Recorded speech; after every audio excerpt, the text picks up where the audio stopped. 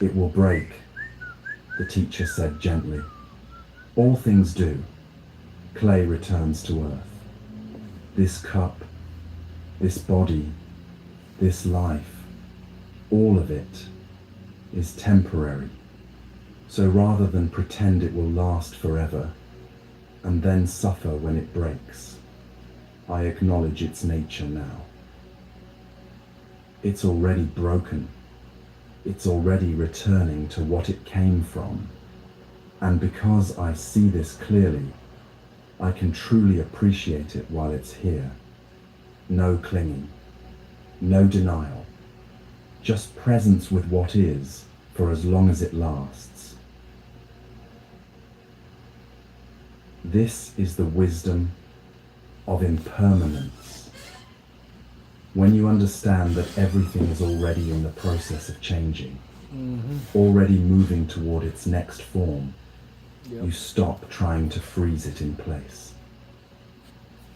You stop exhausting yourself, trying to make permanent what was never meant to be permanent. And something unexpected happens. You become free to actually enjoy what's here. Because you're not spending your energy trying to control the uncontrollable. You're not lost in anxiety about losing what you have. You're simply here, present, aware that this moment is precious, precisely because it won't last. Now, I know what some part of you might be thinking. This sounds hopeless. If nothing lasts, what's the point? But that's not what this teaching is pointing to at all. This isn't nihilism. This is liberation. When you deeply understand impermanence, you stop relating to life as something you possess. You start relating to it as something you participate in. Nothing truly belongs to you, not your body. It's changing every moment. Cells dying and being born, aging according to conditions you don't control. Not your relationships. People grow, evolve, sometimes grow apart. Not your thoughts or emotions.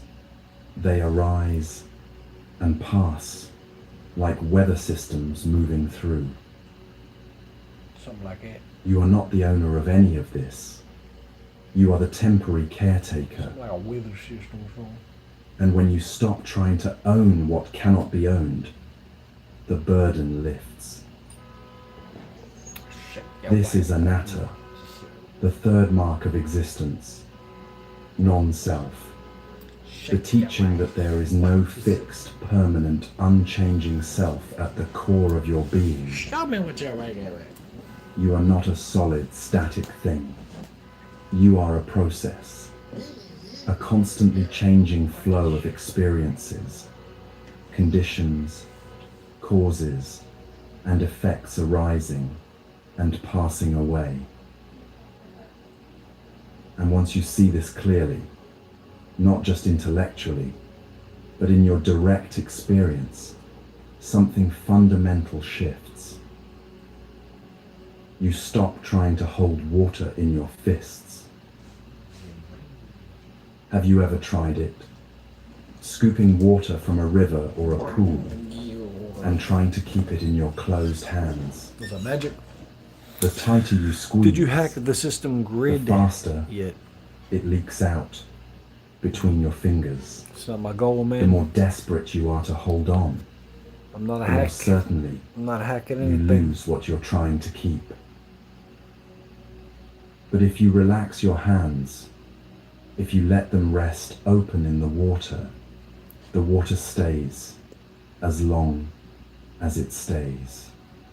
And when it flows away, it flows. No suffering, no loss, Watch yourself. just the natural movement of things.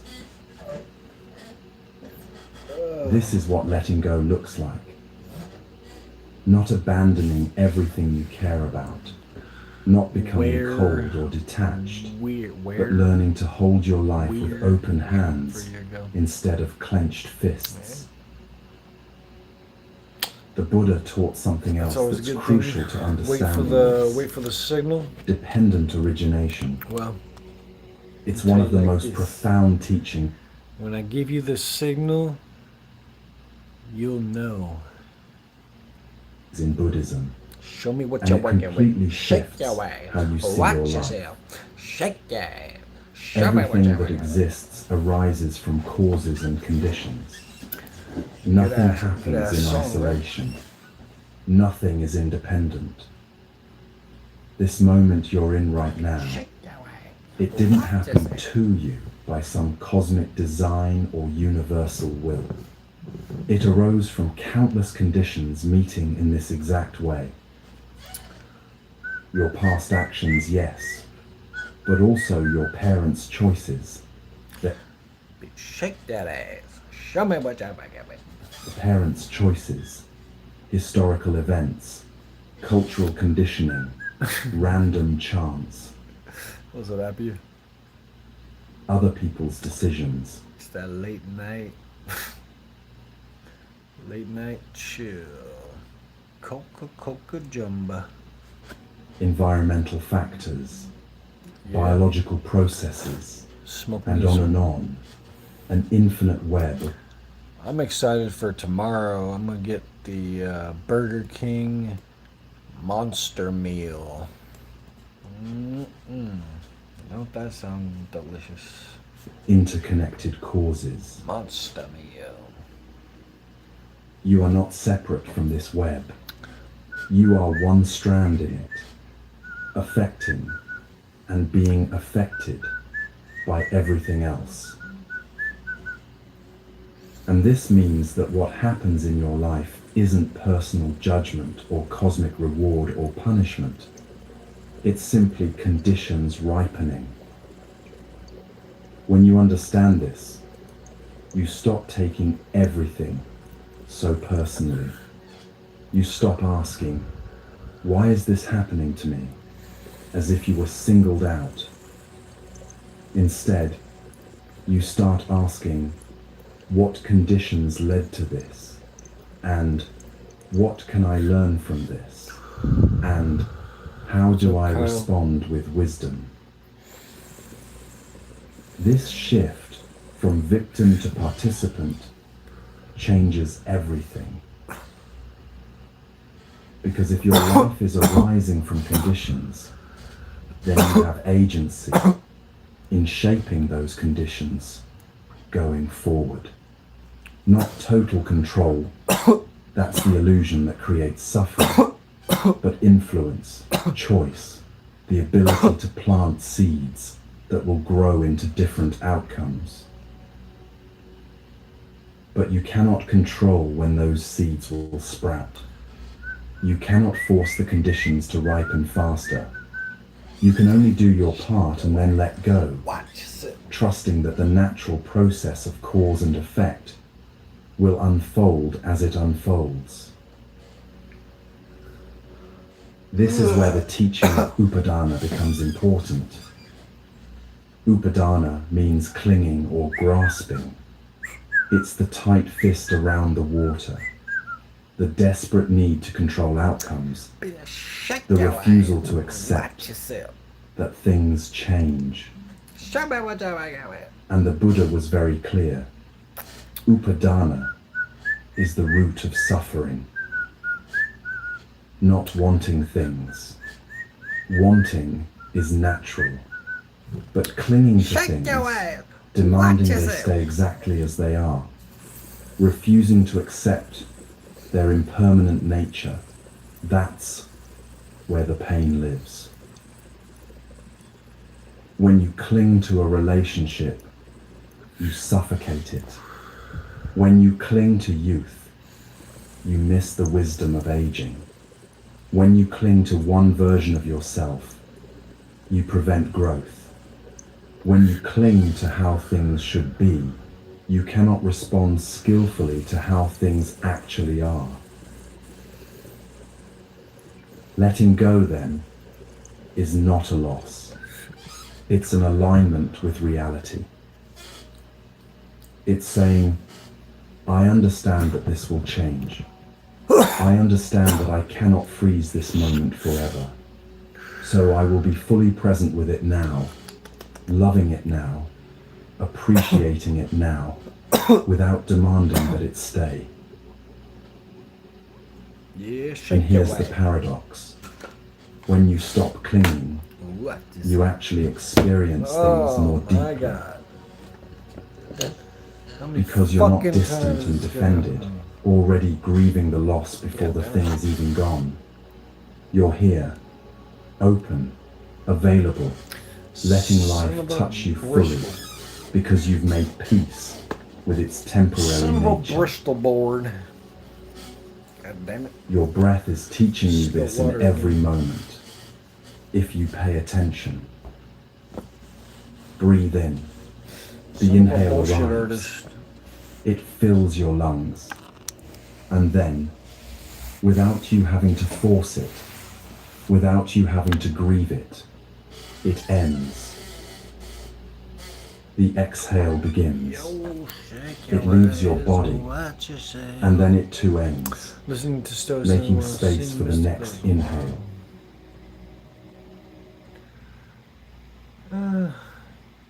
It's the same thing, you know what I mean? Mystical is a true stoic, bro. You don't cling to the inhale A true and refuse stoic. to let it go. You don't panic when the exhale leaves, wondering if another breath will come. You trust the natural rhythm of arising and passing, over and over, sustaining your life, precisely because you don't try to control it. This is how all of life. I do like Stoicism, but this is Zen Buddhism, which might be, there might be some Stoicism in there. Works. Inhale, exhale, arrive, depart, begin, end, birth, death. Not tragedy, just truth. And when you align yourself with this truth instead of fighting it, something releases in you. The tension eases. The panic subsides. The constant low-grade anxiety about losing what you have begins to dissolve. Was a snow day. Because you're no longer trying to do the impossible. You're no longer trying to make... Bro, did you see the crazy shit that went on earlier? I can't do that. My fingers don't work like that. Yeah, they had there's a lot of smoke tonight. I should have brought my gas mask. Should have bought one. But yeah, I'm still scrolling on X and like seeing new footage of today. All the crazy shit that happened. I'm surprised I didn't get assaulted today. There's a lot of craziness out there. Yeah.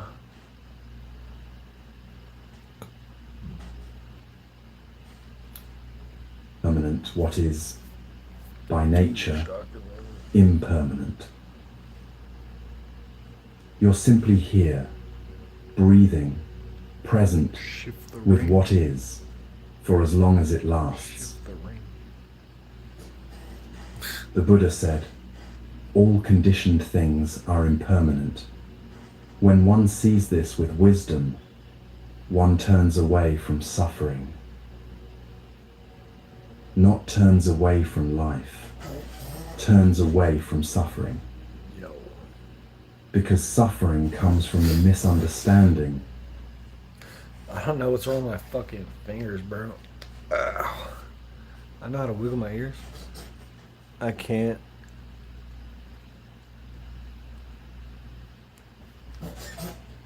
Things should stay when their nature is to change. And wisdom comes from seeing clearly. This will change.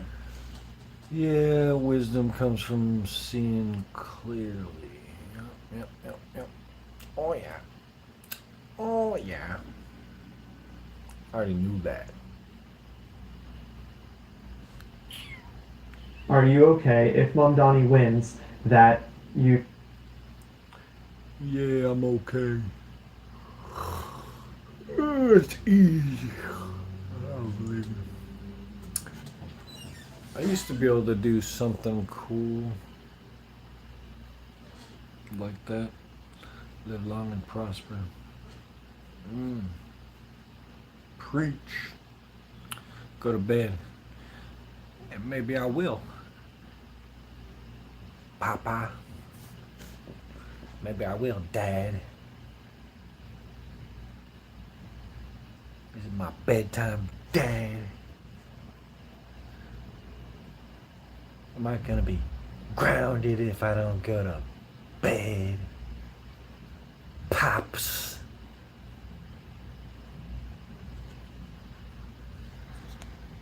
Yeah, I thought so. Poppy.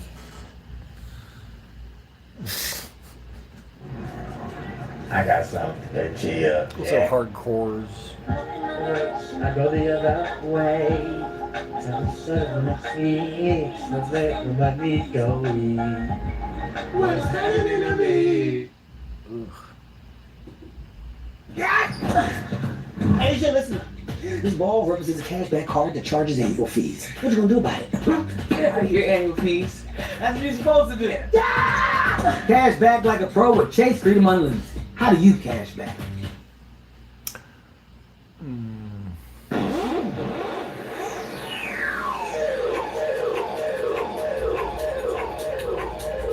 This is my jam.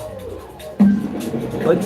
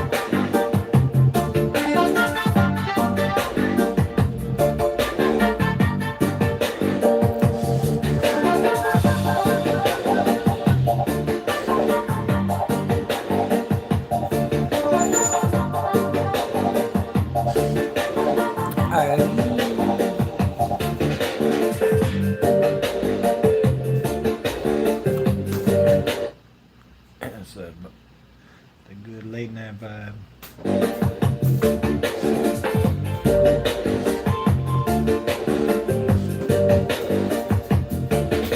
And it's copyright free.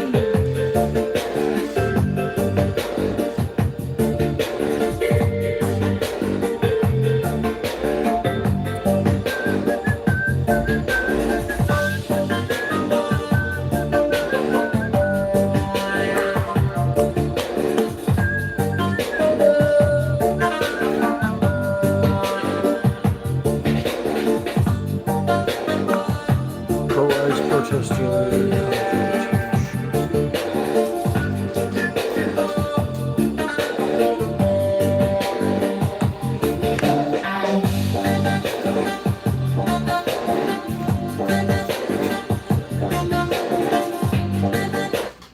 Hell yeah. I hope it's copyright free. Goddamn. Fucking YouTube's term of service.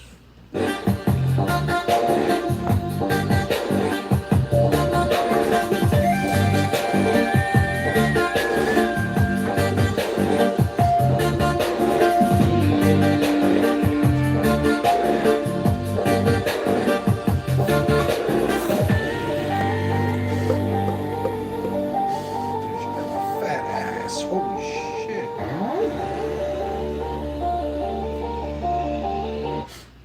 girl who got punched in the face today at the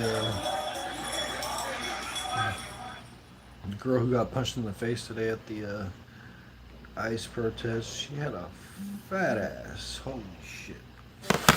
Holy shit. She got punched in the face by a dude too.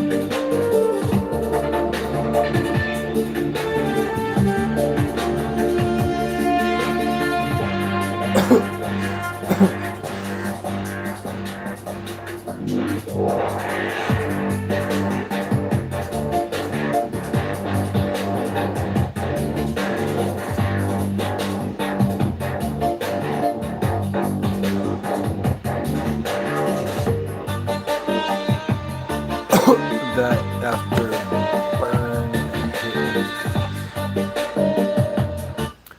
Oh yeah, it's getting me just where I need to be, man.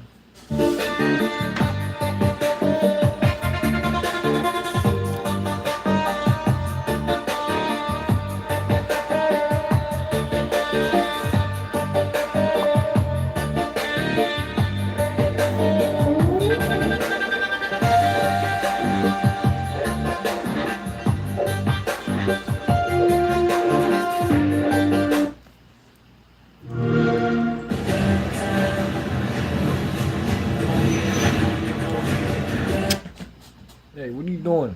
Causing a ruckus.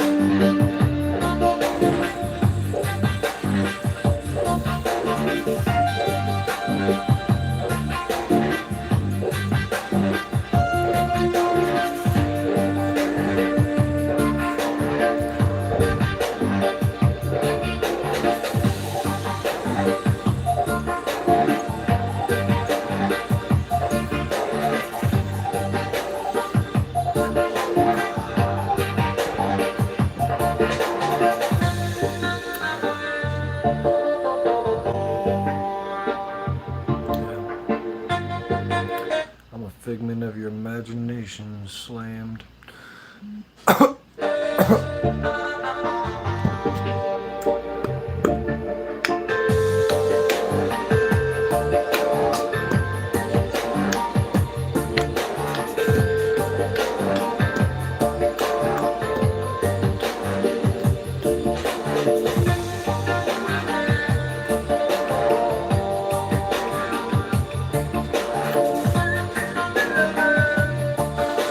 Sam, I'm way overdue.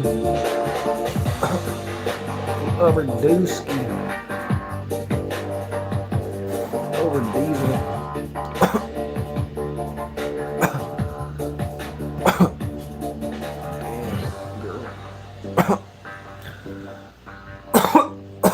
Damn girl.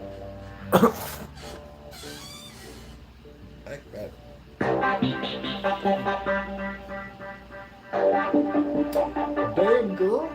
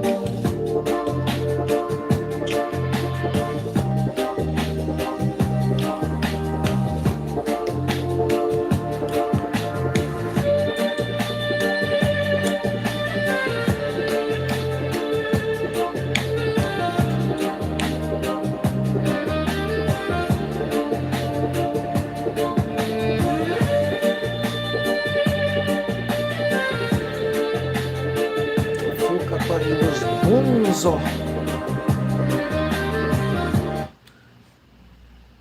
I'm a night owl, man. I'm always up. I'm always up in the late night.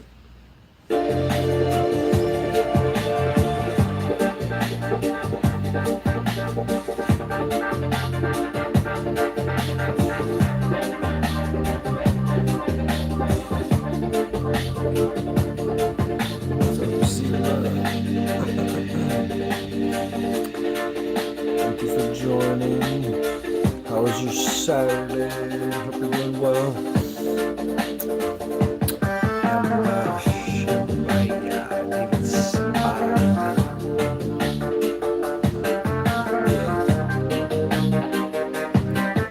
I love David Spade.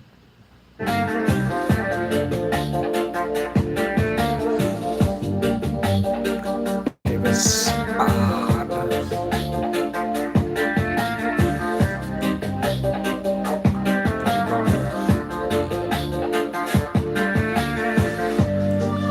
From Tommy Boy. Actually, yeah, Joe Dirt was his best movie. Definitely. Definitely that was his best movie.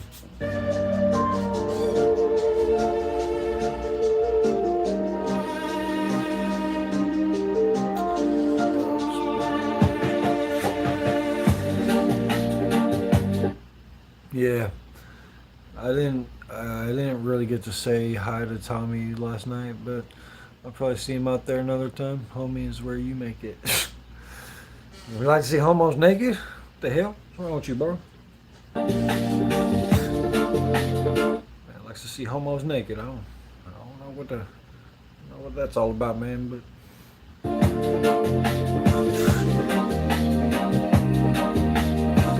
see homos naked, man.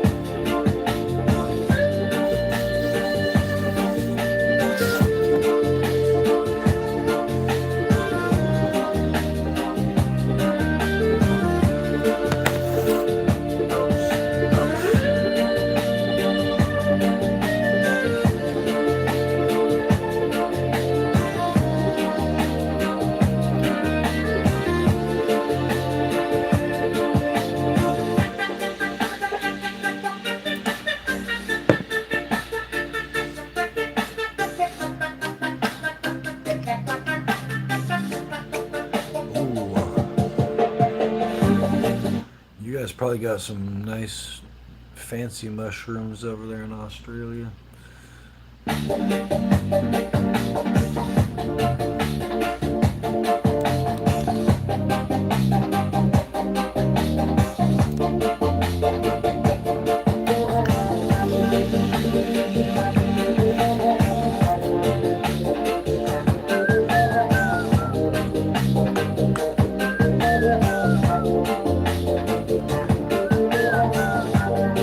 There's so much crazy footage from yesterday.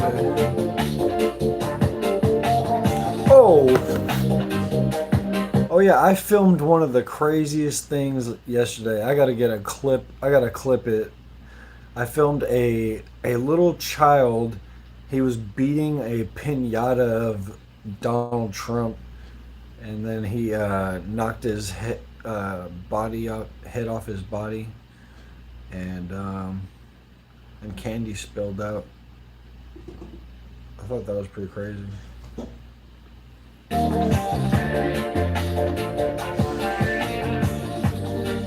gotta remember to put a clip of that.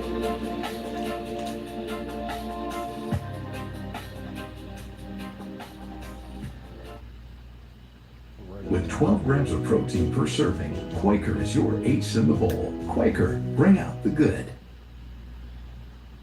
You're home for the holidays, back in your old room. Oh, at least you can get a deep... Wow, indoctrination. Yeah, true. I saw it in full force.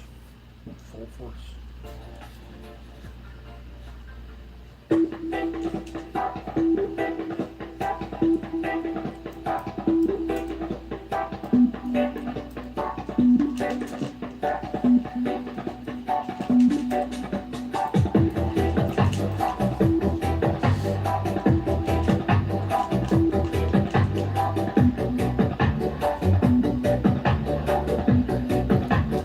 There's actually a lot of weird shit that I saw yesterday. And it's all playing back in my mind still. I like it when the whole town comes out, but it's never in a very good way. Still got ads. Seen it in Chicago also. Jesus Christ loves you all. Believe in him all for always. All times.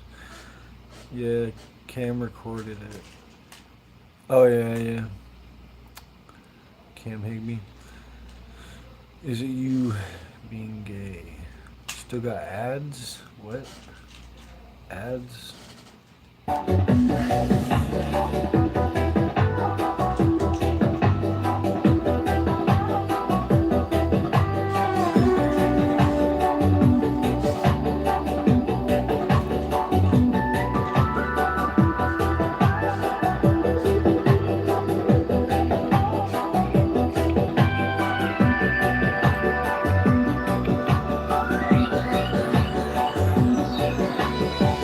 Shaggy Rogers.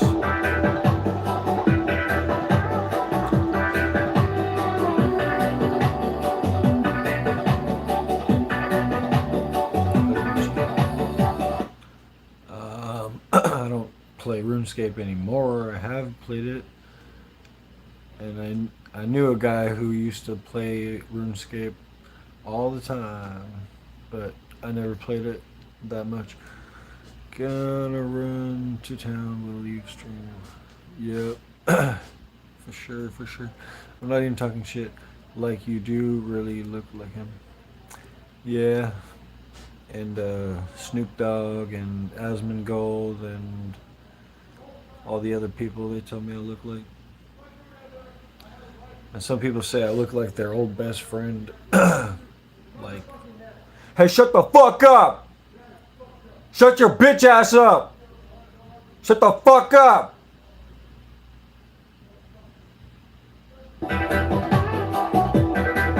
Fucking tweakers, man.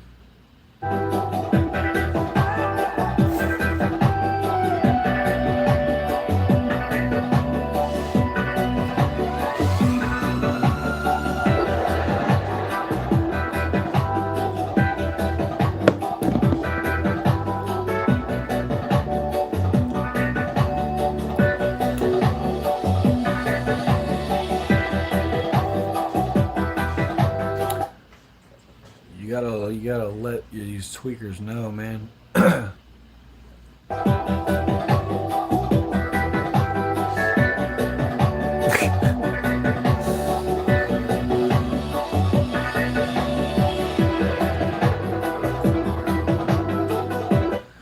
in Portland, Oregon, and we got fucking tweakers all over the place. It's bad. It's really bad. There's like people going around just out here cussing and screaming all the time. People threatening each other and bullshit. Yeah, Portland in America. Bro, it's sesh time for me. Alright, I'll join you.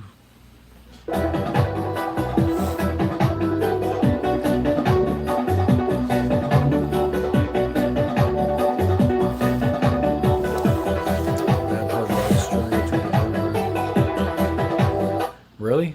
Which part is the bad part of Australia? Is it the east, the south, the west, or the north? I'm in your town. Hell yeah, that's what's up. You must have seen the crazy protests today.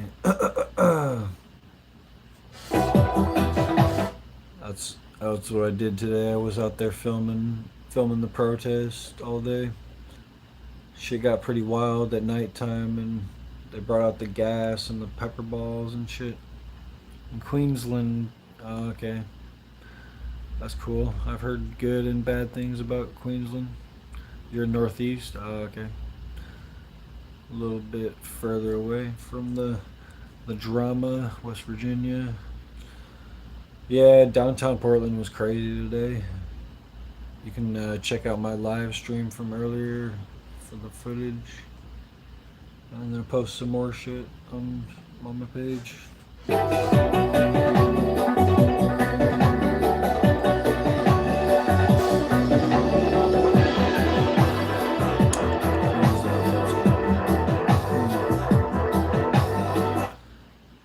Yeah, I think Australia needs a constitution or something like that. Because I don't even understand how Australia works. Like, but it seems like the government's pretty corrupt over there. That's what I would say.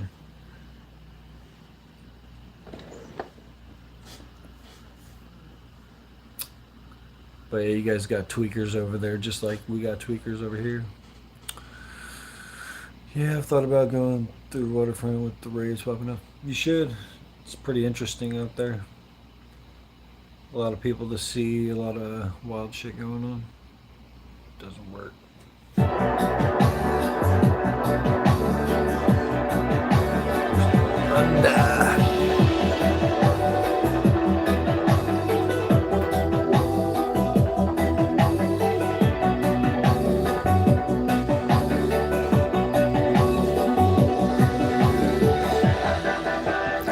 From under.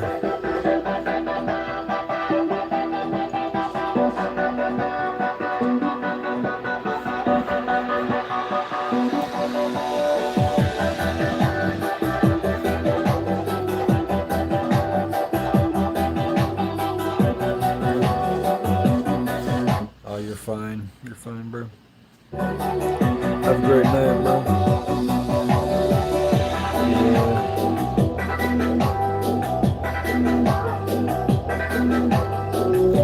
Yeah, I just think tweakers need to be like, you know, they got to be put in check so that they're not crazy. What do I do?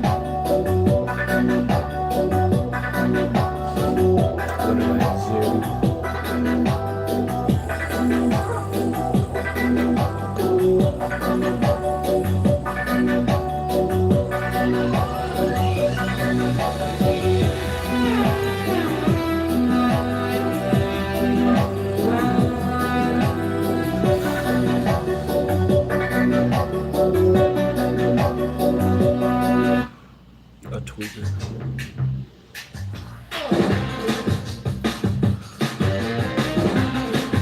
You're observing a tweaker. What's up, Zach?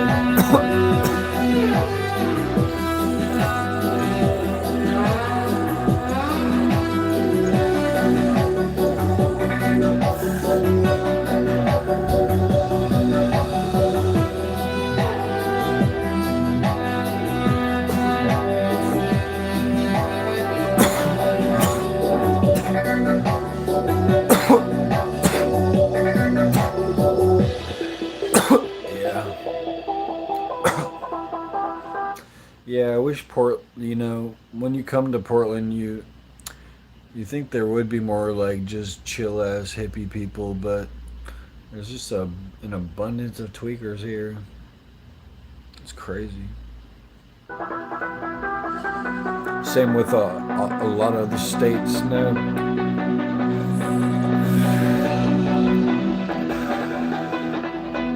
A lot of different states have tweakers all over the place.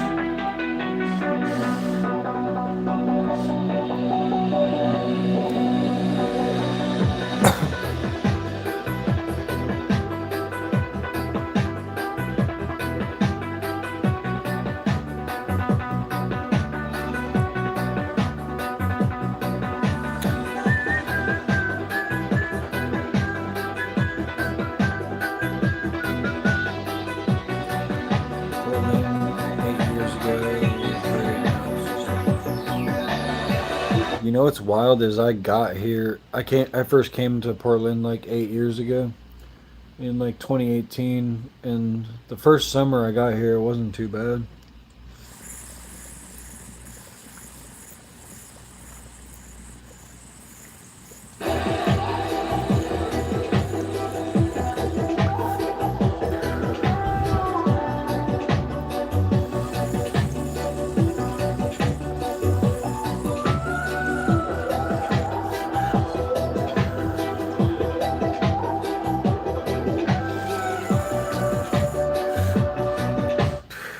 Yeah, I live in Chinatown. It's a zombie land over here.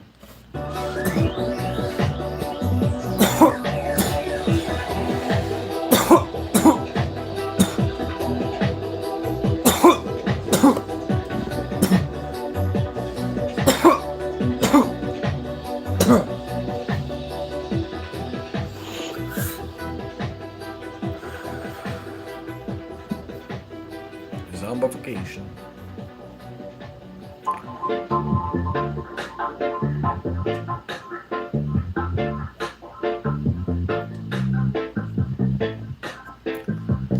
Yeah, royalty free.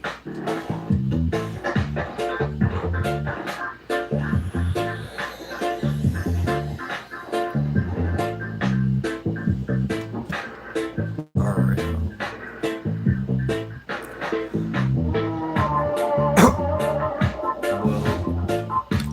I think I should go to bed. I was born here, raised in Indiana until around 9, and been here since.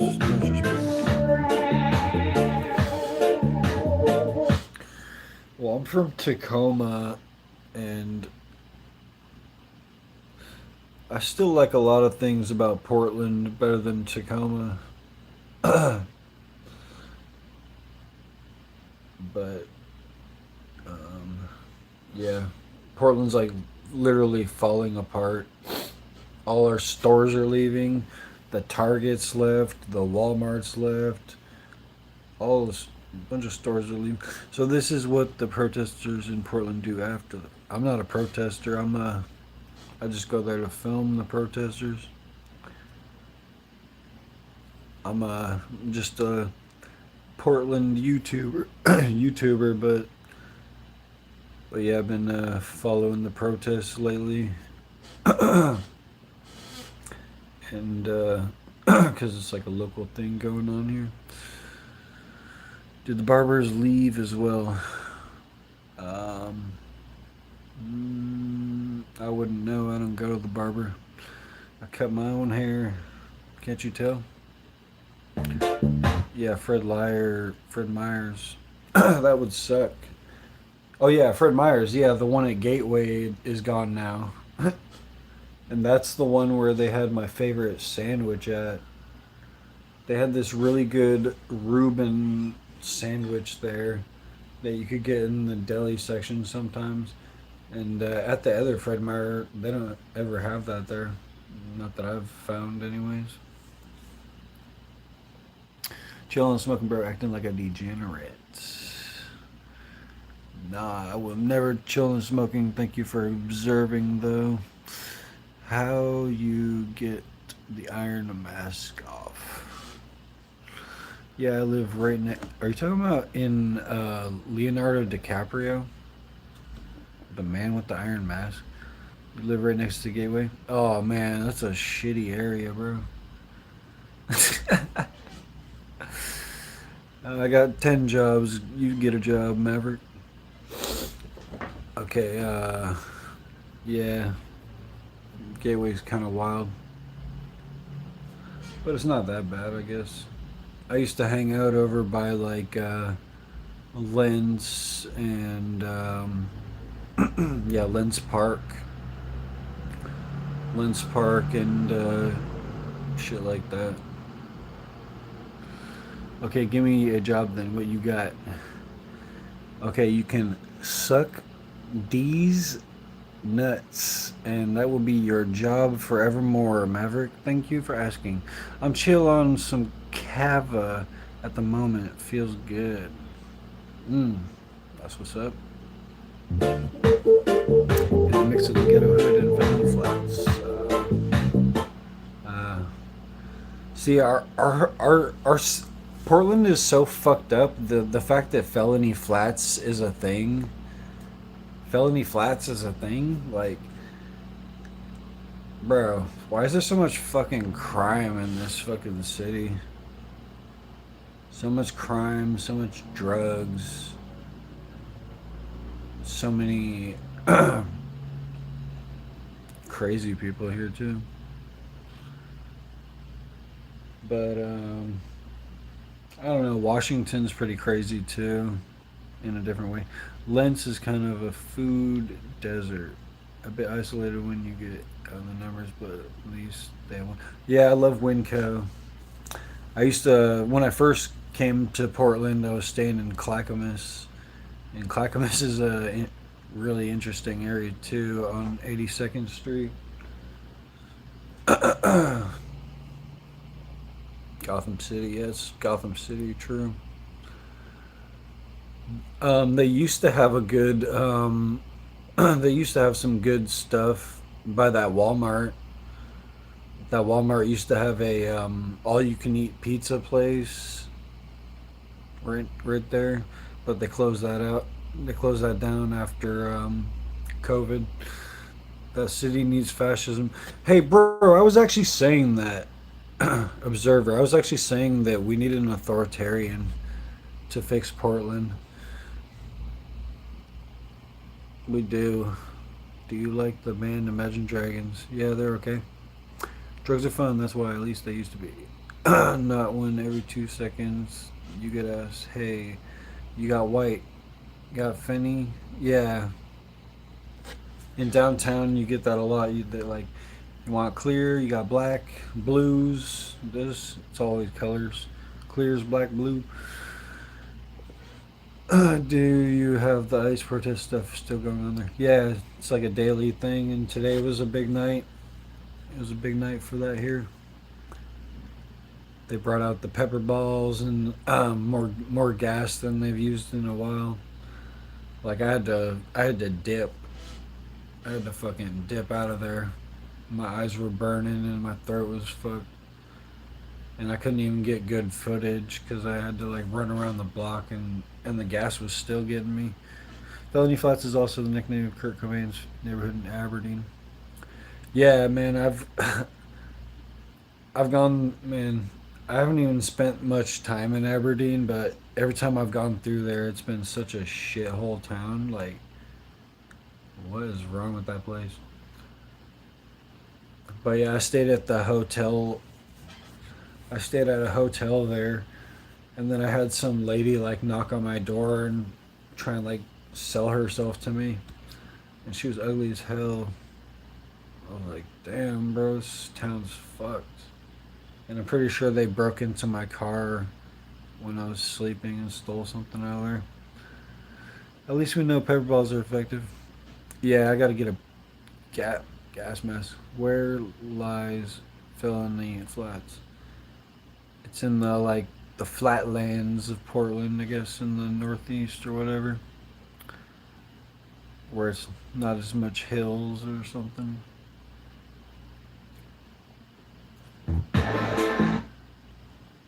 I've like lived in all of the areas of Portland. Like when I first came here, I stayed in Clackamas.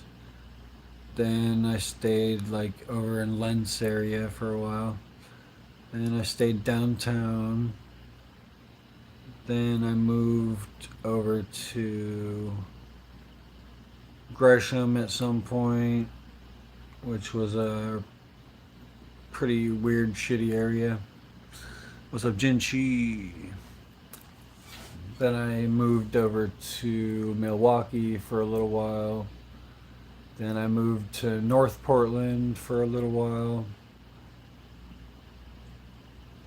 I guess I never lived out in Beaverton or Hillsboro, but I've like visited out there. But other than that, I pretty much lived all around Portland. There's not just one spot area in Portland. Yeah. Who would even live in Portland, bro? It's got good nature. There's good nature here. There's good public transportation. The homeless and the drug problem is just like the worst thing that they're unable to fix. You see the military news?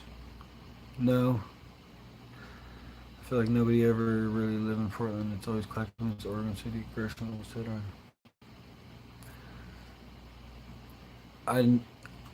Oregon City is an interesting area. It's kind of far out though. I like it over there. It's kind of like expensive, I think.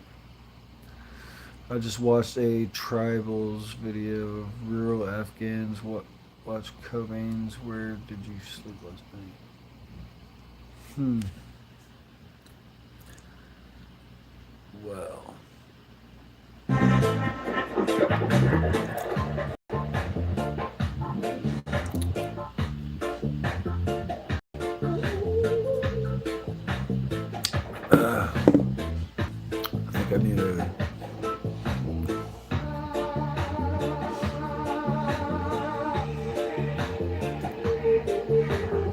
appreciate everyone joining and chatting, but I think I'm going to bed.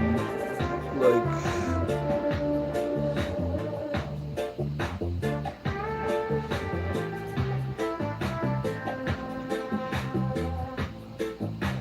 yeah, I think I'm going to bed.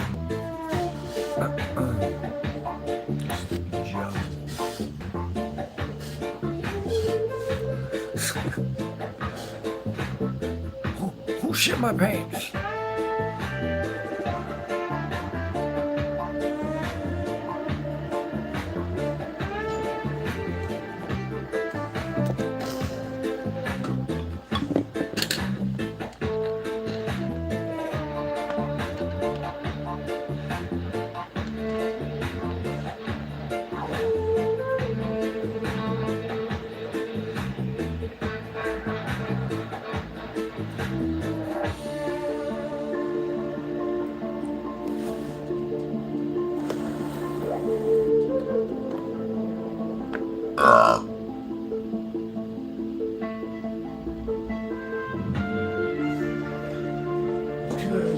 I'm hungry as hell. And I didn't eat much today. Took it easy. Catch you later, Anthony. Okay, I'll check it out. God, I mean, it's kind of hard to see the military news when they throw all the media out. They listen to tools, so random story. I once got on a bus in Oregon City with a bank robber when Oregon City U.S. branch got hit. I wanted to follow him, but bruh. Yeah. Yeah,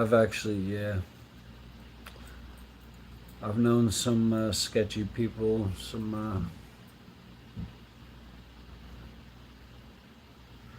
I've known some potential criminals too, and some actual criminals, and there's a lot in Portland. There's a lot of sketchy people here. Bank robbers and shit.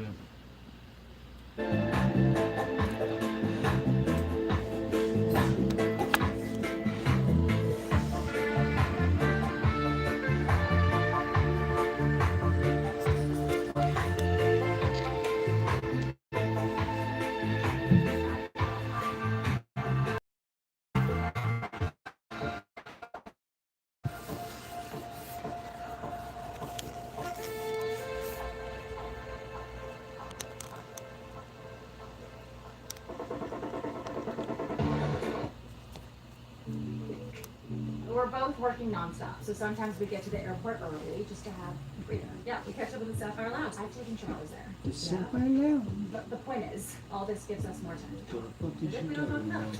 As if we don't talk enough. Keep Portland weird is our motto. Yeah. I think they,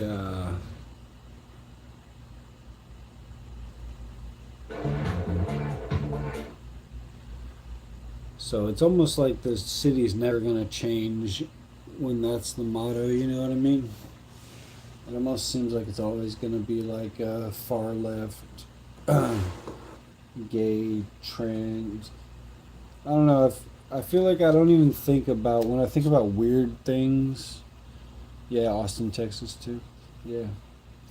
When I think about weird things, I don't always think about gay, trans, and like far left communists or whatever. But I feel like they like co-opted it, you know what I mean? They're like, keep Portland weird, and that means trans, gay, and like Antifa communist or whatever. But like weird can be a lot of things. You know what I mean?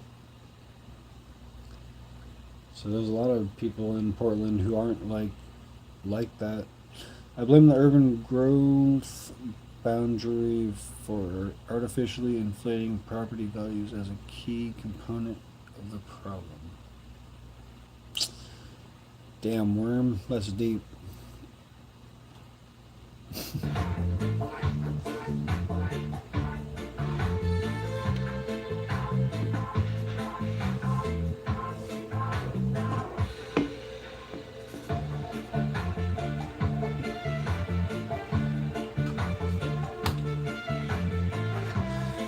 you're probably right. That was the motto way before this bullshit. That was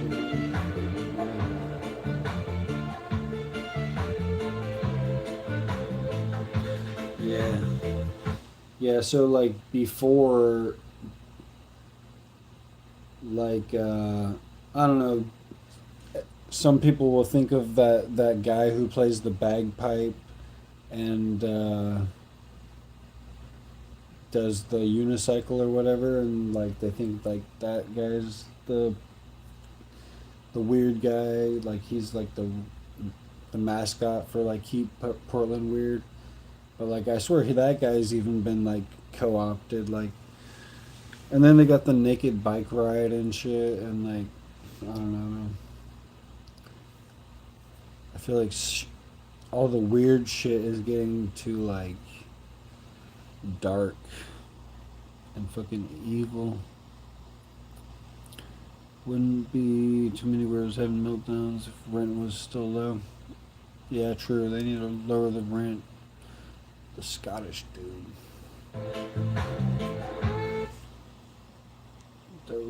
Oh yeah. Oh yeah, the Scottish dude, yeah. The Unipiper. Yeah.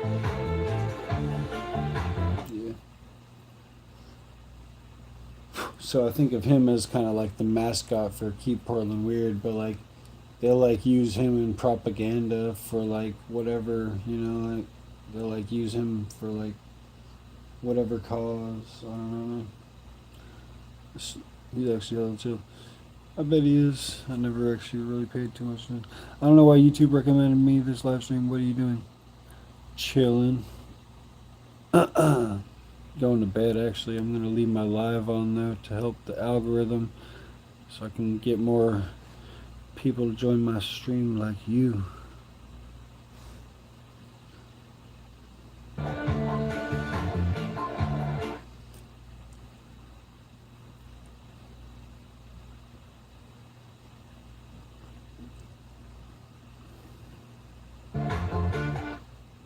Well, now the naked bike, I don't know, man. The naked bike ride is pretty, I always thought it, at first I thought it was normal-ish, or like, I don't know, I thought it was like quirky or whatever, but now I just think it's kind of like weird. And I think most of the people who do it are pretty crazy in some way or another.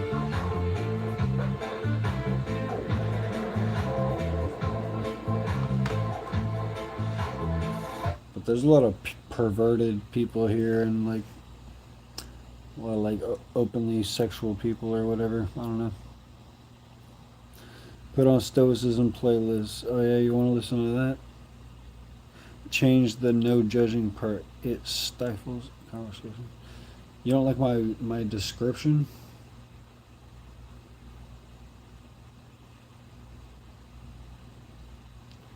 What? That's part of the Zen Buddhism. It's supposed to be a good lesson for everybody. And that's not a problem to be solved. That's just how it is. Yeah, it's a life When lesson. you see this, really see it. You have to listen to some Zen Buddhism with me to understand.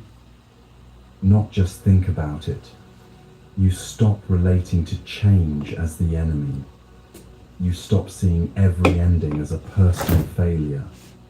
You stop treating loss as evidence that something went wrong. Instead, you begin to see change as the very fabric of existence. Loss as the inevitable counterpart to having. Endings as the necessary completion that makes space for new beginnings. And here's the gentle truth that might bring you some peace right now. Impermanence means your pain won't last either. Whatever you're struggling with, whatever weight you're carrying, whatever suffering feels permanent in this moment, it too is subject to change. It too will shift, evolve, transform, and eventually pass. Nothing stays.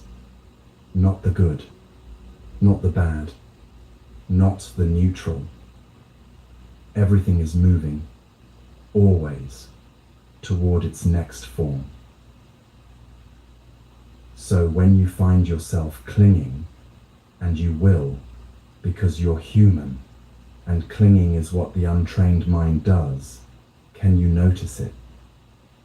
Can you feel the tightness in your chest, the grasping in your thoughts, the refusal to accept what's changing? And then, with great gentleness toward yourself, can you soften? Can you take one breath and remind yourself, this too is changing.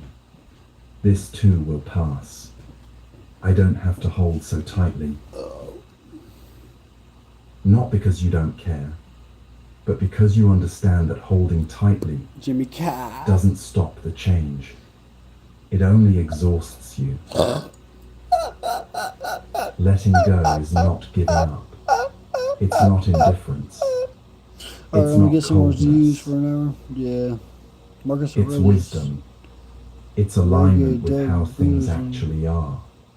It's the relief that comes when you stop fighting a battle you could never win, the battle against change itself. And when you release that futile fight, you discover something beautiful. Thought he was taking a piss. You have so much more yeah, I energy did. for what actually matters. Socrates. All I'm saying is, people For being just present. moving isn't gonna help. For you. loving without strangling. Kinda. For appreciating without possessing, for participating fully in this temporary, precious, ever-changing dance of I'm gonna existence. leave my stream on. The clay cup is already broken. Your life is already changing. Everything you love is already in motion toward its next form. This isn't cause for despair. This is your invitation to be fully alive right now, in this moment, with what's actually here, not with your fantasy of forever, but with the reality of now. And now is enough. It always has been. Understanding impermanence is one thing, but living with it, that requires learning the art of non-resistance. Let me show you what I mean.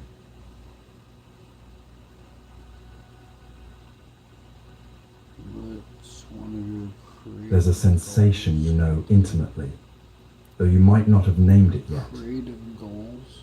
It's the feeling of swimming upstream, every stroke harder than it should be. Your Creative goals. Well, eventually I'd like to travel the United States and film a lot of different spots.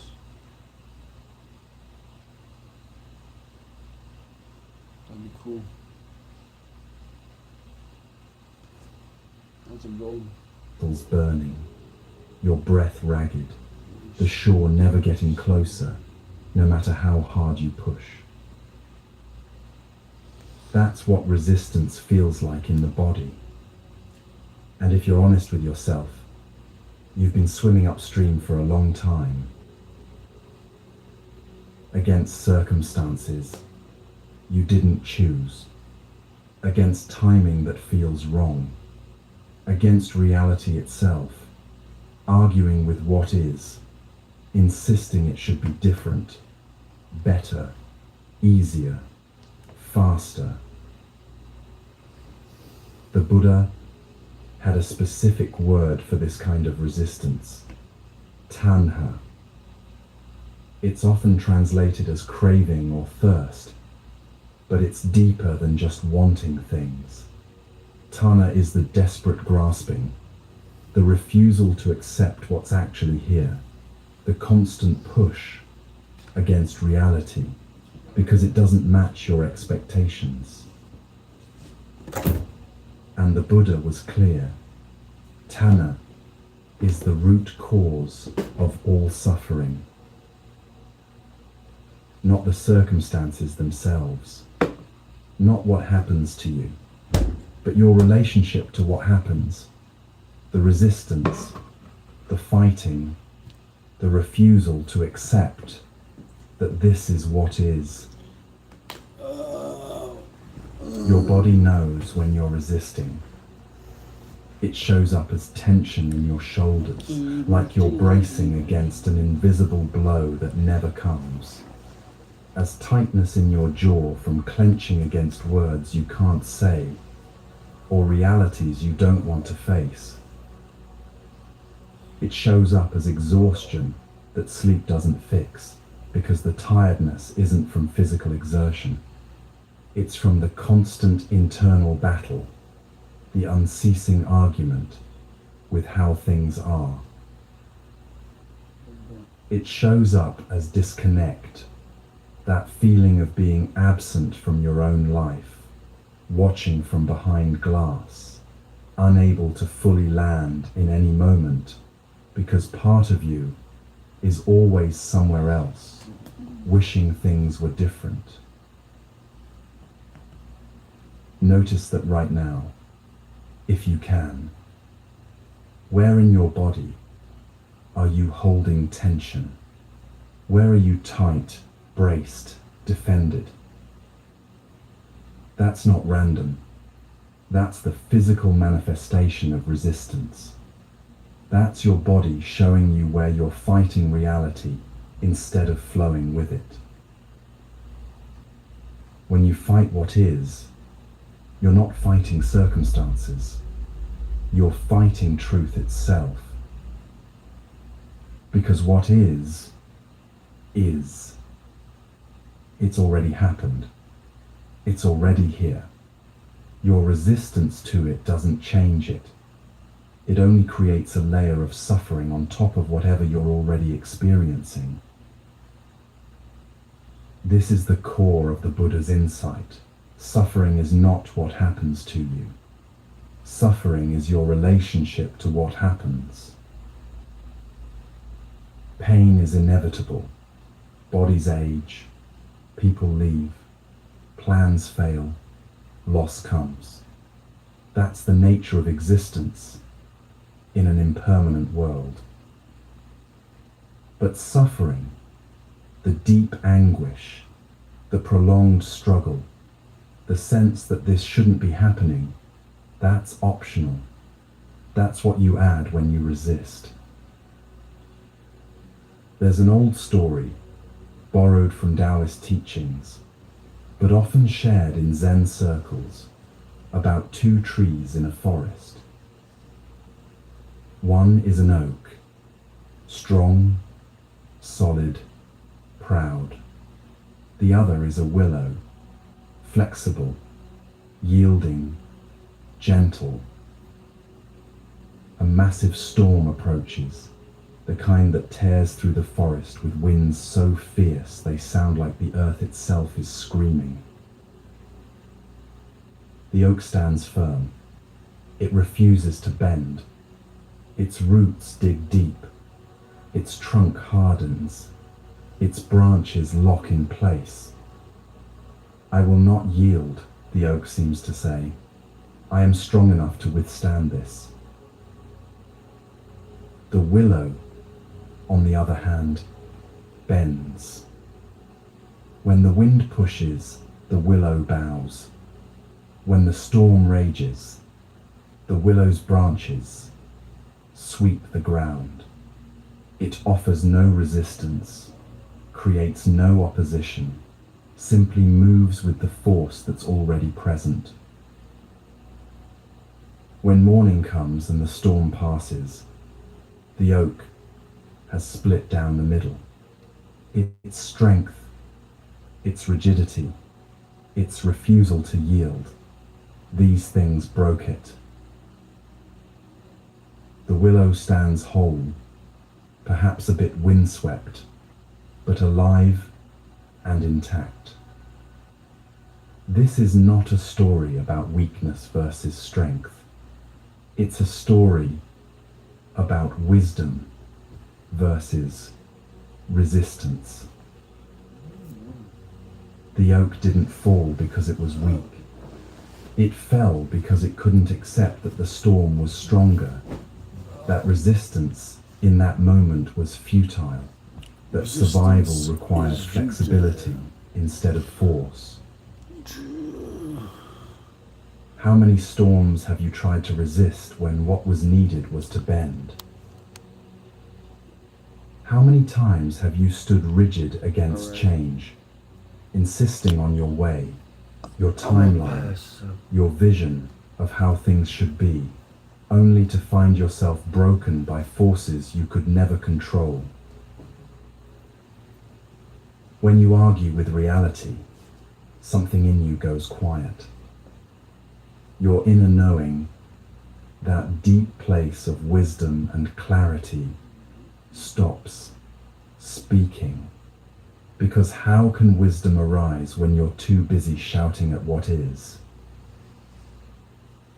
That quiet isn't peace. It's disconnection. It's the silence that comes when you've severed yourself from truth, because truth is too uncomfortable to face. And the suffering that comes from this disconnection is specific, isn't it? It sounds like, this shouldn't be happening. This shouldn't be happening to me. This isn't fair. This isn't what I worked for. This isn't what I deserve. Every version of that sentence is resistance. Every iteration is you standing in the storm like the oak, demanding that the wind stop blowing. But the wind doesn't care about should. Reality doesn't bend to your sense of fairness. What is,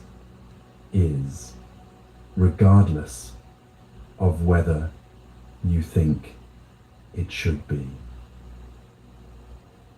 And the moment you can shift from this shouldn't be happening to this is happening and I can respond, that's the moment suffering begins to ease. Not because the circumstances have changed, but because you've stopped adding resistance to difficulty. This is where people misunderstand the Buddhist teaching of acceptance. They think acceptance means resignation, giving up, becoming passive in the face of injustice or hardship. But that's not what acceptance means at all. Acceptance is simply acknowledging what is true right now. It's the willingness to say, okay, this is where I am. I didn't choose it. I don't like it. But this is what's real in this moment. From that place of acceptance, you can act. You can respond. You can make choices about what to do next. But from resistance, from the place of this shouldn't be, you're stuck.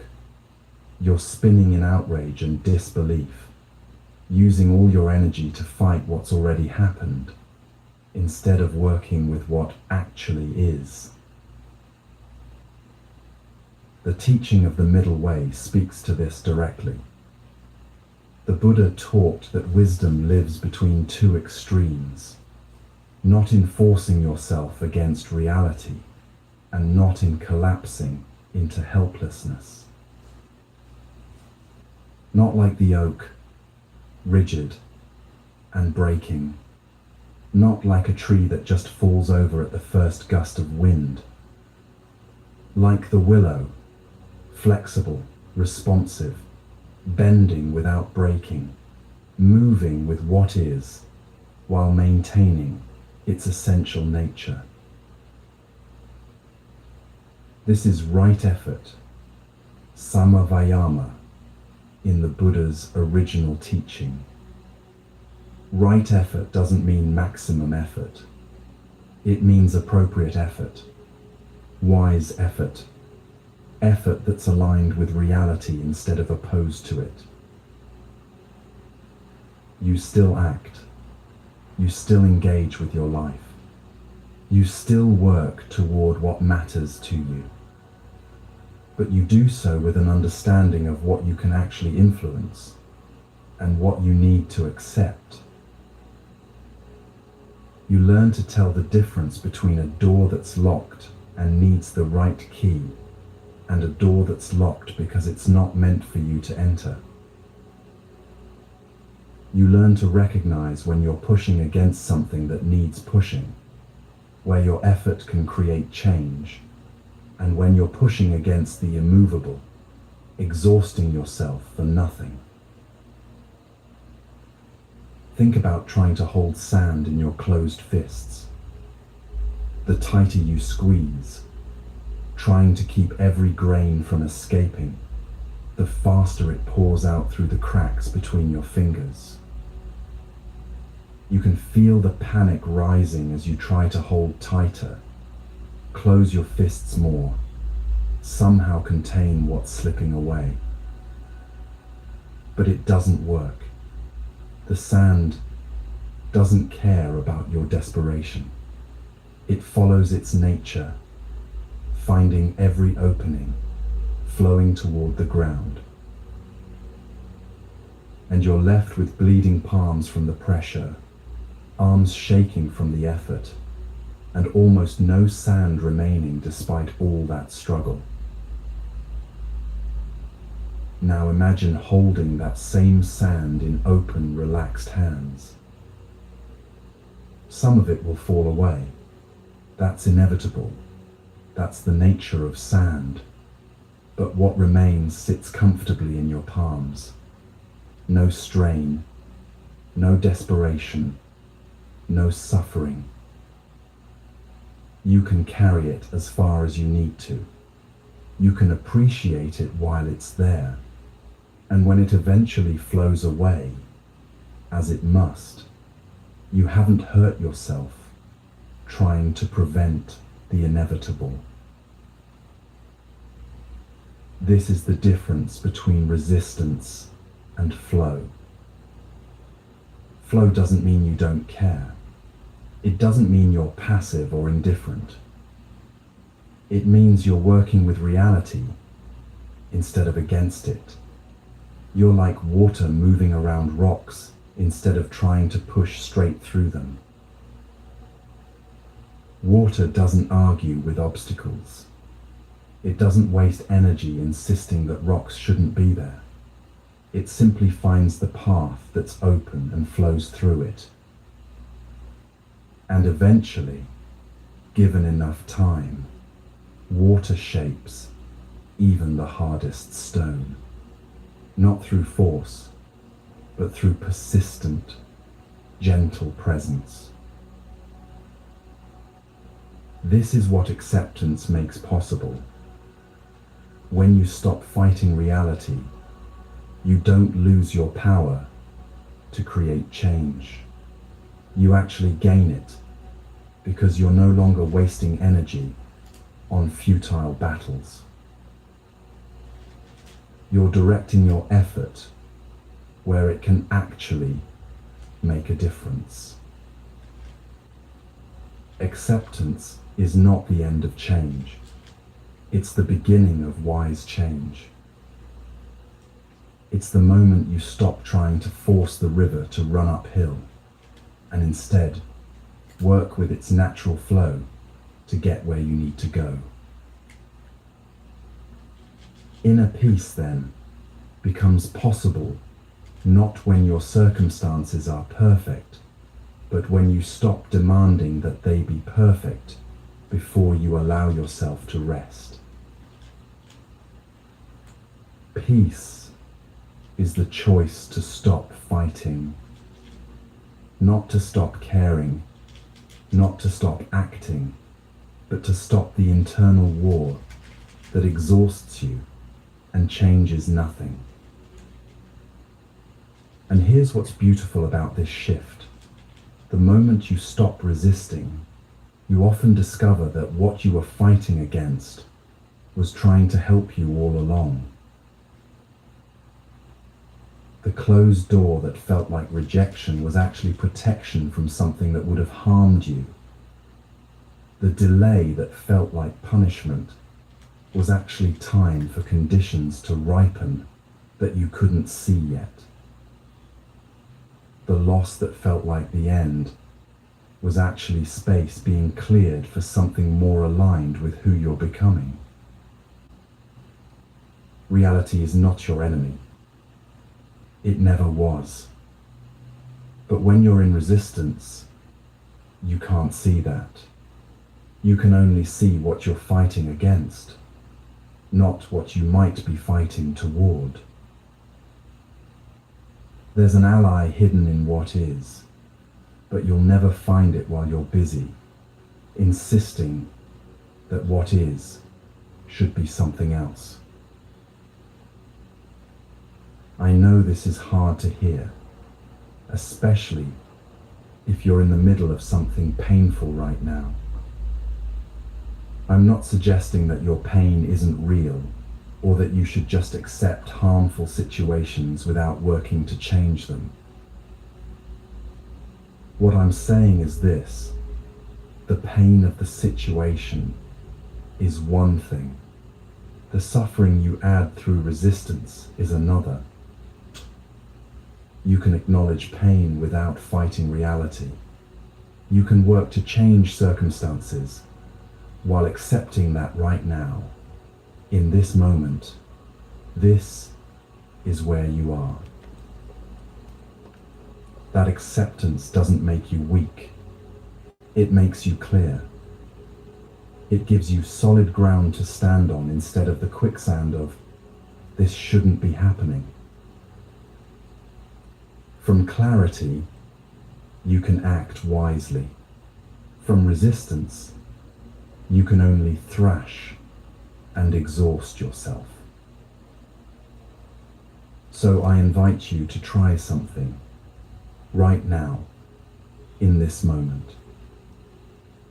Take a breath and notice where you're resisting. What reality are you fighting? What truth are you refusing to accept? Where in your body can you feel that resistance living? And then, just for this one breath, see if you can soften. Not give up, not collapse, but soften. Relax the grip just a little. Let your hands open instead of staying clenched. Say to yourself, even if you don't fully believe it yet, this is what is. I don't have to like it, but I can stop fighting it long enough to see clearly. And notice what happens when you do. Often, there's a moment of relief, not because anything external has changed, but because you've stopped adding your struggle on top of what's already difficult. That relief is a taste of peace. Not the peace of perfect circumstances, but the peace of alignment with truth. The peace that comes when you stop demanding that the river run uphill and instead learn to move with its current, even when the current takes you somewhere unexpected. This is flow. This is wisdom. This is the path that doesn't exhaust you, even when it's challenging. Because you're no longer fighting yourself and reality at the same time.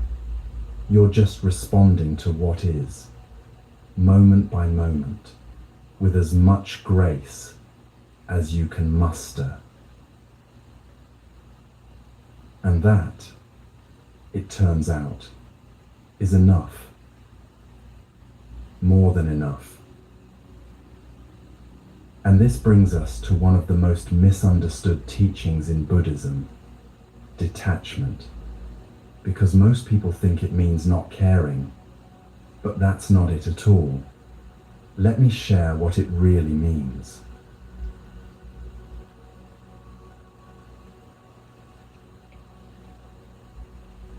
Detachment has gotten a bad reputation, especially in a culture that measures love by how tightly you hold on. We're taught that if you really love something, you fight for it. You never let it go. You hold on no matter what. We're told that letting go means you didn't care enough, didn't try hard enough, didn't love deeply enough. And so when Buddhist teachings talk about detachment, people hear coldness. They hear indifference.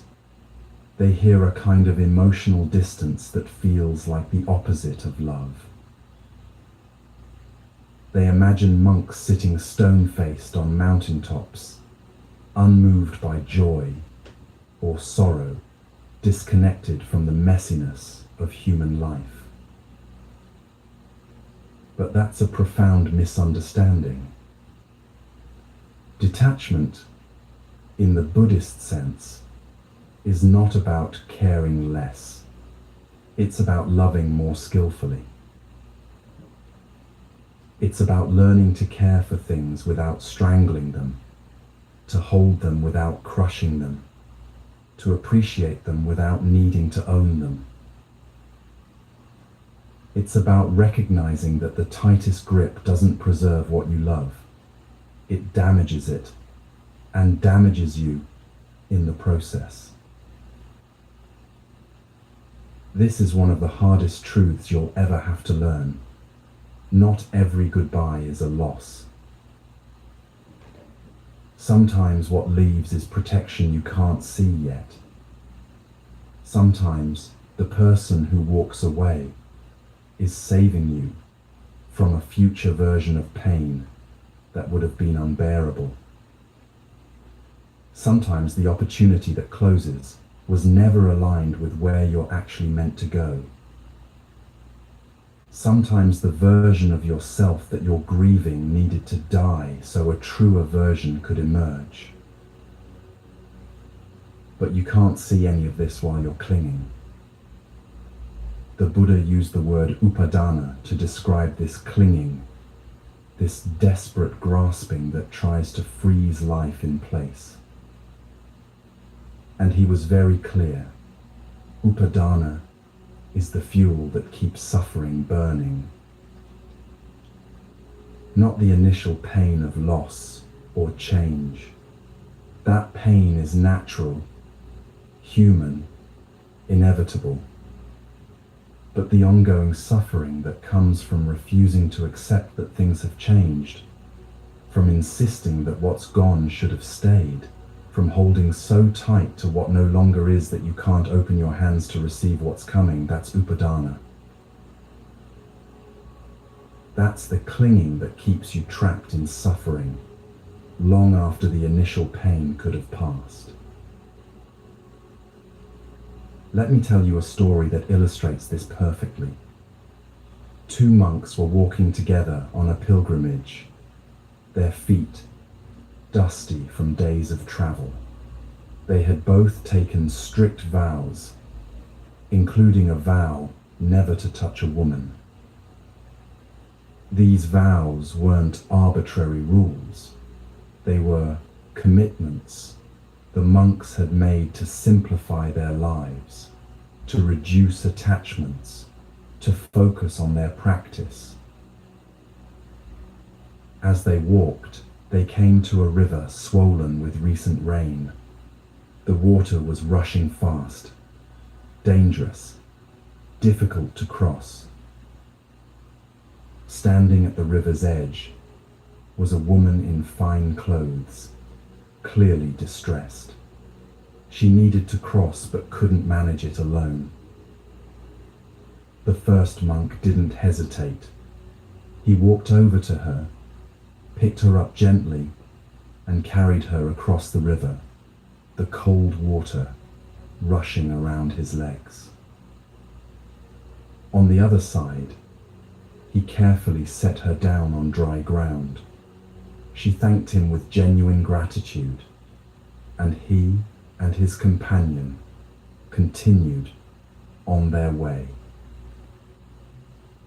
The second monk said nothing, but his face was tight with disapproval, his jaw clenched, his steps heavy. They walked in silence for an hour, 2 hours, 3 hours through the afternoon heat. The second monk's tension grew more obvious with each step, his breathing shallow, his shoulders rigid. Finally, unable to contain himself any longer, he burst out, "How could you do that? You know we have taken vows. You touched a woman. You carried her. You violated everything we stand for." The first monk looked at him calmly, his eyes gentle, and said, "Brother, I put her down at the river 3 hours ago. Why are you still carrying her?" This story cuts right to the heart of clinging. The first monk engaged with reality as it presented itself. A person needed help. He helped, and then he moved on. No attachment to the action, no story about what it meant, no clinging to either pride or shame. He saw what was needed in the moment, responded appropriately, and then released it completely. The second monk, despite never touching the woman, was completely entangled with her. He carried her in his mind, in his judgment, in his rigid ideas about how things should be. He was trapped by his clinging to rules, to rightness, to his mental story about transgression and purity. Which monk do you think was more free? Which one was actually living his vows of non-attachment? How many things are you still carrying that happened hours, days, months, or even years ago? How many conversations are you replaying in your mind, editing them, rewriting them, defending yourself in arguments that are long over? How many relationships are you still litigating internally even though they've long since ended? How many versions of yourself are you refusing to put down, still trying to be who you were 5 years ago, 10 years ago, when life is asking you to become someone new? The weight you feel isn't from what happened. It's from your refusal to set it down. This is what clinging does. It keeps you bound to what's already gone, what's already changed, what can never be again.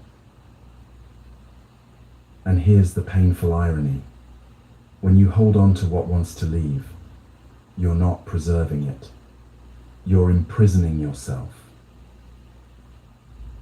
Think about a relationship that's ended but that you can't let go of.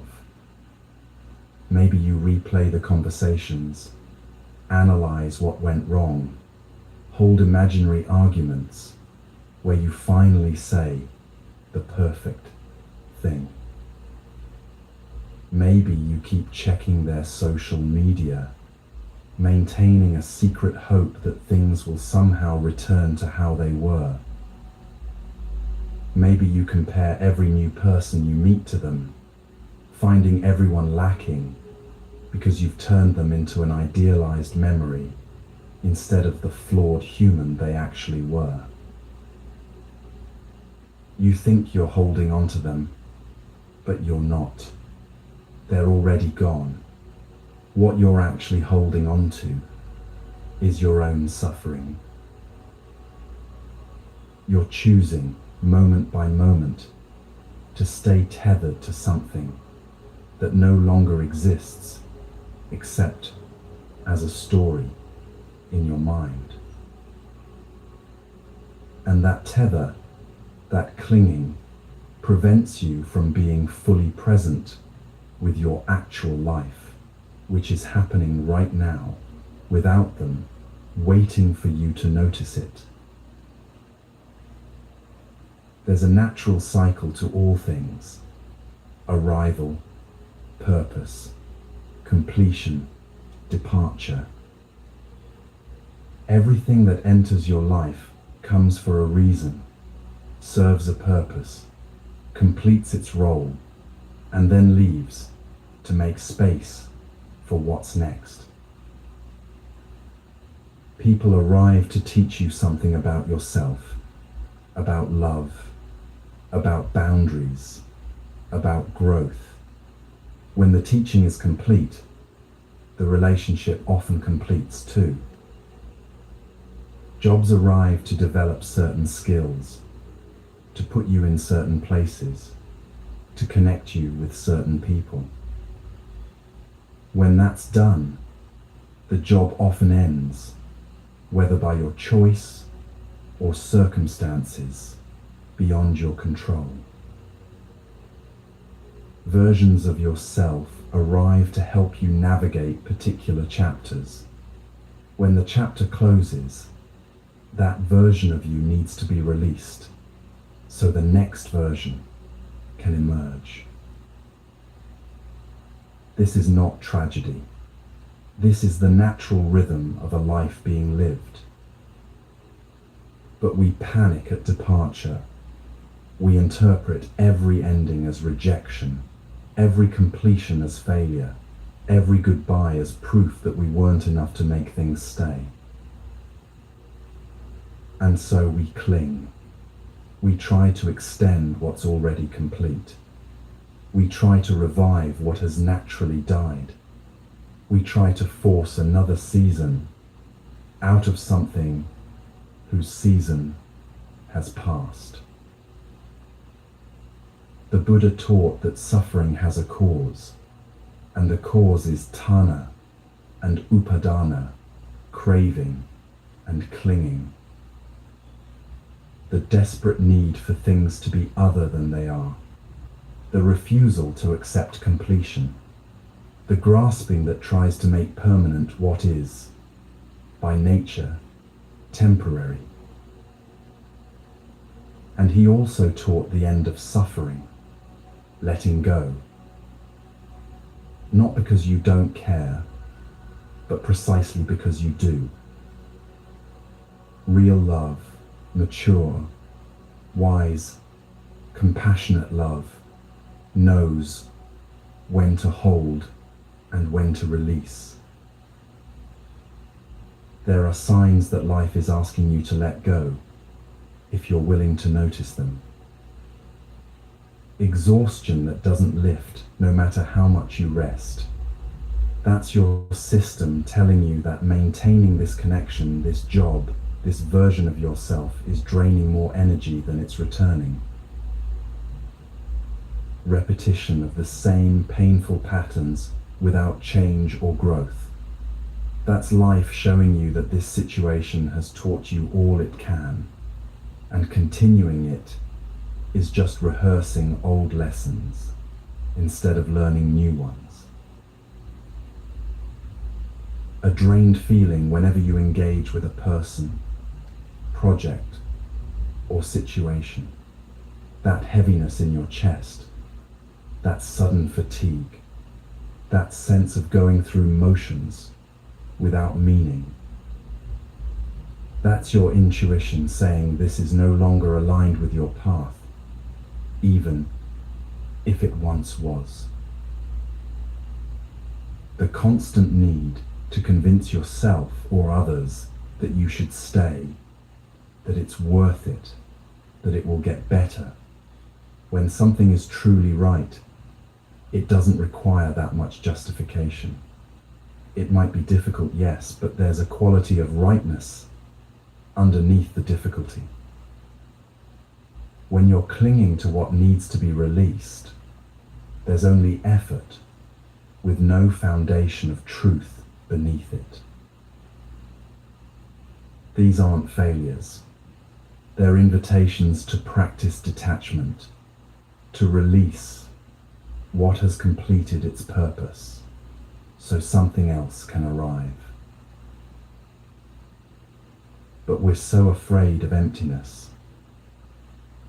We're terrified that if we let go, there will be nothing, that we'll be alone, abandoned, lost in a void with nothing to hold on to. So we stay in relationships that have died.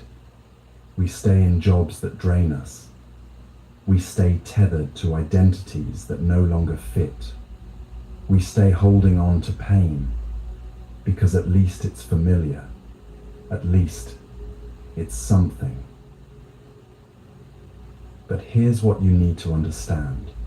The emptiness you fear isn't what comes from letting go.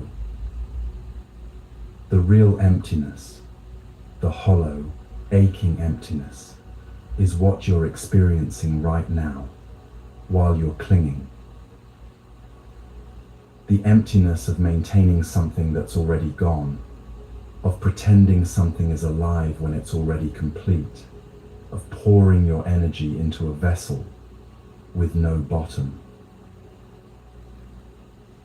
That's emptiness, disguised as fullness. True emptiness, the spaciousness that comes from releasing what's finished, isn't void. It's potential. It's the fertile ground where new things can grow. You cannot plant a garden in soil that's already full of dead roots. You have to clear the space first. And that's what detachment does. It clears the space. The Buddha said something that might bring you comfort. You only lose what you cling to. Read that again slowly. You only lose what you cling to. What you hold lightly, what you appreciate without grasping, what you love without needing to possess, that remains accessible to you in memory, in lessons learned, in the person you became through the experience. But what you cling to, what you refuse to release, what you try to freeze in place, that's what you truly lose, because clinging distorts it, turns it from a gift into a burden, from a memory into a haunting. Detachment allows things to remain beautiful even as they change or leave. Without detachment, everything beautiful eventually becomes a source of suffering because you're too busy grieving its impermanence to appreciate its presence.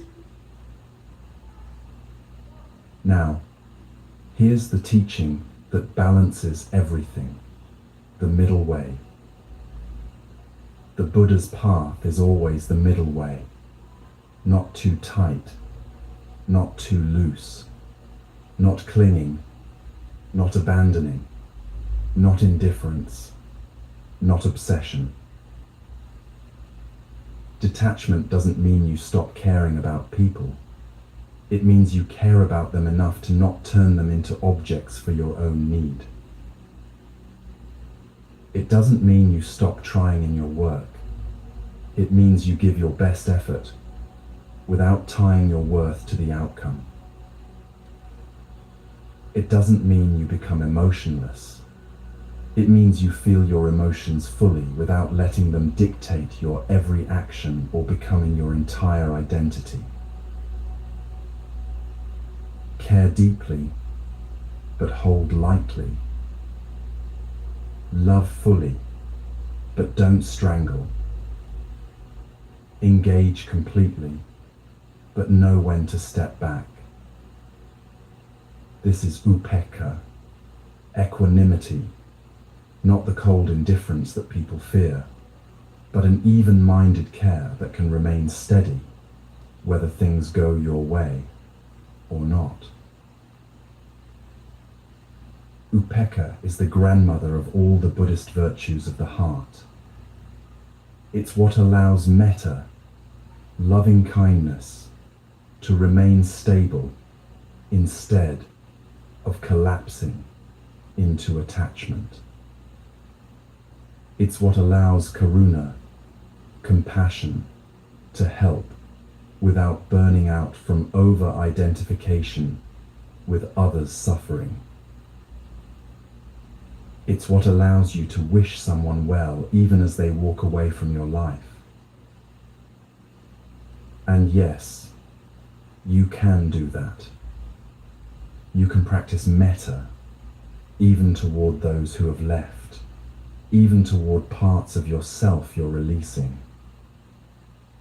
You can say, silently in your heart, may you be happy, may you be peaceful, may you be free from suffering, may you find your way. Even to someone who hurt you, even to a relationship that ended painfully, even to a version of yourself that you're grieving. This isn't condoning harm or pretending pain didn't happen. This is releasing yourself from the prison of resentment, from the weight of carrying them in your mind long after they've left your life. When you can wish someone well and mean it, even as you let them go, you've found the balance. You've discovered how to love without clinging. And here's what's remarkable. When you practice this kind of detachment, what's truly meant to stay in your life becomes obvious. The people, the work, the passions that remain without you having to force them, without you having to exhaust yourself holding on, those are aligned with your path. They flow with you because they're supposed to be there, not because you've chained them to you with need and fear. Everything else, everything that requires constant effort just to maintain, that drains you, that you have to convince yourself is worth it. That's the universe showing you what's ready to be released. I know this is difficult to hear. If you're in the process of letting go of something right now, this might feel impossible. You might be thinking, but I'm not ready, but it's too soon, but I don't know who I am without this. And that's okay. Detachment isn't something you force. That would just be another form of violence against yourself, another way of creating suffering through resistance.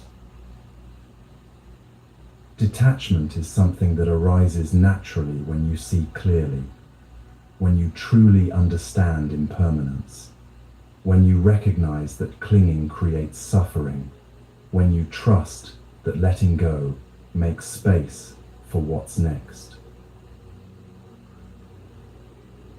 You don't have to be perfect at this. You don't have to let go of everything all at once. You just have to be willing to notice when you're clinging, to feel the tightness in your chest when you think about losing something, to recognize the exhaustion of trying to hold on to what's already slipping away. And then, in those moments, to take one breath and whisper to yourself, I can hold this a little more loosely. I can care without crushing. I can love without owning. That's the practice. Not perfection, just practice. One breath at a time, one release at a time, learning that your hands were never meant to be fists. Detachment is not about becoming hard or cold or distant. It's about becoming free enough to love more fully, to be present more completely, to appreciate more deeply, not despite impermanence, but because of it. When you know that everything is temporary, every moment becomes precious. When you know that nothing truly belongs to you, you can receive everything as a gift. When you know that all things must change, you can finally stop fighting and start flowing. And in that flow, there's a lightness you forgot was possible. A way of moving through life that doesn't leave you exhausted from holding on. A way of loving that doesn't turn into suffering the moment something changes. This is what detachment offers.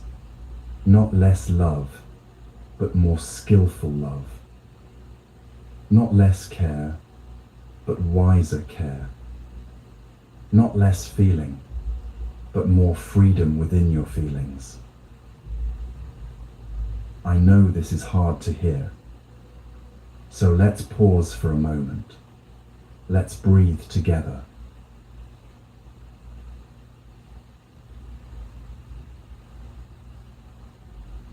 We've covered a lot of ground together, haven't we? Heavy truths about impermanence, about resistance, about the art of letting go. So let's pause here for a moment. How are you feeling right now? Maybe your chest feels a little tight from recognizing yourself in these teachings. Maybe you're tired, not from the listening, but from carrying what we've been talking about for so long. That's okay. You can pause this anytime you need to. You can come back whenever you're ready. This isn't going anywhere. And you don't need to remember everything I've said. You don't need to take notes or try to hold on to every word. Your heart knows what it needs to keep. Trust that what's meant to stay with you will stay. Take a breath with me now. Feel your chest rise and fall. Notice that you're here, alive, breathing. And know that right now, across the world, thousands of us are breathing together. Different time zones, different struggles, but the same search for peace. You're not alone in this. You're exactly where you need to be. May you be at peace. May you be free from suffering. When you're ready, I have something important to share about why you don't need all the answers right now, and why that's actually freedom.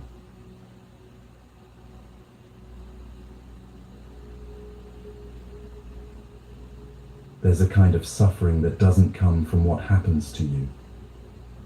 It comes from your desperate need to understand why it happened. Why did this relationship end? Why did I lose this opportunity? Why did this illness come? Why me? Why now? Why this way?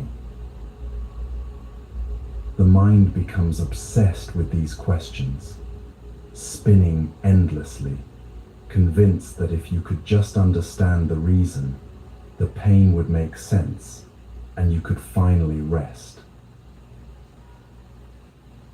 But that's not how it works. The Buddha encountered this pattern of thinking constantly. People would come to him with metaphysical questions. Where did the universe come from? What happens after death? Why do bad things happen to good people? And often, he would refuse to answer. Not because he didn't know, but because he understood something crucial. The mind's demand for answers is often a distraction from the actual work of healing. There's a famous teaching called the poison arrow parable that illustrates this perfectly. A man is shot with a poisoned arrow. The poison is spreading through his body, moving toward his heart. Death is approaching quickly. His friends rush him to a doctor, but the man refuses treatment. "Wait," he says, pushing away the doctor's hands. "Before you remove this arrow, I need to know who shot it. Was it a warrior or a farmer? What family did he come from? Was he tall or short? Dark-skinned or light?" The doctor tries to intervene, but the man continues. "And what kind of bow was used? What wood is the arrow made from? What feathers guide its flight? What type of poison was used? And where did it come from?" The Buddha, telling this story, looked at his students and said simply, "This man would die before getting answers to all these questions." The wise response is clear. First, remove the arrow. This is what your mind does with suffering. Instead of tending to the actual wound, the grief, the fear, the pain of what is, you demand a complete understanding of why before you're willing to begin healing. You refuse to move forward until someone explains the cosmic logic behind your suffering, until you can trace the arrow back to its source and understand every detail of how it came to pierce you. And while you're asking these questions, the poison spreads. The suffering deepens, not because of what happened, but because you're paralyzed by the need to understand it. Here's the truth your mind doesn't want to hear. Understanding why something happened doesn't actually reduce the pain of it happening. Knowing exactly why your relationship ended doesn't unbreak your heart. Understanding all the factors that led to your loss doesn't restore what you've lost. What your mind really wants when it asks why is control. It wants to believe that if you can just figure out the formula, if you can understand exactly what went wrong, you can prevent it from ever happening again. You can make yourself safe through understanding. But life doesn't work that way.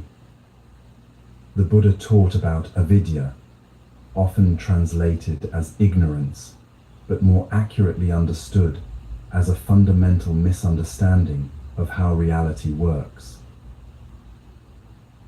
Avidya is the belief that you can control outcomes through perfect knowledge, that if you just understand enough, plan enough, prepare enough, you can protect yourself from pain. But that's different from the wisdom of not knowing. Not knowing isn't ignorance. It's humility. It's the recognition that some things cannot be understood in the moment they're happening. Some lessons reveal themselves only in retrospect. Some patterns become clear only after years of living. Some wisdom arrives not through analysis, but through acceptance and time. The difference between being lost and not knowing is crucial. Being lost is disorientation, panic, the feeling that you should know where you are, but don't. Not knowing is presence in uncertainty. It's the ability to say, I don't understand this yet, and that's okay. I'm here, I'm breathing, I'm taking the next step, even without knowing where the whole path leads. There's a question that changes everything, and it's so simple you might miss its power. Instead of asking, why is this happening to me? Which positions you as victim of random cruelty, try asking, what is this teaching me?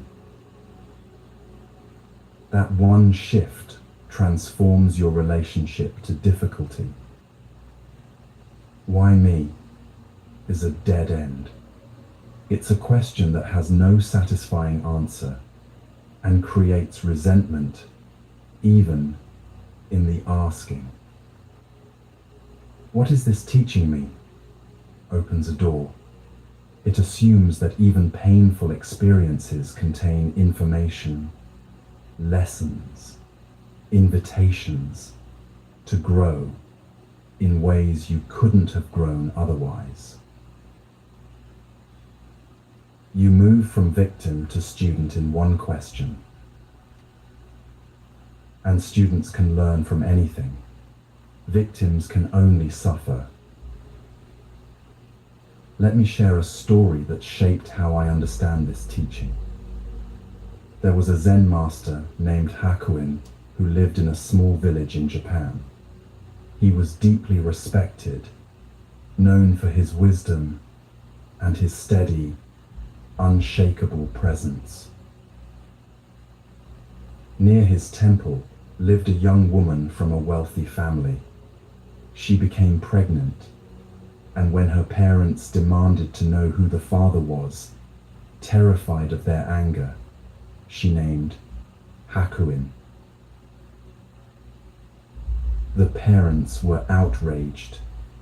They stormed to the temple and confronted the master with fury and accusations.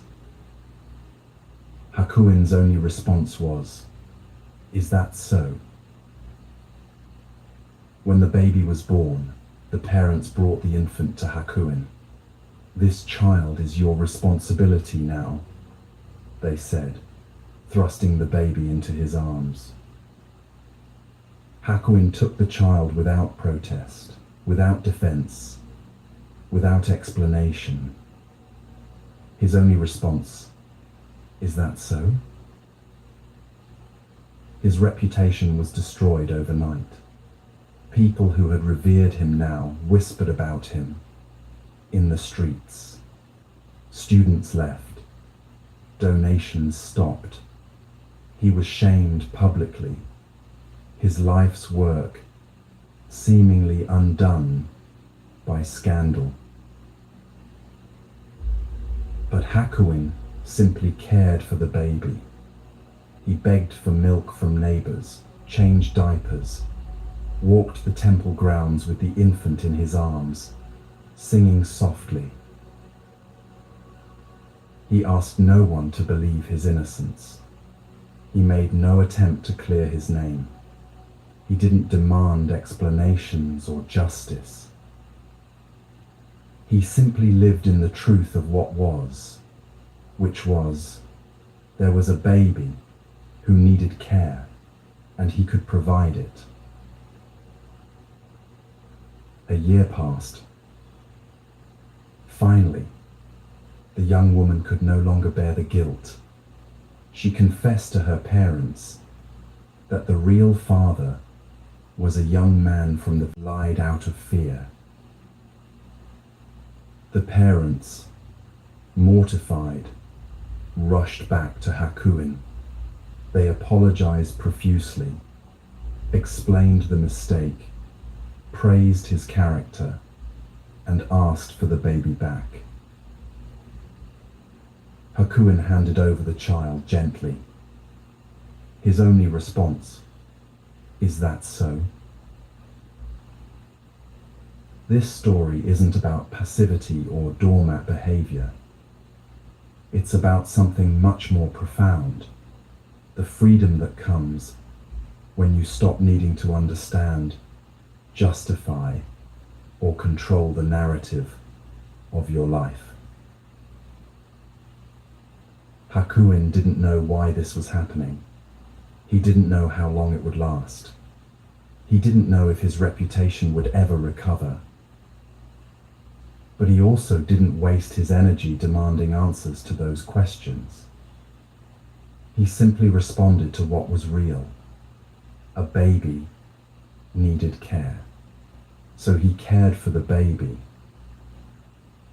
When the situation changed, he adapted without clinging to either the accusation or the vindication. Is that so? Isn't indifference.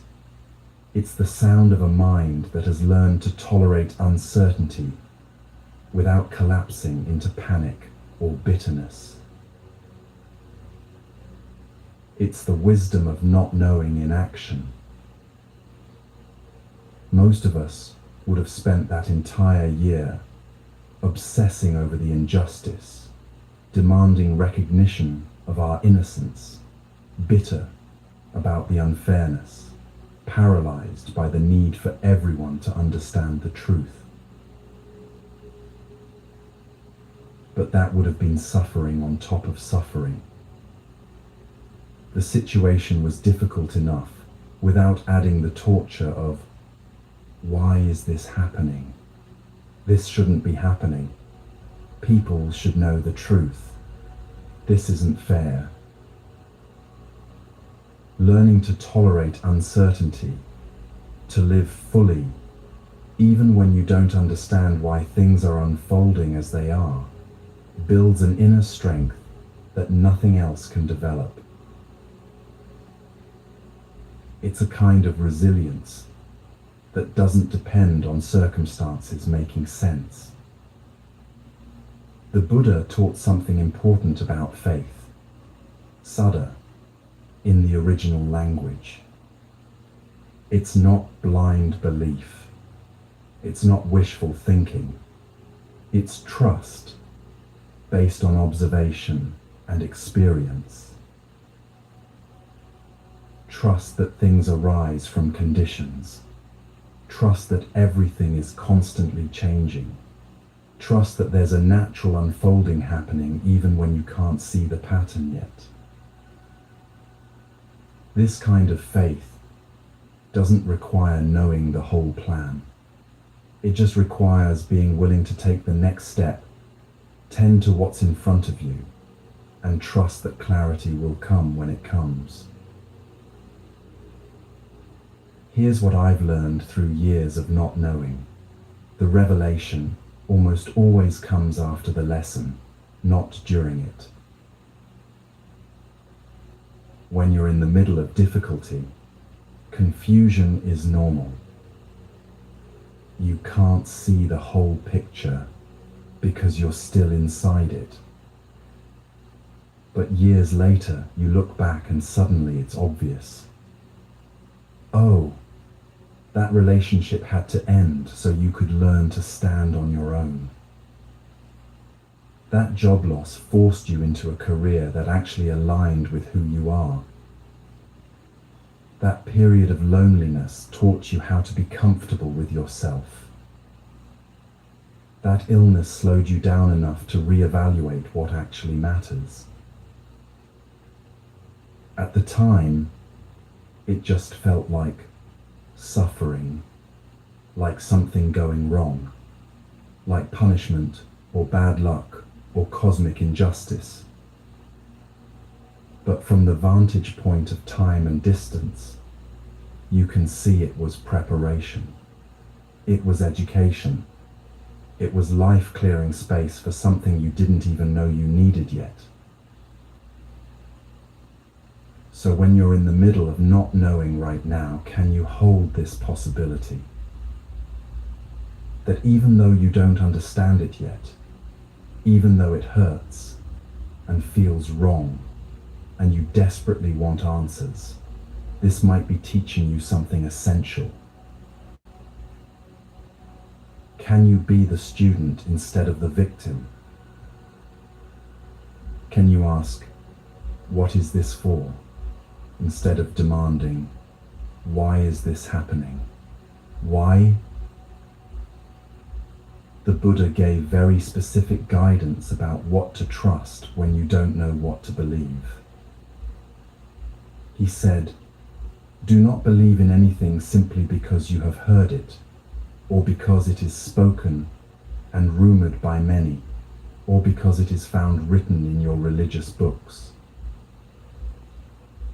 But after observation and analysis, when you find that anything agrees with reason and is conducive to the good and benefit of one and all, then accept it and live up to it. In other words, trust your direct experience. When you let go of the need to understand everything, does your chest relax? Does your breathing deepen? Do you feel lighter? Then that's evidence that not knowing might be wisdom, not weakness. When you shift from why me to what can I learn, does your perspective expand? Does agency return? Does the situation feel less like a trap? Then that shift is worth making, regardless of whether you ever get the cosmic explanation you're looking for. You don't need permission from the universe to stop demanding answers. You don't need a complete explanation before you begin healing. You can remove the arrow first and ask questions later.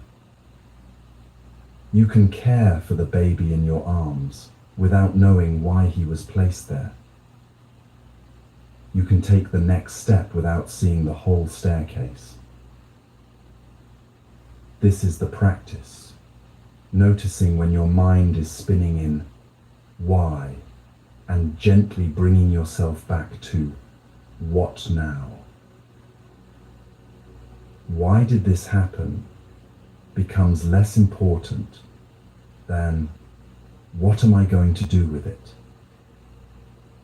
Why me becomes less urgent than who am I becoming through this?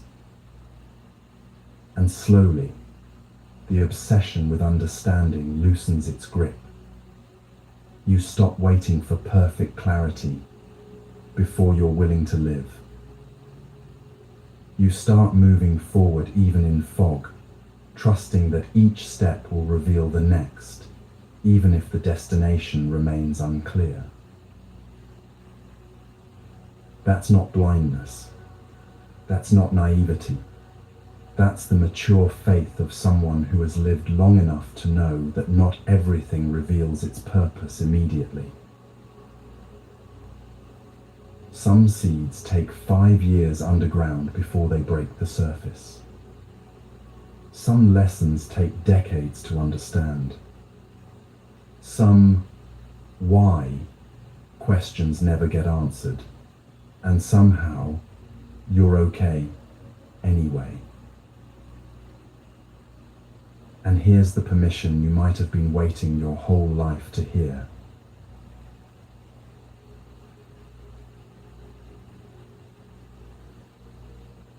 There's a voice in your head that measures everything. It compares where you are to where you think you should be by now.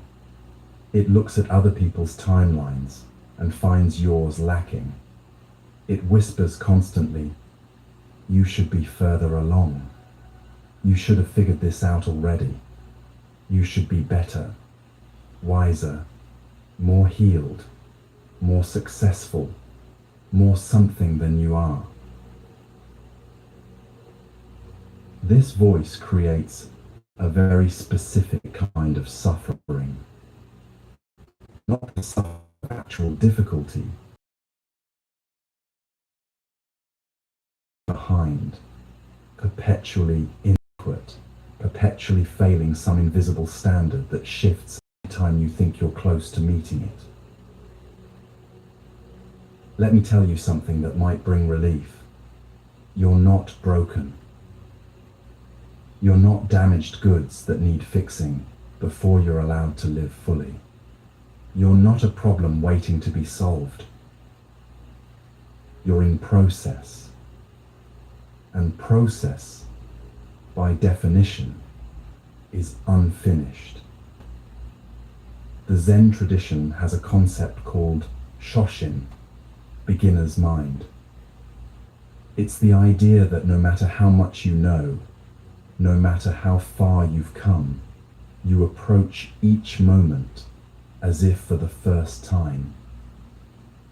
Fresh, open, curious, without the burden of needing to be the expert or having it all figured out. Beginner's mind doesn't mean forgetting what you've learned. It means not letting what you've learned close you off to what's still emerging. It means every breath is a chance to begin again. Every morning is an opportunity to meet yourself anew, without the weight of yesterday's failures or the pressure of tomorrow's expectations. Right now, in this moment, you are exactly as you're meant to be, not finished, not perfect, but present and alive and learning. There's a story that illustrates the futility of rushing your own development. A young student came to a Zen master, eager and ambitious, ready to dedicate his life to the practice.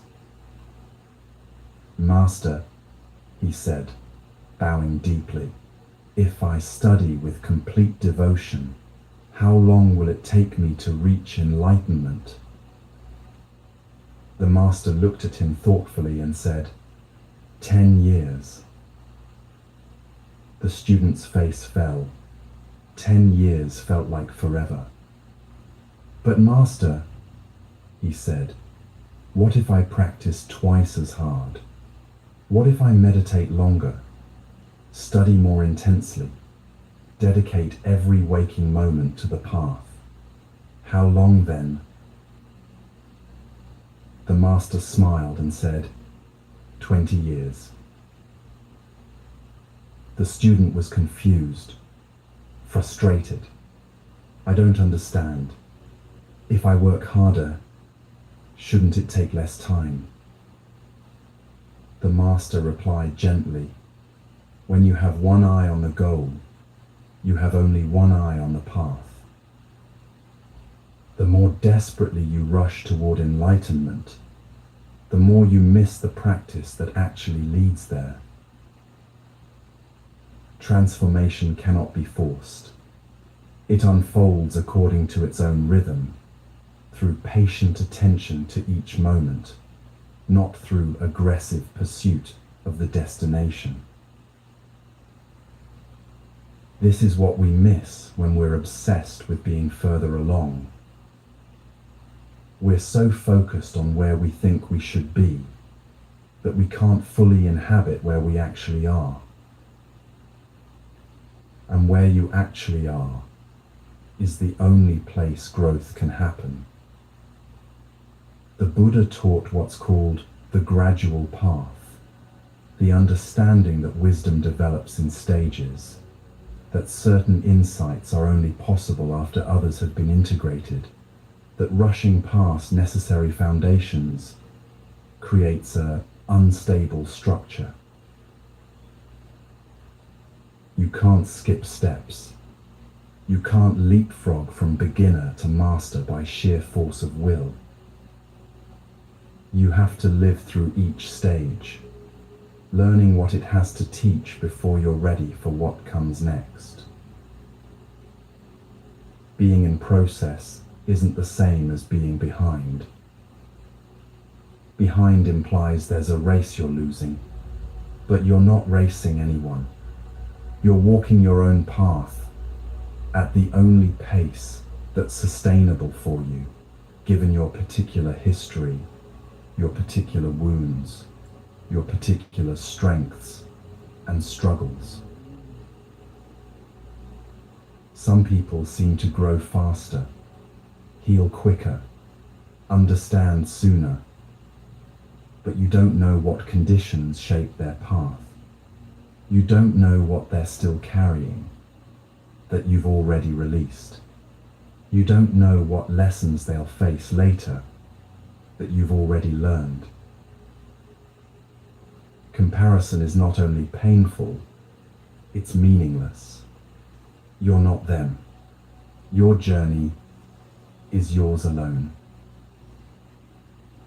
There's profound courage in the words, "I don't know yet." In a world that demands certainty, expertise, instant mastery, admitting you're still learning feels vulnerable. But "I don't know yet" is not the same as "I'll never know." It's the acknowledgement that you're in the middle of becoming, that understanding is still unfolding, that you're humble enough to admit you haven't arrived. And that humility, that willingness to be a perpetual student of your own life, is what keeps you growing. The moment you decide you've figured everything out is the moment you stop learning. Your timeline is not wrong. It's not too slow, or too late, or off track. It's yours, shaped by every choice you've made, every circumstance you've encountered, every wound that needed tending before you could move forward. Some people heal childhood pain in their 20s. Others don't even begin to address it until their 50s. Neither is better or worse. They're just different paths with different timing. Some people find their calling early and move toward it steadily. Others wander for decades, collecting experiences that seem unrelated until suddenly they all click into place and make perfect sense. Your way is not the wrong way just because it doesn't match someone else's trajectory. There's a Japanese art form called kintsugi that holds a powerful teaching about process and imperfection. When a ceramic bowl or vase breaks, instead of throwing it away or hiding the damage, kintsugi artisans repair it with lacquer mixed with gold, silver, or platinum. The cracks aren't disguised. They're highlighted, honored, turned into the most beautiful part of the piece. The philosophy behind this practice is profound. The breaking and the repair are part of the object's history, and that history doesn't diminish its value. If anything, the piece becomes more valuable, more beautiful, more unique because of what it's been through. The gold seams say, yes, this broke. Yes, it was damaged.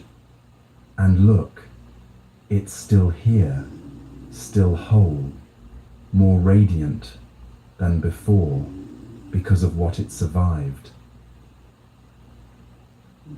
You are kintsugi.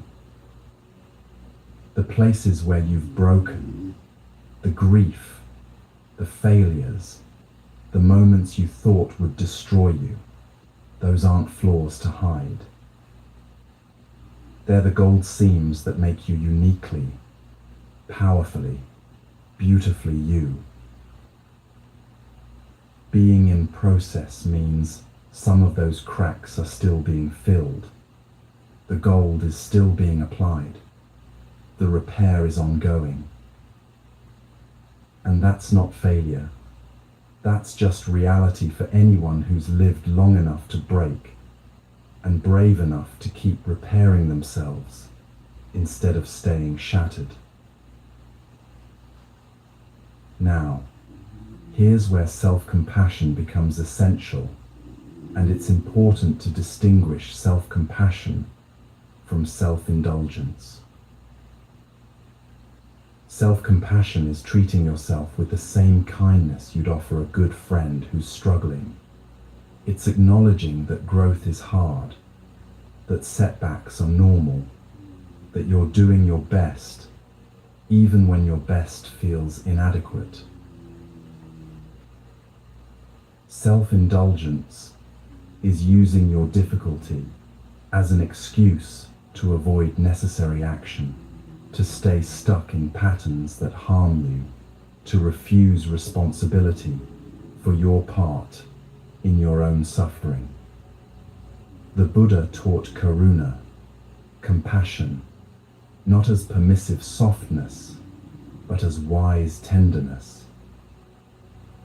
Compassion says, "This is hard, and I'm going to be gentle with myself while still taking the next necessary step." It doesn't say, "This is hard, so I'm giving up." There's a difference between growing and performing. Growing is internal, organic, often invisible to others.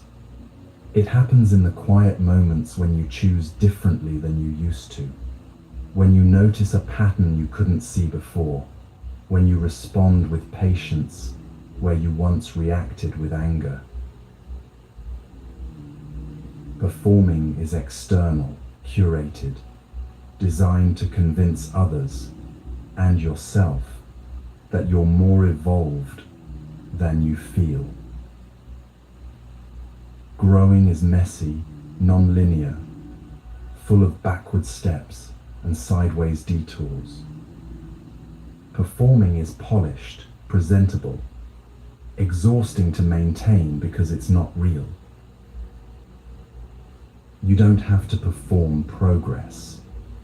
You just have to keep growing, even when no one's watching, even when it's slow, even when you're not sure it's working. The fourth noble truth in Buddhism is often overlooked in favor of the dramatic first three, that suffering exists, that it has a cause, that it can end. But the fourth is perhaps the most comforting. There is a path, not a destination you fail to reach, but a path you're already walking. The Eightfold Path isn't a checklist to complete before you're allowed to be at peace. It's a way of living, a set of practices you engage with continuously, always deepening, never perfecting. Right understanding develops over time. Right intention strengthens gradually. Right speech gets easier, but never effortless. Even the Buddha, after his enlightenment, after his profound awakening, taught for 45 more years. He didn't reach enlightenment and then stop. He continued practicing, teaching, learning, refining his understanding through decades of lived experience. If the Buddha himself remained a student of life after his great awakening, what makes you think you should have it all figured out by now? You're not falling behind. You're deepening. Every time you think you've learned a lesson, and then find yourself facing it again at a deeper level, you're not regressing. You're spiraling upward, encountering the same themes but with more wisdom, more tools, more capacity each time. The first time you face abandonment, you might just survive it. The second time, you might understand it's not personal. The third time, you might feel compassion for the person leaving. The fourth time, you might recognize your own role in the pattern. That's not failing to learn. That's learning at increasingly subtle levels. This is the practice, catching yourself when the voice says you should be further along, and gently countering it with, I am exactly where decades of causes and conditions have brought me, and from here, I can only move forward. Catching yourself when you feel behind, and reminding yourself, behind what? Behind whose timeline? My path is mine alone. Catching yourself when you feel broken and whispering, I'm not broken. I'm in process. And process is allowed to be messy. You have permission to be unfinished. You have permission to still be learning, still be healing, still be figuring out who you are and what you need and how to live well. You have permission to change your mind about things you were certain about, to outgrow versions of yourself you worked hard to become, to not have all the answers yet. You have permission to be a work in progress for the rest of your life, because that's what being alive means. Constant becoming, constant unfolding, constant discovery of new depths, and new challenges, and new capacities. The goal isn't to arrive at some final perfected state where you never struggle again. The goal is to walk the path with awareness, with compassion for yourself and others, with openness to whatever comes. And you're doing that right now, in this moment, by being here, by listening, by being willing to look at yourself honestly and still choose to keep going. That's enough. More than enough. Now I want to talk about the quietest kind of strength, the kind the world doesn't applaud, but the kind that changes everything.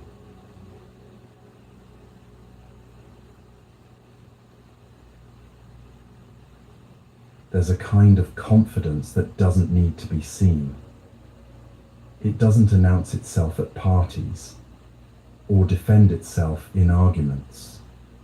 It doesn't post updates about its progress or seek validation for its choices. It simply is, quiet, steady, unshakable, in a way that loud certainty never achieves. This is the confidence the Buddhist teachings point toward. Sada, often translated as faith, but more accurately understood as a deep confidence that comes not from belief, but from direct experience. Real confidence doesn't broadcast. Think about the people you've met who talk constantly about how confident they are, how certain they are, how much they've figured out. There's usually something brittle underneath all that noise, isn't there? An insecurity so loud, it has to keep drowning itself out with proclamations of certainty.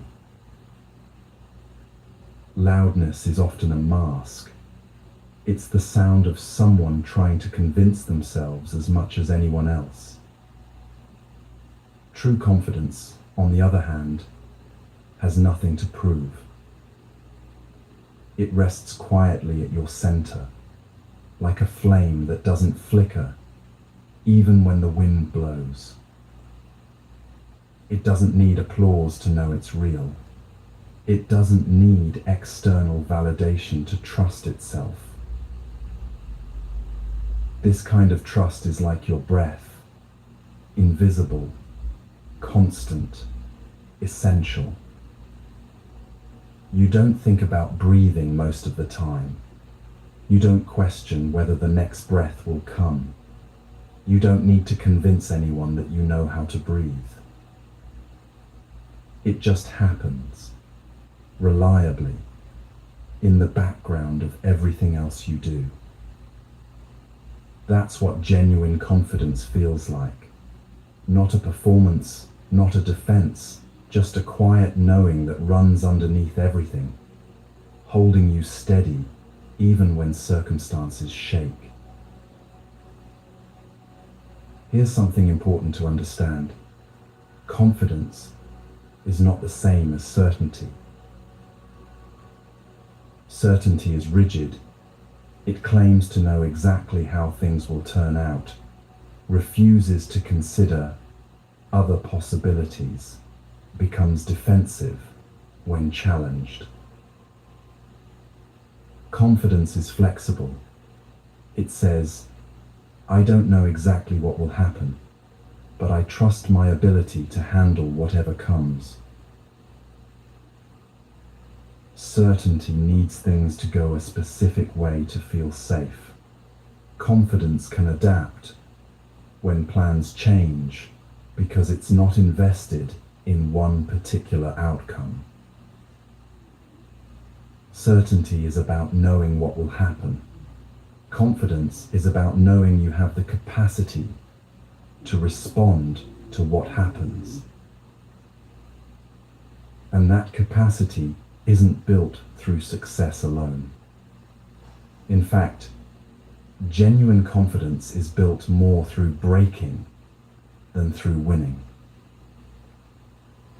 Every time you faced something difficult and survived it, not conquered it with ease, but survived it, stumbled through it, found a way when you thought there was no way, you've built confidence.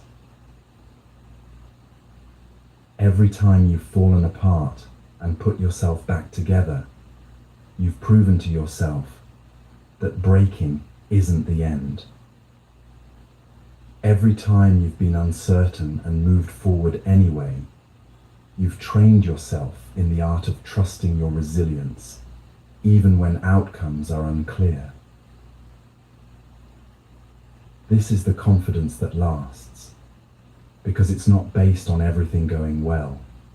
It's based on knowing you can handle things even when they don't. There's a Zen teaching that says, the mountain doesn't need to prove it's a mountain.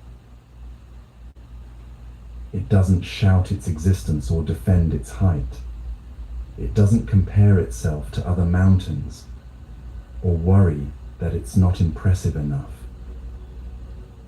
It simply stands, solid and present, exactly as it is, and that unwavering presence is its power.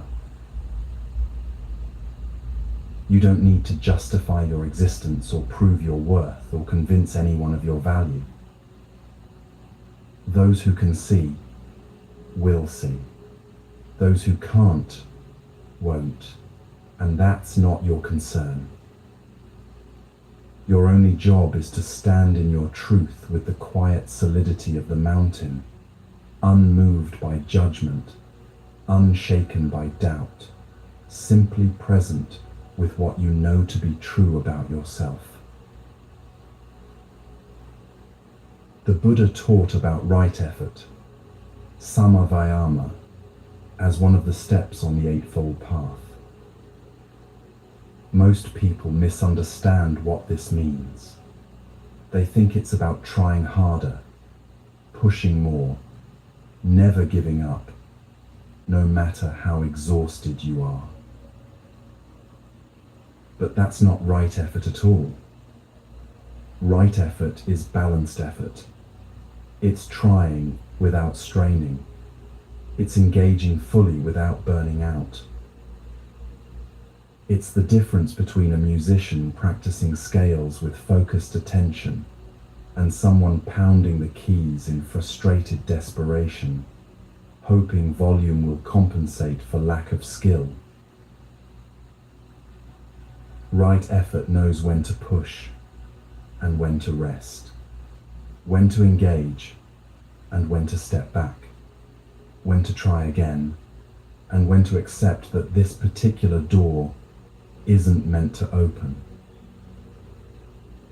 This kind of balanced effort requires confidence, not in getting what you want, but in your ability to discern wise action from desperate forcing.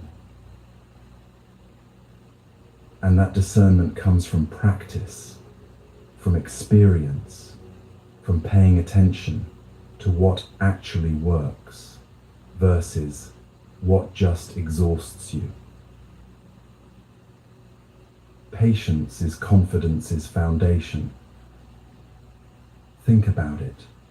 You can only be patient when you trust that things will unfold as they need to, that you don't have to force or rush, that the timing of your life has its own intelligence.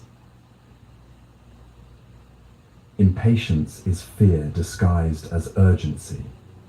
It's the anxious voice that says, if it doesn't happen now, it never will. Patience is trust that the seeds you've planted are growing even when you can't see them yet, that conditions are ripening in their own time, that your effort matters even when results aren't immediate. The Buddha taught, better than 1,000 hollow words is one word that brings peace. This teaching applies to how you live, not just how you speak. Better than 1,000 frantic actions born from anxiety is one grounded choice born from clarity. Better than 1,000 loud proclamations of who you are is the quiet consistency of actually being that person when no one's watching. Better than 1,000 attempts to prove yourself is the simple embodiment of your values, day after day, without fanfare or applause. Real confidence lives in that one word, that one grounded choice, that quiet consistency. There's a crucial difference between ego and presence that often gets confused. Ego is loud because it's fragile. It needs constant reinforcement, constant validation, constant proof that it exists and matters. Ego compares itself to others endlessly because without that comparison, it doesn't know how to measure its worth. Ego takes criticism as attack and praise as proof, swinging between inflated grandiosity and crushing self-doubt, depending on external feedback. Presence, on the other hand, is quiet because it's secure. It doesn't need to defend itself because it's not threatened by other perspectives. It doesn't need to compare because it's not trying to be better than anyone. It's simply being itself as fully as possible. Presence can receive criticism without collapsing and praise without inflating, because its sense of self isn't dependent on what others think. Ego says, look at me, see how confident I am. Presence doesn't need to say anything at all.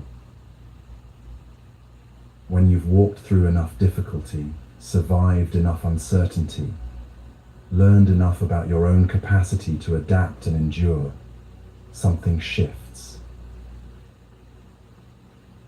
You stop needing to announce your strength because you felt it tested and proven in the quiet darkness when no one was watching.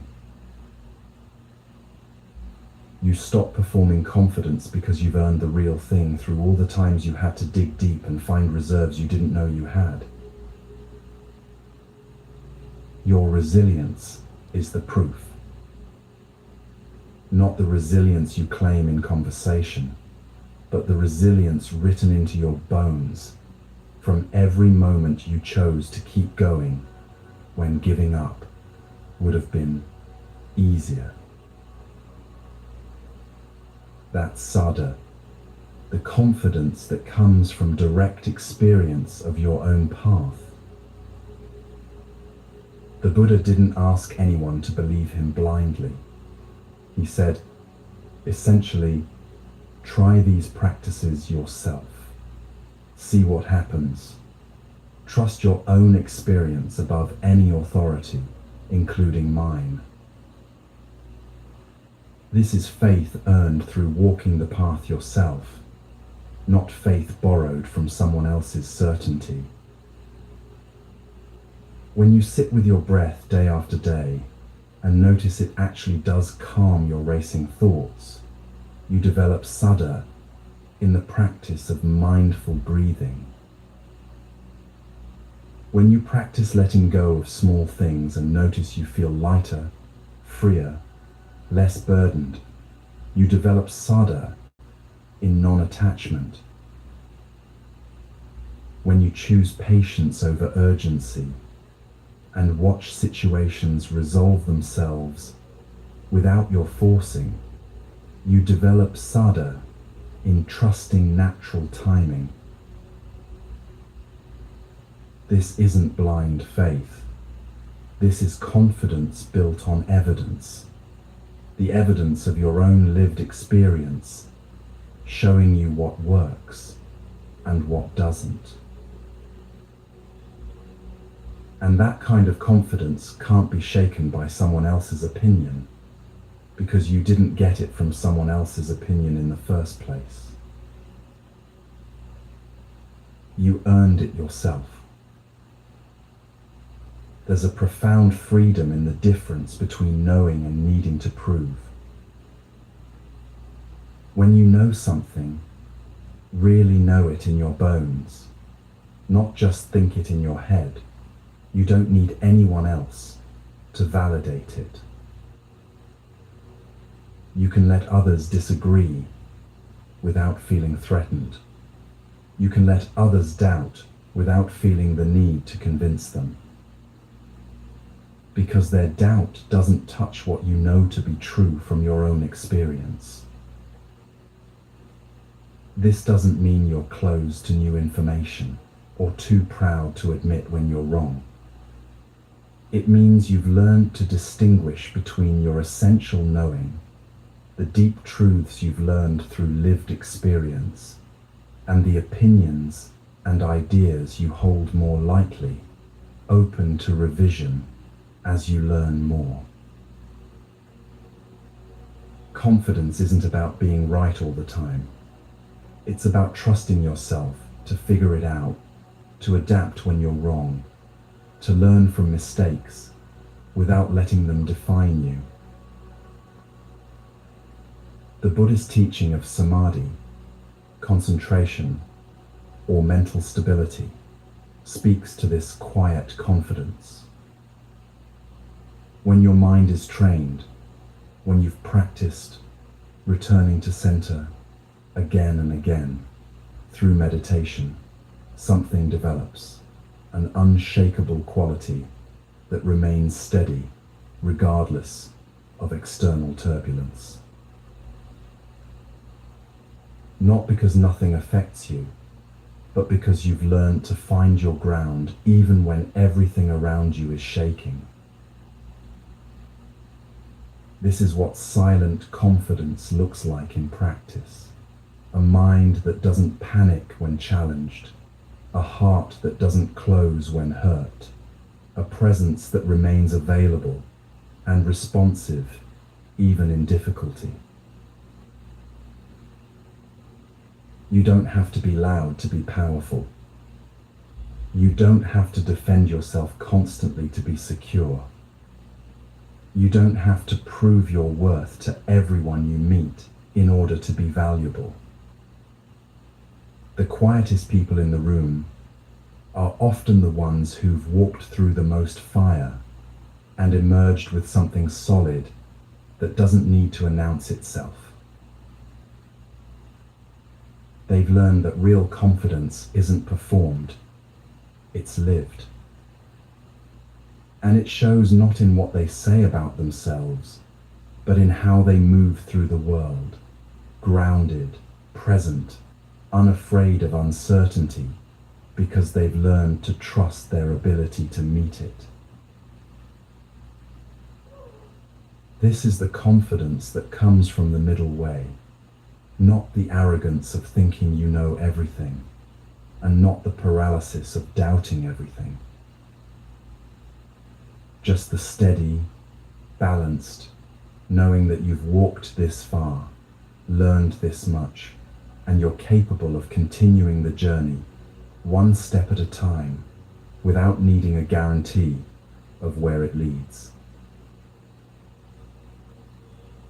So, if you've been waiting for permission to stop proving yourself, here it is. You don't need to be louder, bolder, more certain than you are. You just need to trust what you already know, that you've survived everything life has brought you so far, and that's evidence enough of your capacity to handle what comes next. Everything I've shared builds toward this one truth, and it might be the most important thing you hear today.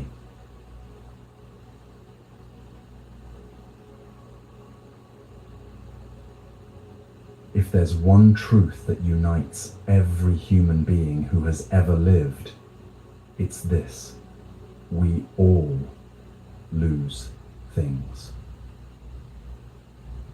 People we love, dreams we cherished, versions of ourselves we thought would last forever. Health, certainty, innocence, time, everything we hold eventually slips through our fingers, not because we're doing something wrong, but because that's the nature of existence in a world governed by impermanence. Loss is not a punishment. It's not evidence that you're cursed or unlucky, or being singled out by a cruel universe. It's simply what happens when you're alive, and the Buddha's teaching on this is both devastating and liberating in its clarity. There's a story that captures this truth more powerfully than any explanation could. A young woman named Kisa Gautami lived in a small village with her husband and young son. Her son was everything to her: her joy, her purpose, her entire world. One day, the child became ill. Within hours, before anyone could understand what was happening, he died in her arms. Kisa Gautami couldn't accept it. She refused to believe her son was gone. She carried his small body from house to house, begging for medicine that could revive him, insisting that someone must know how to bring him back. People turned away, uncomfortable, grieving for her, but unable to help. Finally, someone said, "Take the child to the Buddha. If anyone can help you, It's him. So Kisa Gotami carried her son to where the Buddha was teaching. She laid the small body at his feet and pleaded, "Teacher, they say you can perform miracles. Please, bring my son back to life. Please, I'll do anything." The Buddha looked at her with profound compassion. He didn't tell her the child was gone. He didn't explain impermanence or lecture about attachment. Instead, he said gently, "I can help you. But first, I need you to bring me something. Go to the village and bring me a handful of mustard seeds from a household that has never known death. Not a pet, not a distant relative, but any death at all. Bring me seeds from a home that has never experienced loss." Hope flared in Kisa Gotami's chest. This seemed possible. Mustard seeds were common. Every household had them. She went to the first house and knocked. "Can you give me mustard seeds? But only if no one in your family has ever died." The woman at the door looked sad. "I can give you seeds," she said, "but my husband died last year. I'm sorry." Kisa Gotami thanked her and moved to the next house. "Has anyone in your household died?" "My mother, 3 years ago." "The next house, my sister." "The next, my father and my brother." "The next, my child, like yours." House after house, the same truth revealed itself. Every single home had known death. Every family had lost someone. Every person she met carried their own grief. Some fresh, some old, but all present. As the sun began to set, Kisa Gotami sat down at the edge of the village, still holding her son, and finally understood. Death wasn't something that happened to her specifically. Loss wasn't a personal punishment. It was the universal truth of being human. Everyone loses. Everyone grieves. Everyone must eventually say goodbye to everything and everyone they love.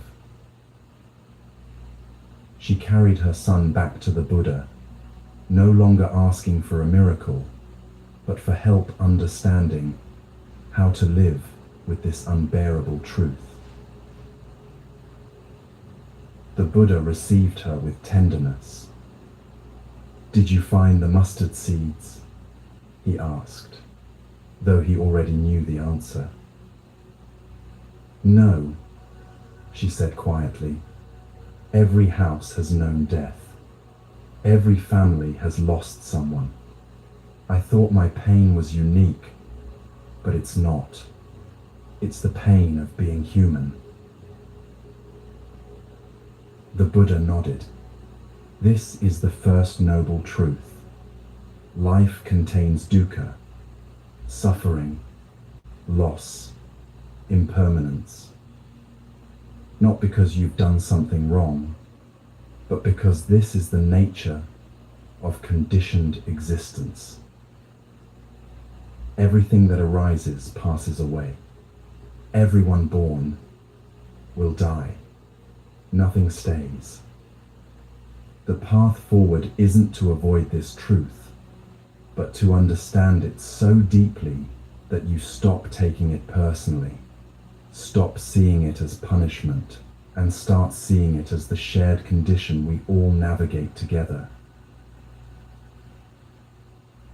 Kisa Gotami became one of the Buddha's most devoted students, and the wisdom born from her grief helped countless others understand that their losses, too, were not failures but simply the inevitable unfolding of impermanence. When something falls apart in your life, your first instinct might be to think you failed. That if you'd been smarter, stronger, more careful, more deserving, you could have prevented the loss. But what if that's not true? What if the ending wasn't your failure, but simply impermanence revealing itself, as it always does, as it always will? All conditioned things, everything that comes into being through causes and conditions, are temporary by nature. Relationships, health, jobs, homes, identities, even your physical body, all of it arose from conditions, and when conditions change, forms change with them. This isn't punishment. It's not cosmic judgment. It's just how reality works. The flower blooms because conditions align: soil, water, sunlight, the right temperature. When conditions change, the flower fades. Not because the flower failed, but because impermanence is the nature of all living things. You are like the flower. Everything in your life is like the flower. Sometimes, what leaves your life was simply completing its role. The relationship that ended taught you what you needed to learn about yourself, about love, about boundaries. When the teaching was complete, the form of the relationship completed too. The job that fell away gave you skills, connections, experiences that prepared you for what's coming next, even if you can't see it yet. The version of yourself you're grieving served its purpose in a particular chapter, and now a different chapter requires a different version of you to emerge. This doesn't make the loss hurt less in the moment, but it can shift the meaning you make from it, from something went wrong to something completed. There's a particular kind of wisdom that only reveals itself in retrospect. Years after a painful ending, you look back and suddenly see it clearly. Oh, that's why that relationship had to end. I couldn't see it then, but it was taking me away from myself. Oh, that's why I didn't get that job I wanted so badly. If I had, I never would have found this path that actually fits who I am. Oh, that's why I lost that person. They were never meant to walk the whole journey with me, just that particular part of it. In the moment, it just felt like loss, taken from you. But from a distance, with time and perspective, you can sometimes see it was redirection, preparation, even protection from something that would have caused greater harm down the road. This is where the Buddhist teaching of karma becomes relevant, not in the oversimplified sense of cosmic reward and punishment, but in its true meaning. Actions have consequences. Conditions create results. You plant seeds through your choices, your words, your thoughts, your patterns.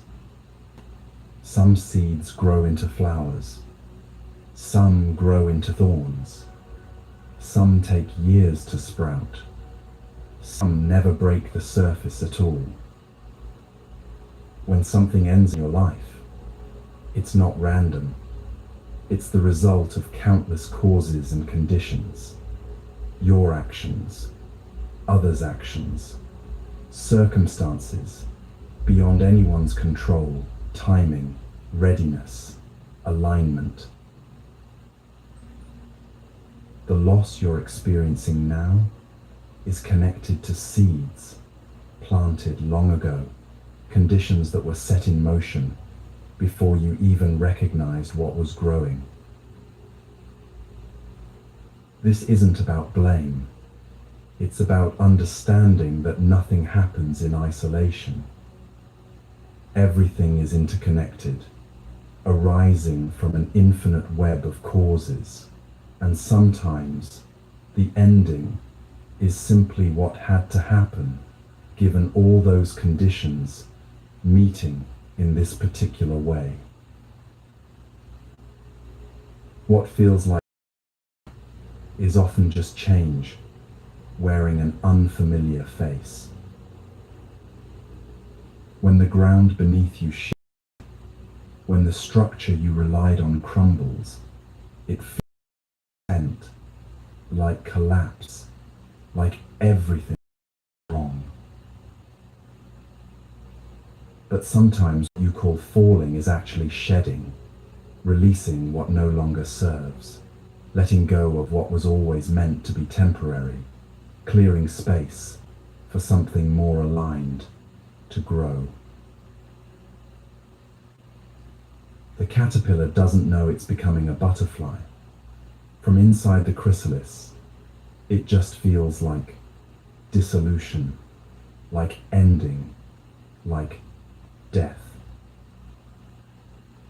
But that breaking down is necessary for the transformation that's coming. Your breakdowns might be the same, not failures, but metamorphoses, painful transformations that are remaking you into something you couldn't have become while clinging to what was. Loss strips away pretense. When you lose something significant, you see yourself more clearly than you did before. You see what you're actually made of underneath the armor. You see which relationships are real and which were only there for times. You see what you truly value versus what you just said you valued.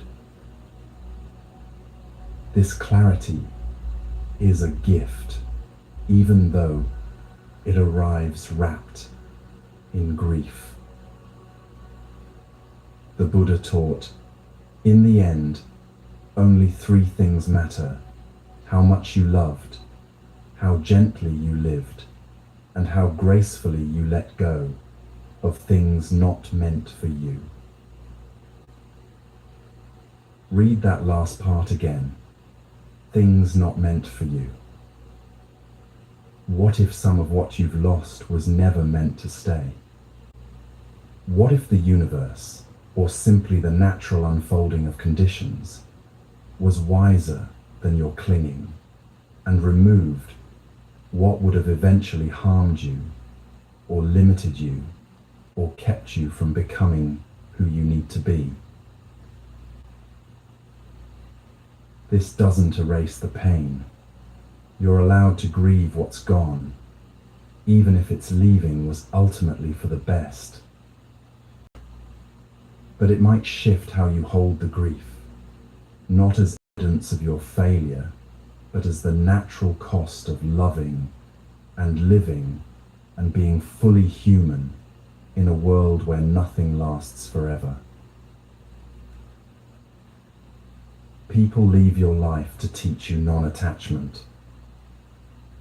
Not because they're cruel, but because the universe is constantly inviting you to practice loving without clinging, appreciating without possessing, connecting without demanding permanence. Every goodbye is practice for the ultimate goodbye, the one where you'll leave everything behind, including this body, this identity, this entire life. The wisdom traditions teach that preparing for death isn't morbid, it's essential.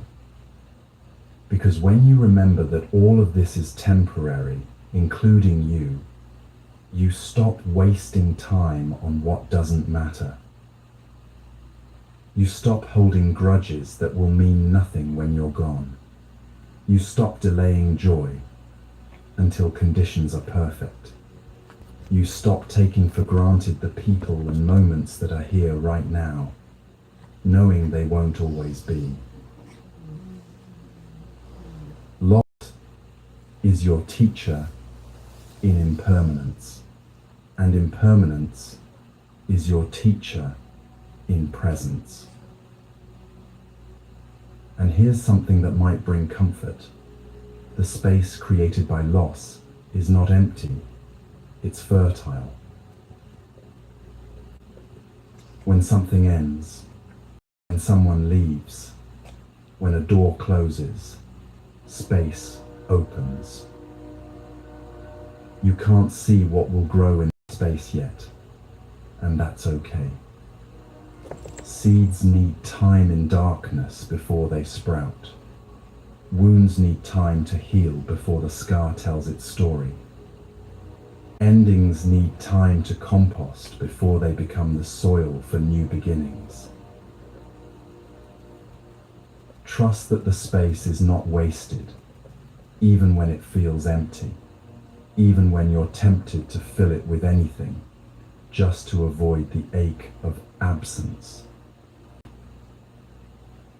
Sometimes the most important thing you can do is let the space be space, trusting that when you're ready, when conditions are right, something new will arrive that couldn't have fit if you'd been clutching what was already gone. Your grief is valid.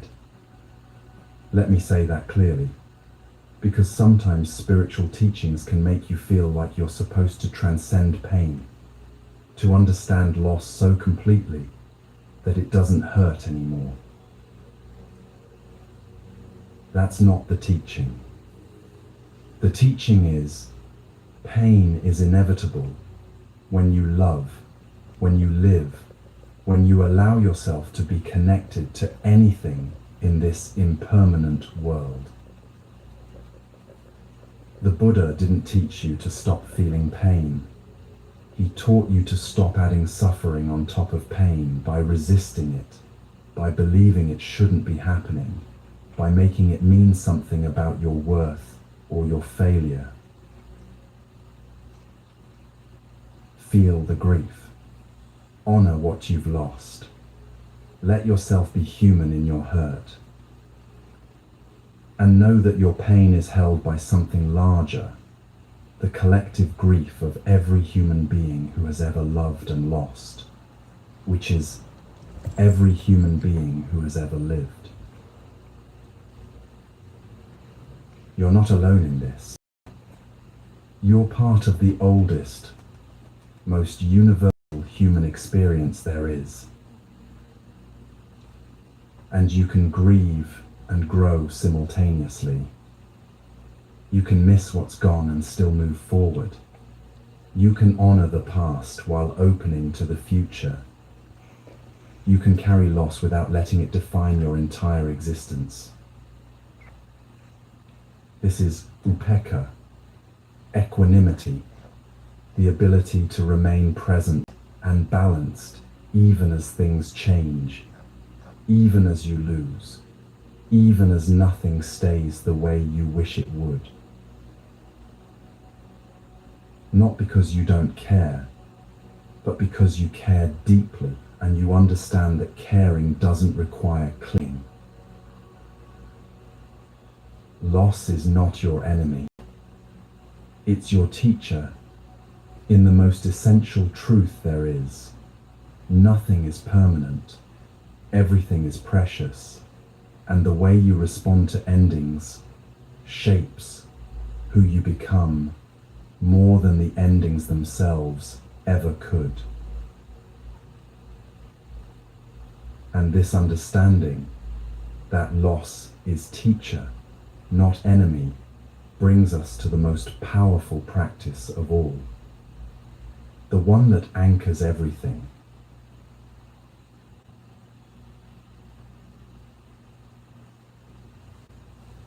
After everything we've explored together, impermanence, resistance, detachment, not knowing, loss, it all comes down to this. The only moment you actually have power in is this one. Right now. Not 5 when you've figured out your response to what I'm saying. Not tomorrow when conditions might be better. Not once you've healed completely or understood everything or become the person you think you should be. Now, this breath, this heartbeat, this exact moment where life is actually happening. Everything else is story. The past is memory, important, formative, but not happening anymore. It exists only in how you remember it, and memory is selective, changeable, colored by present emotion. The future is imagination, necessary for planning, but not real yet. It exists only as possibility, and possibility shifts with every choice you make in the present. Only now is real. Only now can you actually do anything, feel anything, be anything. And yet, how rarely are you actually here?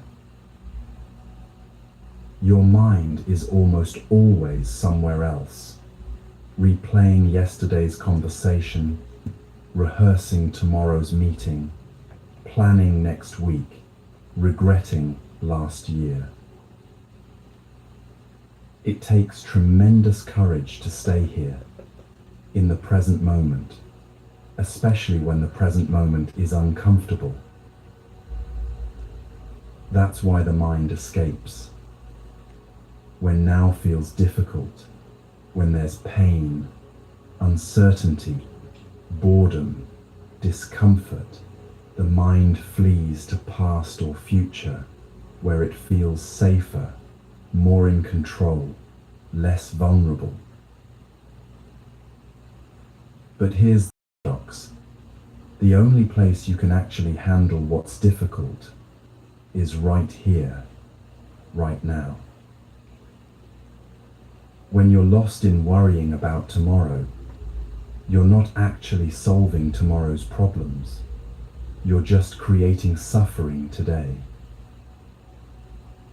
When you're caught in regret about yesterday, you're not actually changing what happened. You're just preventing yourself from being available to what's happening now. There's a Zen story that captures the essence of presence perfectly. A woman is being chased by a tiger through the forest.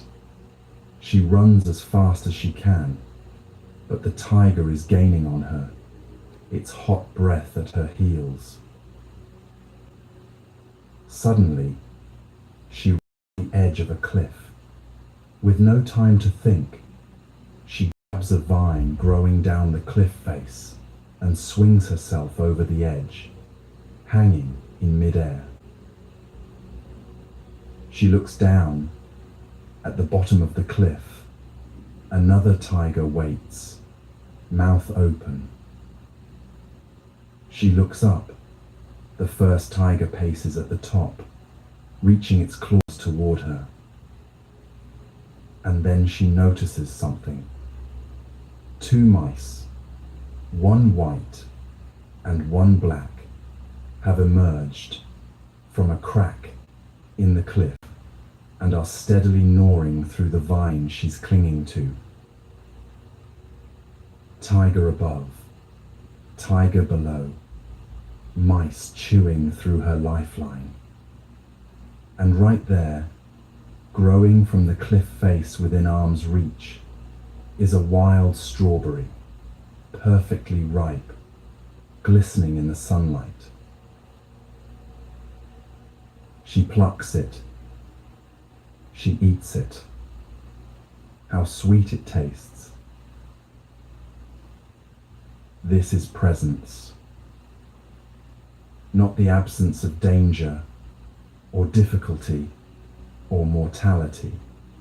Not waiting until everything is safe before you allow yourself to experience the moment. But the willingness to taste the strawberry, even while tigers wait and the vine frays, to be fully here with what's beautiful, what's real, what's available right now, even when the circumstances are impossible. Presence isn't about making pain disappear. It's about being willing to feel without fleeing, to stay open even when it's hard, to meet this moment exactly as it is, instead of demanding it be different first. The Buddha taught something called the 4 foundations of mindfulness, Satipatthana, in the original language. They're deceptively simple: awareness of body, awareness of feelings, awareness of mind states, awareness of the nature of experience itself. But simple doesn't mean easy. To be aware of your body means actually feeling it, the weight of your feet on the ground, the rise and fall of your breath, the tension in your shoulders, the beating of your heart. Most of the time, you live completely disconnected from your body, experiencing life only through the filter of thought, missing all the direct, immediate information your body offers about what's actually happening. To be aware of feelings means noticing pleasant, unpleasant, or neutral sensations as they arise, without immediately reacting to them or building stories around them. To be aware of mind states means observing when your mind is calm or agitated, focused or scattered, open or contracted, without judging yourself for whatever you find. And to be aware of the nature of experience means seeing directly how everything arises and passes, how nothing stays, how sense of self is constantly shifting. This is right mindfulness, samasati, the 7th step of the Eightfold Path. Not a vague instruction to be present, but a specific practice of bringing attention to what's actually happening, moment by moment, with curiosity instead of judgment. The simplest, most powerful practice is conscious breathing. Not special breathing, not complicated breathing, just noticing the breath that's already happening. Breath is always present tense. You can't breathe yesterday's breath or tomorrow's breath. You can only breathe this one, right now. So when your mind is spinning in past or future, bringing attention to your breath is an instant return to now. Feel the cool air entering your nostrils. Feel your chest and belly expand. Feel the pause at the top of the inhale.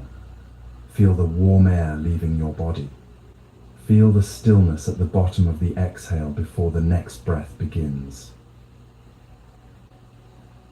This is samatha, calm, abiding, peace that comes not from perfect circumstances, but from being fully present with what is. And within that calm presence, vipassana arises, clear seeing, insight into the nature of things.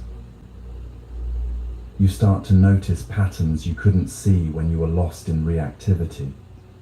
You start to recognize choices you didn't know you had.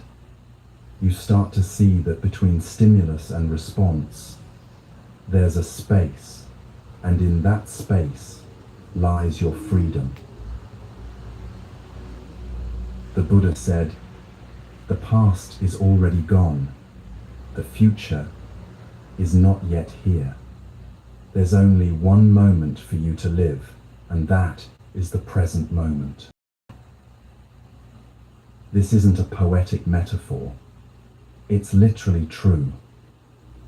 The miracle you've been waiting for, the peace, the clarity, the sense of being okay, it's not hiding in some future achievement or past version of yourself. It's available right here, right now, in your willingness to simply be present with what is. Your body is the anchor that keeps you here. When your mind wanders, your body is always in the present, offering you a way back. Feel your feet on the floor. Feel the weight of your body where you're sitting or lying. Feel your hands, your face, the movement of air against your skin. This isn't mystical or complicated. It's just being awake to the actual experience of being alive instead of lost in thought about being alive. Mindfulness without the buzzword is simple. Wake up to your life. Stop living 5 minutes ahead or 5 years behind. Stop treating this moment as an obstacle to get through so you can reach the next one. This moment is your life, not the accumulation of moments, not the story you'll tell later, but this, right here, right now, exactly as it is. Even the mundane moments are sacred when you're actually present for them. The coffee you drink without tasting because you're scrolling through your phone. The walk from your car to the door that you don't remember because your mind was somewhere else. The conversation you had with someone while thinking about what you'd say next instead of actually listening. How much of your life are you missing because you're not actually here for it? And here's what changes everything. You can practice metta, loving, kindness, right here in the present moment. Not just as a formal meditation, but as a way of relating to yourself and this moment with gentleness instead of judgment. Right now, exactly as you are, you can whisper to yourself, "May I be at peace. May I be free from suffering. May I meet this moment with kindness." And you can extend that to everything. May all beings be at peace. May all beings be free from suffering. This isn't abstract philosophy. This is how you actually live the teachings. them into each ordinary moment by practicing presence, not someday when conditions are perfect, but right now, right here, with whatever's actually happening. As we come close to the end of our time together, I want to leave you with something practical, something you can carry into your days. You don't need to remember everything we've talked about. You don't need to implement it all perfectly. Let what resonates stay with you. Let what doesn't fit right now fall away. Your heart knows what it needs to keep. Here are some simple daily anchors, not rigid rules, but gentle invitations to practice. In the morning, before you reach for your phone or your to-do list, take 3 conscious breaths and set an intention. May I meet this day with presence. May I be kind to myself and others. May I remember that I'm enough, exactly as I am. Throughout the day, when you notice resistance rising, when something isn't going your way, when you're fighting what is, pause. Notice the tightness in your body. Take a breath. Soften just a little. You don't have to stop resisting completely. Just notice that you're doing it and see if you can soften even 1 degree. That's the practice. Not perfection, but awareness and gentle adjustment over and over. Practice detachment in action by holding your plans lightly. Make your plans, do your work, care about outcomes, but hold them loosely enough that when things change, you can adapt without feeling like everything is falling apart. Practice presence in mundane moments. When you wash the dishes, feel warm water, notice the soap bubbles. Be there for the simple task instead of rushing through it to get to something supposedly more important. When you walk, actually walk. Feel each foot touching the ground. Notice your surroundings. Be in your body instead of lost in thought. Practice right speech and right action in small choices. Before you speak, pause and ask, is this true? Is this kind? Is this necessary? Before you act, check your intention. Am I doing this from presence or reaction?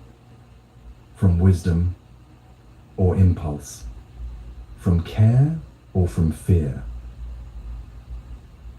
The practice is returning, not never leaving. You will get lost in thought 1,000 times. You will forget to be present. You will react instead of respond. You will cling when you meant to release. That's not failure. That's being human. The practice is simply noticing when you've wandered and choosing to come back again and again with gentleness toward yourself. Every breath is a chance to begin again. Every moment is an opportunity to choose presence over distraction, kindness over judgment, trust over control. You don't have to be perfect at this. You just have to keep practicing, keep returning, keep choosing awareness when you remember to choose it. And remember, you're not walking this path alone.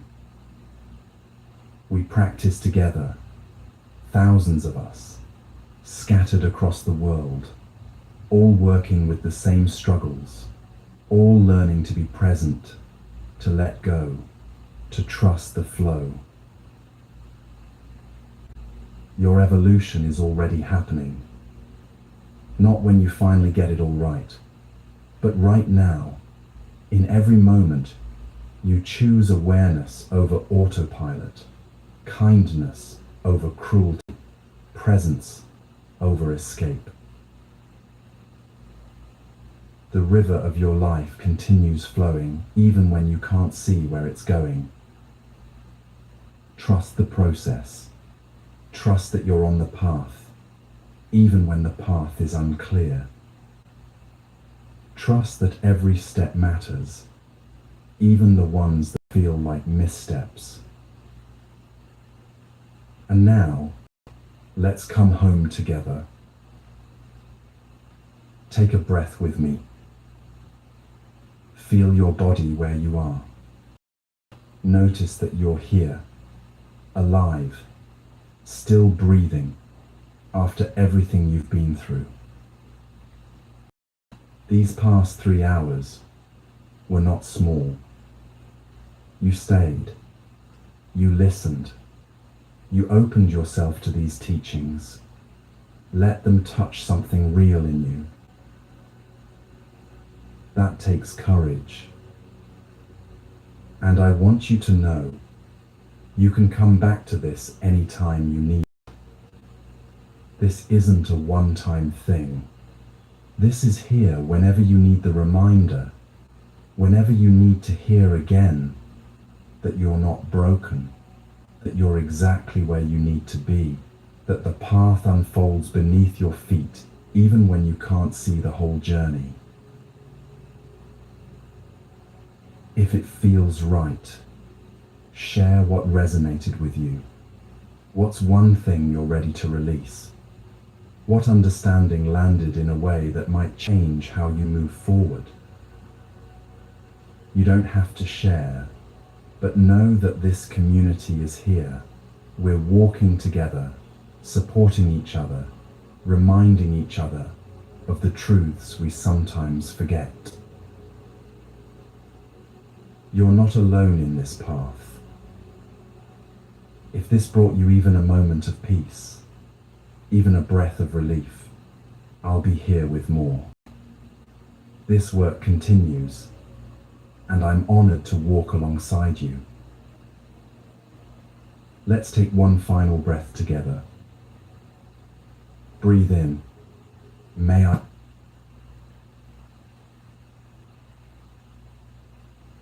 from suffering. Breathe in. May I trust the flow of my life. Breathe out. May all beings find peace.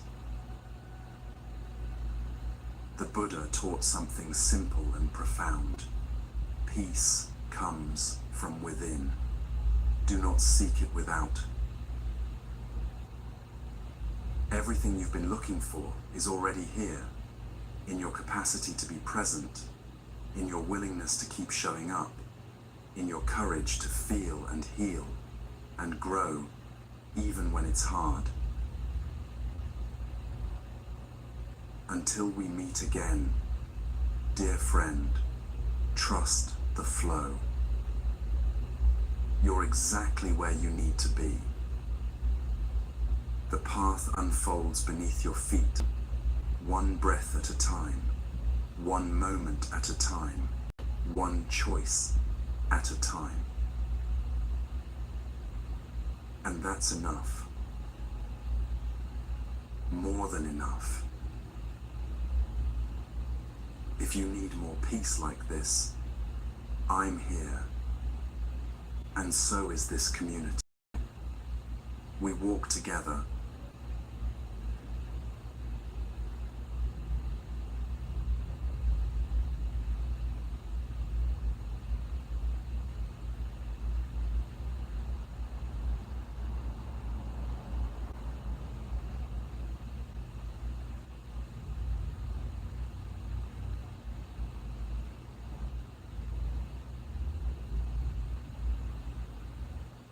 If you found your way here tonight, something inside you is asking for rest.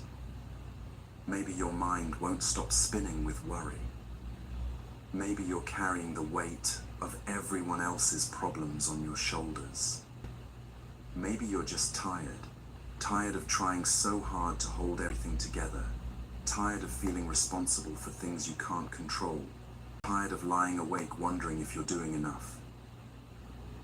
You're not alone in this feeling. Around the world right now, people just like you are searching for that deep kind of peace that doesn't depend on everything going perfectly. If it feels right to you, take a moment to let us know where you're listening from and what time it is in your world. There's something beautiful about knowing we're all sharing this journey together, even across different time zones and circumstances. While you're here, please make yourself as comfortable as possible. Maybe adjust your pillow, pull up a soft blanket, or simply let your body settle into whatever position feels most restful. This is your time, your space, your permission to finally put down whatever you've been carrying. Welcome to Moonmine Temple, where ancient wisdom meets modern peace. Over the next few hours, we're going to walk together through teachings that have helped people find deep rest for over 2,000 years. These aren't complicated spiritual practices or abstract ideas you'll never use. They're simple truths that will change how you carry yourself through the world, starting tonight. Tonight is about learning to distinguish between what's yours to hold and what's yours to release. It's about discovering that the weight you've been carrying might not actually belong to you. And it's about finding that place of stillness inside yourself that remains peaceful even when everything around you feels chaotic. There's something that happens to people who care deeply about others. Without even realizing it, they begin to absorb the emotions of everyone around them.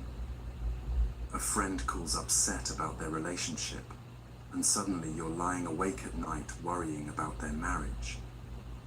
A coworker shares their stress about a deadline, and you find yourself feeling anxious about a project that isn't even yours. Your adult child faces a challenge, and you feel the weight of their struggle as if it were your own responsibility to solve. In a monastery high in the mountains, there lived a young monk who had this exact problem. Every person who came to the temple seeking guidance would leave their emotional burdens with him. He would listen to their sorrows, their fears, their anger, and somehow all of these feelings would remain in his heart long after the visitors had gone. Night after night, he would lie awake carrying the pain of dozens of people, wondering why his compassion seemed to be destroying his inner peace. One morning, exhausted and confused, he approached his teacher. "Master," he said, "I try to help everyone who comes to me with their problems. I listen to their pain, I carry their worries, I lose sleep thinking about their struggles. But the more I try to help, the more exhausted I become. What am I doing wrong?" The teacher led him to a well in the courtyard and pointed to the bucket beside it. "Tell me," the teacher said gently, "when you draw water from this well to give to a thirsty person, do you also drink the entire bucket yourself?" The young monk looked puzzled. "Of course not, Master. I would give them the water and keep only what I need." The teacher smiled with infinite kindness. "Then why, when someone brings you their emotional pain, do you drink their entire bucket of suffering and leave them with empty hands?" This simple question changed everything for the young monk, and it can change everything for you too. You can offer compassion without absorbing pain. You can be present for someone's struggle without making it your own. You can listen with your whole heart without carrying their burden in your chest when they leave.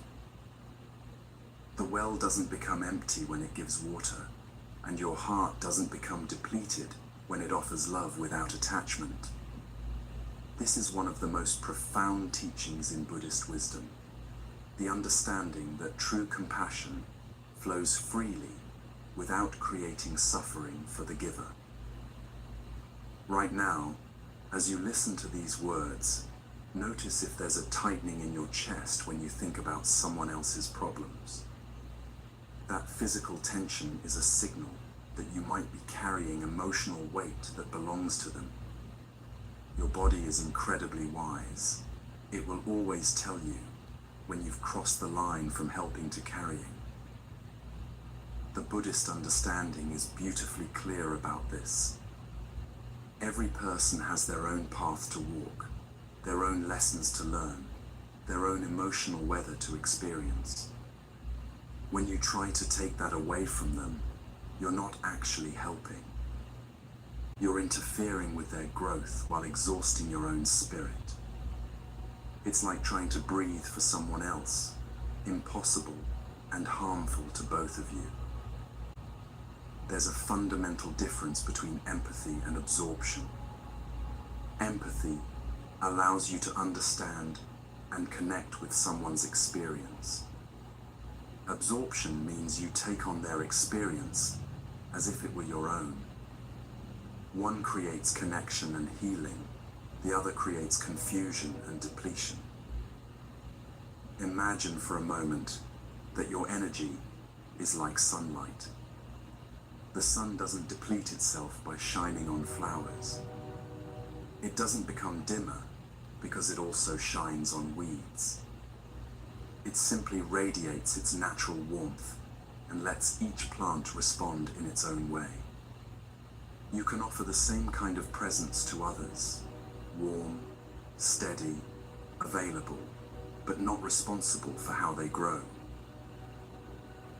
In another village, there was an old woman known throughout the region for her incredible peace. People would travel for days to bring their troubles to her door. They would arrive heavy with sorrow and somehow leave feeling lighter, clearer, more capable of handling their own lives. But here's what surprised everyone who knew her. She never seemed drained by these interactions. Even after the most intense conversations, she would return to her garden with the same gentle smile, the same quiet contentment. One day, a visitor asked her secret. She pointed to a beautiful fountain she had built in her garden, where water flowed constantly from a natural spring. "Watch the water," she said softly. "It flows constantly to whoever needs it, the birds, the flowers, anyone who comes to drink.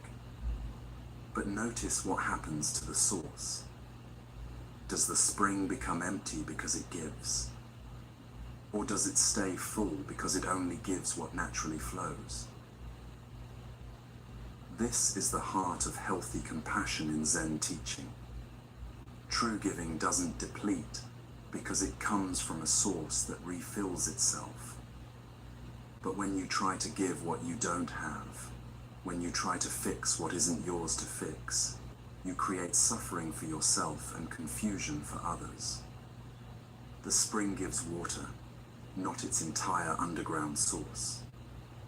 You can give love, support, and presence without giving away your peace. The Buddha taught that suffering comes from attachment, and this includes attachment to other people's emotions. When you become attached to fixing someone else's feelings, when you can't rest until they're okay, you've moved beyond compassion into a subtle form of control. Your peace becomes dependent on their emotional state, which means neither of you is truly free.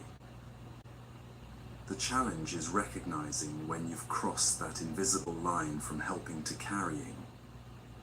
It usually feels like a subtle shift from listening to fixing, from being present to being responsible.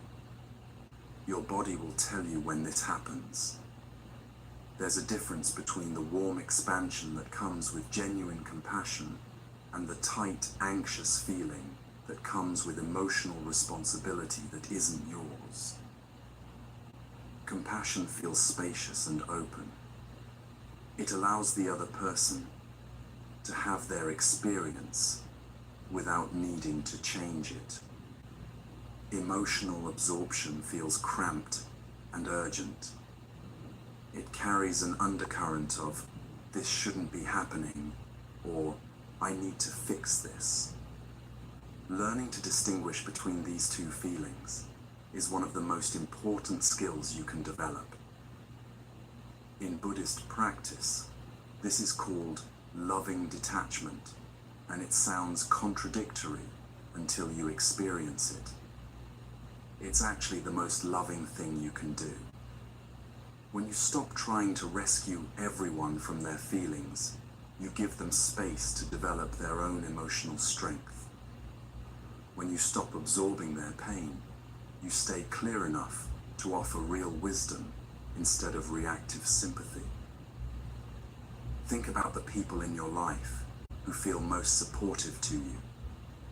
Chances are, they're not the ones who panic when you're upset or who try to talk you out of your feelings. They're the ones who can sit with you in your difficulty without becoming overwhelmed themselves. They offer their presence without trying to control your experience. This is what you can learn to offer others. There's an old Zen saying, "You can't stop the waves, but you can learn to surf." This applies perfectly to emotions, both your own and others.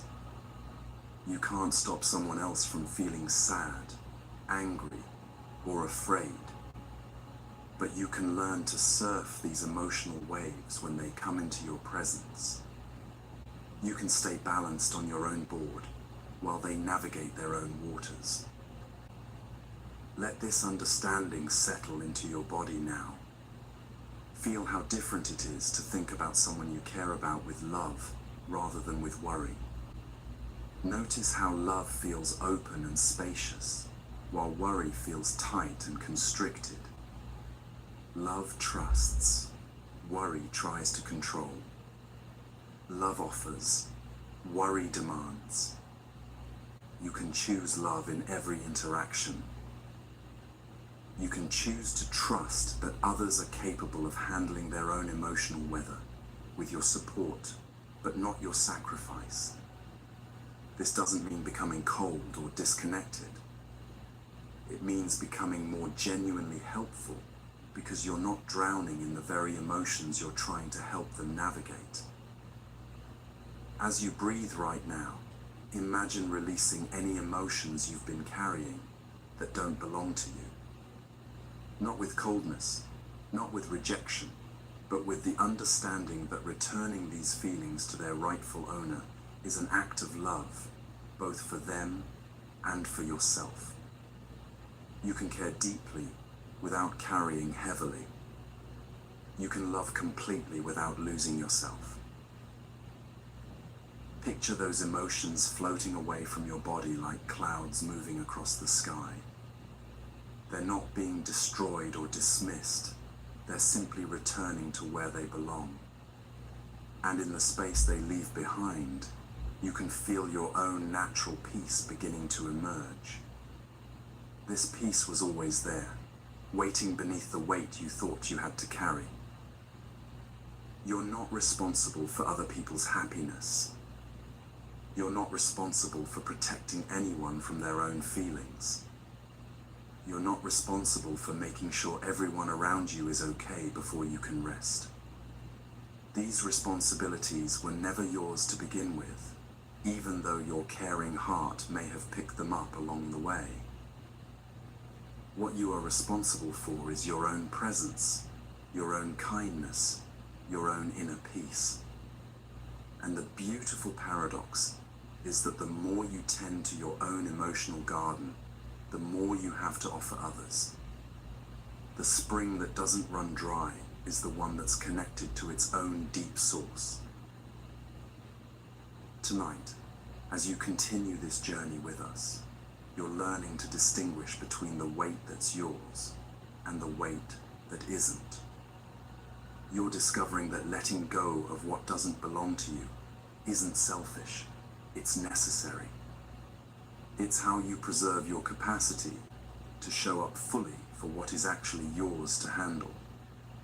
And it's how you model for others what healthy emotional boundaries look like. Feel your shoulders dropping slightly as this truth settles in. Notice how your breathing naturally deepens when you're not carrying the emotional burdens of everyone around you. This is what your nervous system feels like when it's not in constant rescue mode. This is what peace feels like when it's not dependent on everyone else being okay. The young monk in our story learned to give water without drinking the whole bucket. The old woman learned to let her compassion flow like a spring without depleting the source. And you're learning right now that the most loving thing you can do is to stop carrying what was never yours to hold. This is where true healing begins, not in fixing everyone else, but in returning to your own wholeness so you can offer genuine support instead of shared suffering. But even after you've learned to stop carrying others' emotions, there's often something else that keeps your mind spinning through the night.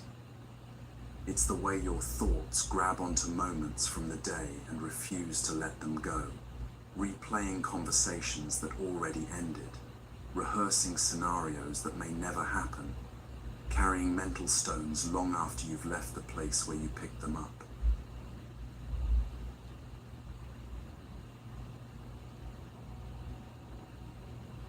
There's a story that's been told in Zen monasteries for centuries about two monks who were traveling together on a long journey. They came to a river where the water was high and the current was strong. Standing at the bank was a young woman in an elegant silk dress, clearly unable to cross without ruining her clothing. Without hesitation, the older monk lifted her onto his back and carried her safely across the river. He set her down gently on the other side. She thanked him gracefully, and the two monks continued on their path. For the next several hours, the younger monk walked in complete silence, his mind churning with agitation. Finally, unable to contain himself any longer, he burst out, "How could you do that? Our vows forbid us from touching women, and yet you picked her up and carried her across the river. How can you call yourself a monk after breaking such a sacred rule?" The older monk looked at his companion with gentle surprise. "I set that woman down hours ago at the river," he said quietly. "Why are you still carrying her?" This simple exchange reveals something we all do constantly, something that steals our peace more effectively than any external circumstance. We encounter a moment, someone says something that bothers us, a situation doesn't go according to plan, a worry enters our thoughts, and then we carry it with us, long after it's passed. We replay conversations that already ended. We rehearse arguments with people who aren't even there. We turn over problems in our minds like stones in our pockets, worn smooth by constant handling, but never actually solved by all that mental friction. The older monk in the story demonstrates something that Buddhist teachers call natural mind, the ability to meet each moment fully, when it arises, respond appropriately to what's actually happening, and then let the moment complete itself. He didn't carry the experience beyond its natural lifespan. His mind stayed clear because he wasn't trying to hold on to something that had already passed. But the younger monk shows us what most of us do most of the time. He took a moment that lasted perhaps 5 minutes and stretched it into hours of internal suffering. He wasn't experiencing the river crossing anymore. That was over and done. He was experiencing his thoughts about the river crossing, his judgments about what had happened, his mental replay of an event that no longer existed anywhere except in his mind.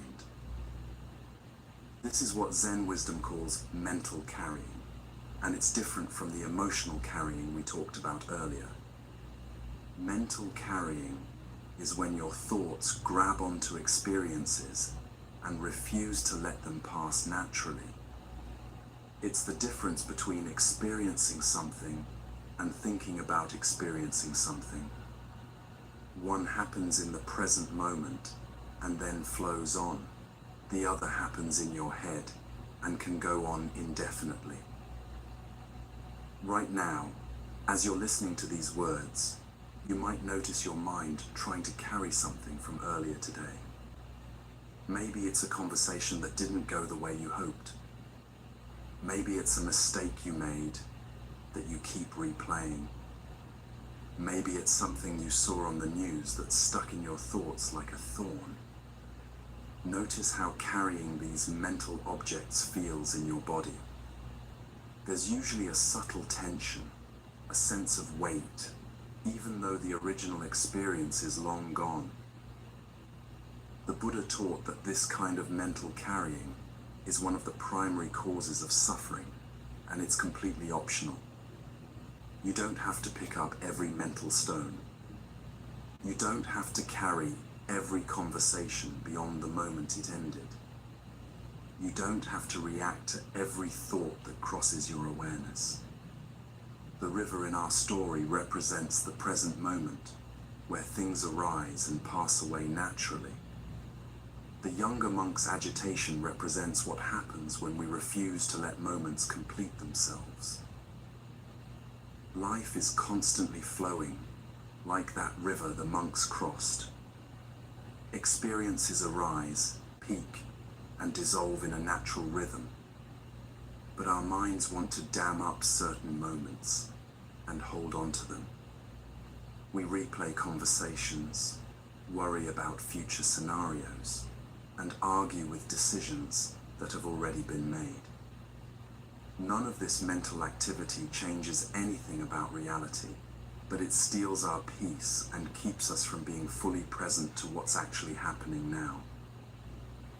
There's a profound difference between responding to life and reacting to thoughts about life.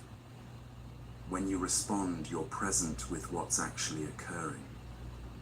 When you react, you're often fighting with memories, projections, or mental interpretations that may have very little to do with what's real in this moment. The older monk responded to the woman's actual need. The younger monk reacted to his thoughts about what had happened. Consider how many of your daily stresses come from this mental carrying. How much of your worry is about things that haven't happened yet? How much of your anger is about conversations that ended hours or days ago? How much of your anxiety comes from rehearsing scenarios that may never occur? When you really examine it, you might discover that most of your mental suffering happens not during difficult events, but during the endless mental replay of those events. In one monastery, there was a monk who had developed such a habit of mental carrying that he would lie awake at night, replaying not just his own conversations, but conversations he had overheard between other people. His mind had become like a recorder that never stopped playing back the day's events. He would analyze what people meant by their tone of voice, worry about misunderstandings that might not have occurred, and rehearse better responses to situations that were already over. When he brought this problem to his teacher, the teacher led him to the temple bell. "Strike the bell," the teacher said. The monk struck it, and a clear, resonant tone filled the air. "Now," said the teacher, "make the sound continue without striking the bell again." The monk looked confused. "But master, the sound has already faded." I can't make it continue without striking the bell again. Exactly, smiled the teacher. So why do you keep trying to make conversations continue long after they've naturally ended? This teaching points to something fundamental about the nature of experience. Moments have a natural lifespan, just like the sound of a bell. They arise, they peak, they fade away. When we try to keep them going through mental repetition, we're like someone frantically shaking a bell that's no longer ringing, creating noise instead of music, effort instead of peace. The practice of letting moments complete themselves is incredibly liberating for the nervous system. When you stop trying to extend experiences beyond their natural duration, when you stop carrying conversations that have already ended, your mind begins to settle into its natural state of alert calm. It's like muddy water that finally has a chance to settle, revealing the clear depths that were always there. But how do you actually do this? How do you stop your mind from picking up every mental stone? The first step is simply noticing when you're doing it. Right now, take a moment to scan your awareness. Is there something from earlier today that you're still mentally carrying around? Maybe it's a conversation that didn't go well, a decision you're second guessing, or a worry about something that might happen tomorrow. Feel the weight of carrying this mental stone. Notice how it creates a subtle tension in your body, a background static in your mind. Now imagine setting it down, not because you don't care, but because carrying it isn't helping anything. It's just making you tired. This isn't about dismissing important concerns or avoiding necessary problem solving. It's about recognizing the difference between productive thinking and mental spinning. Productive thinking happens in focused periods, when you're actually working on a solution. Mental spinning happens continuously in the background, rehashing the same thoughts without progress, like a hamster wheel for the mind. The Buddhist teaching of impermanence is crucial here. Everything that arises will also pass away. This includes thoughts, emotions, and mental fixations. When you stop feeding a mental pattern with your attention, it naturally dissolves. When you stop carrying thoughts beyond their useful lifespan, they complete themselves and fade away, just like the sound of the bell. There's another story about a student who complained to her meditation teacher that her mind was too busy to meditate. Every time I sit down to be quiet, she said, my thoughts start racing even faster. It's like trying to calm a pot of boiling water. The teacher nodded knowingly. You're right. You can't calm boiling water by stirring it. But you also can't calm it by putting a lid on it and pretending it's not boiling. What do you do with boiling water when you want it to settle? The student thought for a moment. You remove it from the heat, she said. Exactly. You stop feeding the fire.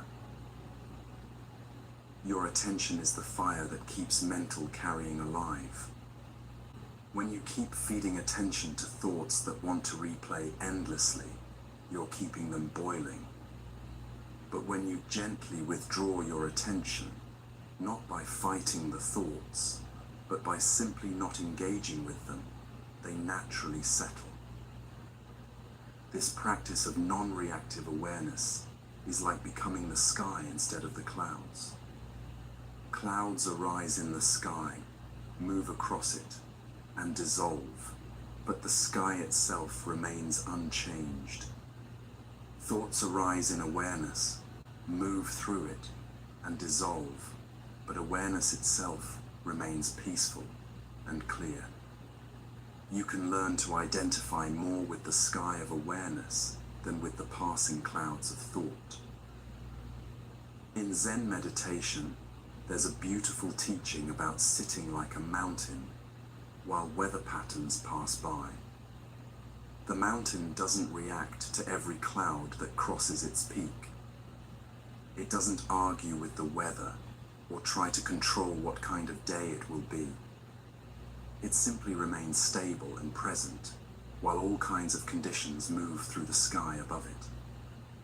Your awareness can learn to be like that mountain, grounded, peaceful, unshaken by the passing weather of thoughts and emotions.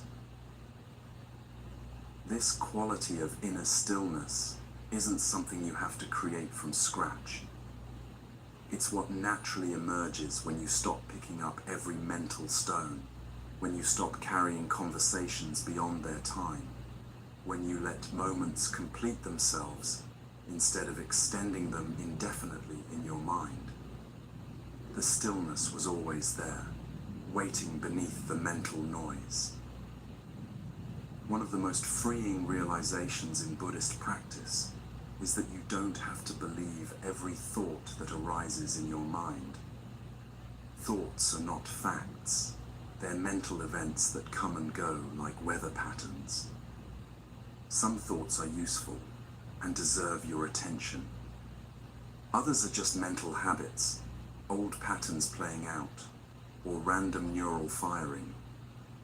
Learning to distinguish between thoughts worth engaging and thoughts worth letting pass is one of the most valuable skills you can develop. The younger monk in our story believed his thoughts about the river crossing were important, urgent, deserving of hours of mental energy. But they were just thoughts, mental interpretations of an event that had already ended. The older monk had the wisdom to let the moment be what it was, and then let it go. He engaged fully when action was needed, and then returned to clear awareness when the action was complete. As you practice this letting go of mental carrying, you might notice that your relationship with time begins to change. Instead of living partially in the past through mental replay, and partially in the future through mental rehearsal, you begin to inhabit the present more fully. Time slows down because you're actually experiencing it instead of thinking about it. Moments become richer because you're present for them instead of already moving on to the next mental task. This presence is what creates the space for genuine wisdom to arise. When your mind isn't cluttered with mental stones from the day, when you're not carrying conversations that ended hours ago, there's room for fresh insight, creative solutions, and intuitive understanding. Clarity comes not from thinking harder, but from thinking less, or rather, from thinking more skillfully. Right now, as you feel this understanding settling into your body, notice how your breathing naturally begins to slow down. When the mind stops its constant reacting and carrying, the nervous system gets the message that it's safe to relax. Your shoulders might drop a little. Your jaw might soften. This is what happens when you finally set down the mental stones you've been carrying all day. The practice is simple but profound. When you notice your mind trying to carry something beyond its natural lifespan, gently set it down. When you catch yourself replaying a conversation that already ended, return to the present moment. When you find yourself rehearsing scenarios that may never happen, come back to what's actually here now. It's like training a puppy, gentle, consistent, patient redirection back to the present. Some days this will be easier than others. Some mental stones feel heavier, some patterns run deeper, some habits are more entrenched. That's completely normal. The goal isn't to have a perfectly quiet mind. It's to develop the skill of not being controlled by every thought that arises. Even the Buddha described his mind as sometimes being like a monkey jumping from branch to branch. The difference is that he learned not to jump with it. As you continue to practice this throughout your day, you'll begin to notice how much energy you have when you're not constantly carrying mental weight. How much more present you can be with people when you're not distracted by conversations that already ended. How much clearer your thinking becomes when your mental space isn't cluttered with old thoughts that have outlived their usefulness. The river keeps flowing whether we try to dam it up or not. Moments keep arising and passing whether we try to hold on to them or not. The question is whether you'll flow with this natural rhythm or exhaust yourself trying to make the current run backward. The older monk understood this natural flow. He acted when action was needed and then returned to stillness when the action was complete. Tonight, as you prepare for rest, you can practice this same wisdom. Let the conversations from today be complete. Let the decisions you made stand as they are. Let the worries about tomorrow exist in tomorrow, not in this moment. Set down the mental stones one by one, not because the concerns aren't real, but because carrying them through the night won't solve them. It will only steal your rest and cloud your clarity for tomorrow. Feel yourself becoming more like that mountain, stable, present, unshaken by passing mental weather. The thoughts can come and go like clouds across the sky of your awareness, but you remain centered, clear, at peace. This is your natural state when you're not mentally carrying what has already passed or what has not yet arrived. The older monk set the woman down at the river and walked on in peace. You can set down whatever you've been carrying and rest in the same kind of natural freedom. This moment is complete in itself. This breath is enough. This awareness, clear and spacious, is your true home.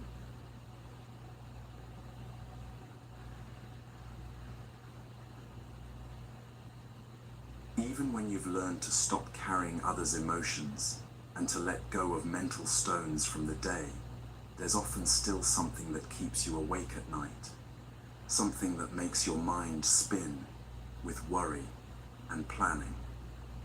It's the deep need to know how things will turn out, the attachment to having life go according to your plans, the fear that if you don't control every variable, everything will fall apart. This is perhaps the most human of all struggles, the desire for certainty in an uncertain world.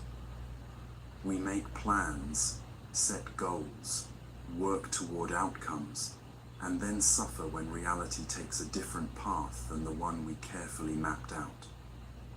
We form expectations about how people should behave, how situations should unfold, how our efforts should be rewarded, and then we're disappointed when life refuses to follow our script. There's a story that's been told for over 1,000 years about a farmer who lived in a small village near the mountains. One day, his only horse broke through the fence and ran away into the wild hills. All the neighbors came to express their sympathy. "What terrible luck," they said, shaking their heads in dismay. But the farmer simply looked at them with calm eyes and replied, "Maybe so, maybe not. We'll see." The next morning, the farmer woke to find that his horse had returned, and with it came 3 wild horses that had followed it back to the farm. The neighbors hurried over to celebrate this unexpected good fortune. "How wonderful," they exclaimed. "What amazing luck you have." Again, the farmer responded with the same quiet equanimity. "Maybe so, maybe not. We'll see." The following week, while trying to tame one of the wild horses, the farmer's son was thrown from its back and broke his leg badly. Once again, the neighbors gathered to offer their condolences. "How awful," they said. "Such misfortune after your recent good luck." The farmer helped his son into the house and then turned to his neighbors with the same peaceful expression. Maybe so, maybe not. We'll see. A few days later, military officials came through the village, conscripting all the able-bodied young men to fight in a war that had broken out with a neighboring region. They took every healthy son from every family in the village, except for the farmer's boy, who was passed over because of his broken leg. The neighbors, now understanding the deeper wisdom they had witnessed, came to marvel at what seemed like incredible fortune. But the farmer, tending to his son's healing leg, simply nodded and said what he had always said. Maybe so, maybe not. We'll see.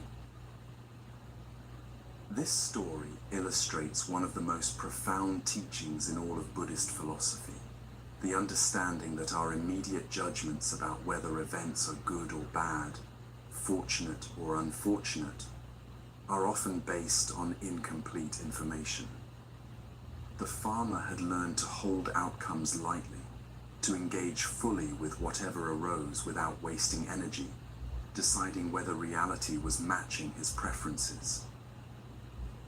The neighbors in the story represent how most of us move through life, constantly evaluating, constantly judging, constantly deciding whether what's happening should be celebrated or mourned.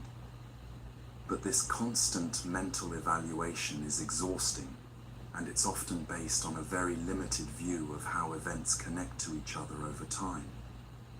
What looks like disaster in the moment may be redirection towards something better. What seems like good fortune may carry hidden challenges. The truth is, we rarely know in the moment what the larger meaning of an event will turn out to be. The farmer's wisdom wasn't indifference or passivity. He still cared for his animals, still worked his land, still tended to his son when he was injured. But he had learned something that most people never learn: how to participate fully in life without attaching his peace to specific outcomes. He engaged completely with what was in front of him while remaining open to whatever might unfold next. In Buddhist teaching, this is called non-attachment, and it's one of the most misunderstood concepts in spiritual practice. Non-attachment doesn't mean not caring. It doesn't mean becoming emotionally flat or withdrawing from life.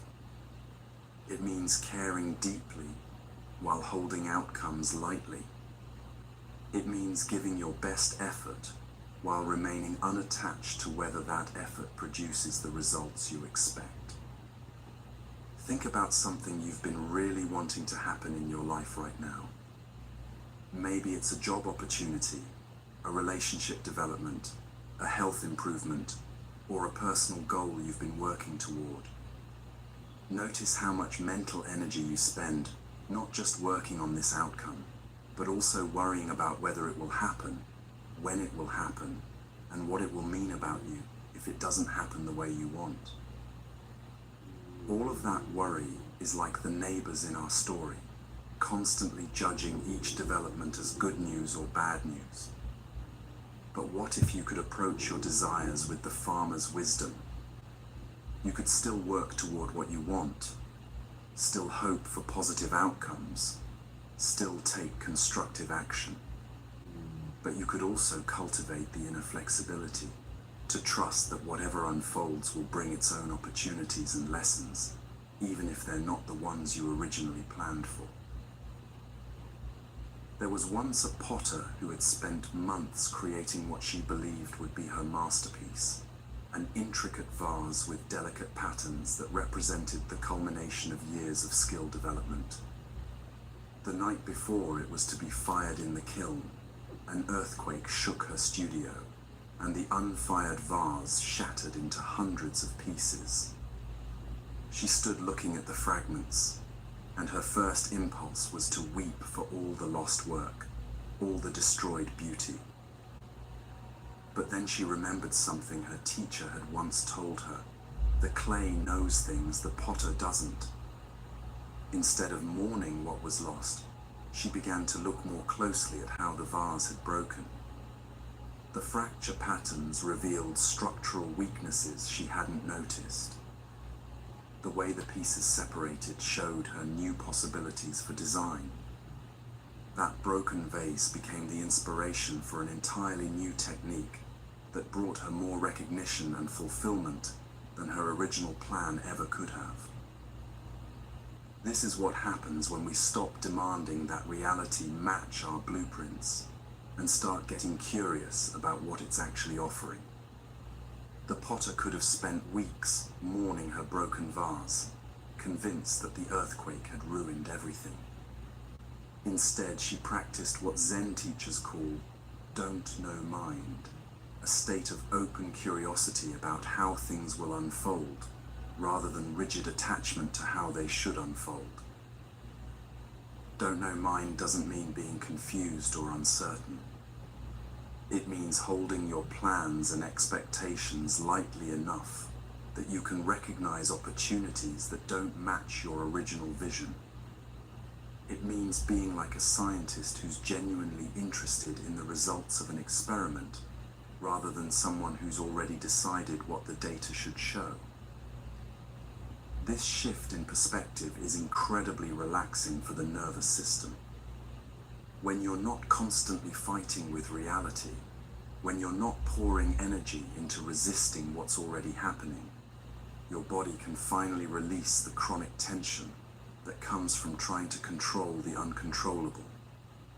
Your breathing deepens, your muscles soften, and your mind becomes available for the kind of creative response that's only possible when you're not locked into one way of seeing things. The Buddha taught that attachment to outcomes is one of the primary sources of human suffering.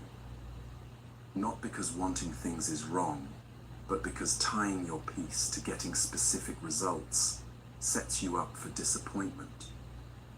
Life is constantly changing, constantly surprising us, constantly offering us things we didn't expect, and withholding things we thought we needed. When your happiness depends on reality matching your preferences, you're essentially making a bet against the fundamental nature of existence. But when you learn to hold your desires the way the farmer held his judgments, lightly, with curiosity, with openness to whatever might actually be best, you begin to experience a different kind of freedom. You can still work toward your goals with passion and dedication. You can still hope for the best possible outcomes. But your peace no longer depends on getting exactly what you want, exactly when you want it. Consider the difference between these two approaches to the same situation. One person applies for a job they really want. They prepare thoroughly, interview well, and then spend weeks anxiously checking their email, unable to focus on anything else until they hear back. If they get the job, they're elated, but immediately start worrying about performing well. If they don't get it, they're devastated and take it as a sign that they're not good enough. Another person applies for the same kind of job with the same level of preparation and care. But after the interview, they return their attention to their current life, continuing to engage fully with their present circumstances, while remaining open to whatever response comes. If they get the job, they're pleased and ready to engage with the new opportunity. If they don't get it, they trust that either something better is coming, or they have more to learn in their current situation. Their sense of worth and peace remains stable regardless of the outcome. Both people cared about the opportunity. Both people put in their best effort. But only one of them suffered during the waiting period, and only one of them would suffer if things didn't go according to plan. The difference wasn't in how much they cared, it was in how they held their caring. This is what the farmer understood that his neighbors didn't. You can be fully invested in life without being attached to life going according to your script. You can care deeply about outcomes without making your peace conditional on getting them. You can work wholeheartedly toward your goals while remaining open to the possibility that something even better might emerge from an unexpected direction. In a monastery garden, there once grew a tree that the monks had tended carefully for many years. They had a vision of how it should grow straight and tall, with branches reaching symmetrically toward the sky. But the tree had other ideas. It grew in a twisted, asymmetrical way that frustrated the monks who kept trying to guide it back to their ideal shape. One day, a master teacher visited the monastery and saw the monks struggling with their tree. "Why are you fighting with this tree?" he asked gently. "We're trying to help it grow properly," they explained. "But look how beautiful it already is," the teacher replied. "Its twisted trunk makes it strong in the wind. Its asymmetrical branches create interesting patterns of light and shadow. You've been so focused on your idea of how it should look that you've missed how beautiful it actually is." This story reveals how attachment to specific outcomes can blind us to the beauty and opportunities that are actually present in our lives. The monks weren't bad gardeners. They were loving caretakers who had a clear vision.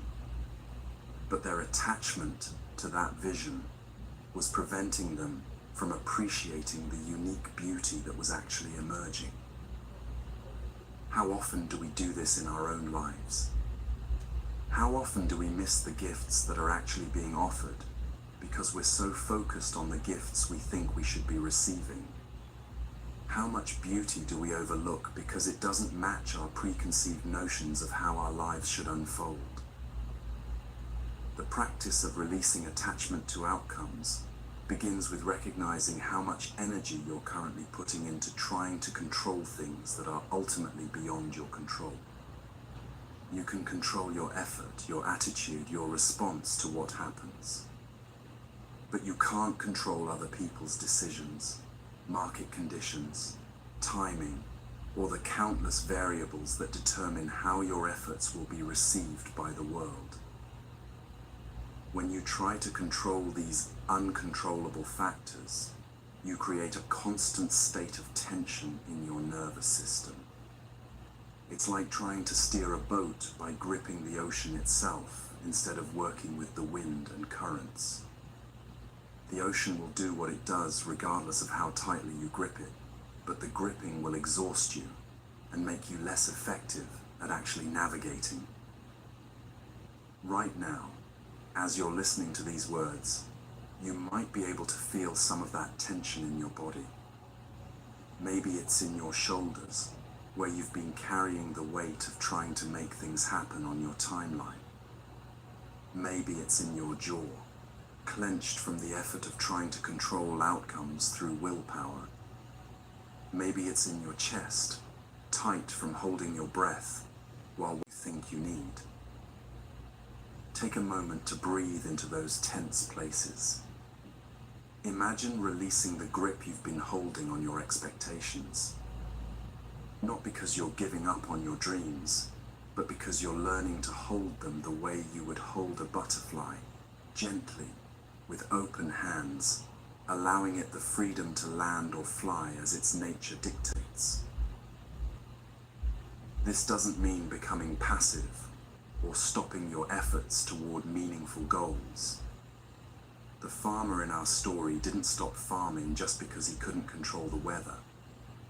The potter didn't stop making ceramics just because one piece broke. They continued to engage fully with their work, while remaining unattached to having that work produce only the results they originally envisioned. There's a beautiful paradox in this teaching. When you stop being attached to specific outcomes, you often become more effective at achieving positive results. This happens because non-attachment frees up the mental and emotional energy that was being consumed by worry, control, and resistance. That energy becomes available for creativity, intuition, and responsive action. Non-attachment also makes you more resilient when things don't go according to plan. Instead of seeing setbacks as failures, you begin to see them as information. Instead of wasting energy on disappointment, you can quickly redirect your efforts toward new possibilities. Instead of taking unexpected outcomes personally, you can remain curious about what they might be pointing you toward. The farmer's repeated response, "Maybe so, maybe not, we'll see," represents a profound trust in the unfolding of life. It's not fatalism or resignation. It's an active faith that reality often knows things we don't. It's the wisdom to recognize that our perspective is always limited, our timeline is always impatient, and our preferences are often based on incomplete information. As you practice holding your desires more lightly, you might notice that your relationship with time begins to change. When you're not constantly trying to force outcomes to happen on your schedule, you can settle into the natural rhythm of how things actually unfold. You become less rushed, less anxious about timing, more able to appreciate the process rather than fixating on the destination. This shift also transforms how you relate to other people. When you stop needing them to behave in specific ways for you to be happy, you can love them more freely. When you release your attachment to how they should respond to your efforts, you can give more generously. When you stop trying to control their choices, you can enjoy their company without the underlying tension of unmet expectations. Tonight, as you prepare for rest, you can practice this same wisdom with your own life. Instead of lying awake worrying about whether your efforts will produce the results you want, you can trust that whatever unfolds will carry its own gifts and opportunities. Instead of trying to mentally control tomorrow's events, you can rest in the understanding that your job is to show up fully for whatever tomorrow actually brings. Feel yourself relaxing into this trust, the way the farmer relaxed into his "maybe so, maybe not." Your dreams and goals can remain important to you without controlling you. Your hopes can remain alive without making you anxious. Your efforts can remain wholehearted without attachment to their outcomes being exactly what you expect. This is the freedom that comes from working with life instead of against it. This is the peace that emerges when you stop demanding that reality, submit to your preferences, and start dancing with whatever music is actually playing. Like the farmer watching his story unfold with patient curiosity, you can meet each day with open hands and an open heart, ready for whatever lessons and gifts it might bring. The horse runs away, the horse returns, the sun breaks his leg, the war passes by, and through it all, there's a deeper stillness that remains unshaken by the changing circumstances. That stillness is always available to you when you stop insisting that life follow your script and start trusting the wisdom of what's actually unfolding. Maybe so, maybe not. We'll see.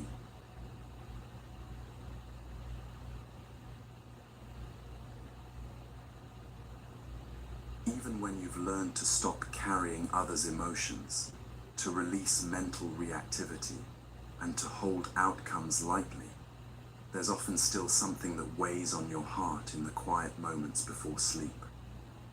It's the echo of things that already happened, words you wish you hadn't said, chances you wish you'd taken, moments you replay over and over with the futile hope that somehow, if you think about them enough, you might be able to change how they unfolded. There's an ancient story about a monk who was sweeping the temple courtyard one autumn morning when his broom struck a small pebble. The stone flew through the air and hit a piece of dried bamboo with a clear, resonant sound that seemed to hang in the air longer than such a simple strike should have. In that moment, hearing that pure tone, the monk experienced a profound awakening about the nature of time and memory. Later, when other monks asked him to explain what had happened in that moment of insight, he said simply, "The stone taught me that the past cannot be changed, but its echo can either disturb our peace or awaken our wisdom." The sound was beautiful not because I could hold on to it, but because I could let it complete itself and fade away naturally. This teaching points to something we all struggle with, how to relate to parts of our past that still feel unfinished, unresolved, or painful. Maybe it's words you wish you hadn't spoken to someone you loved. Maybe it's opportunities you let slip by because fear held you back.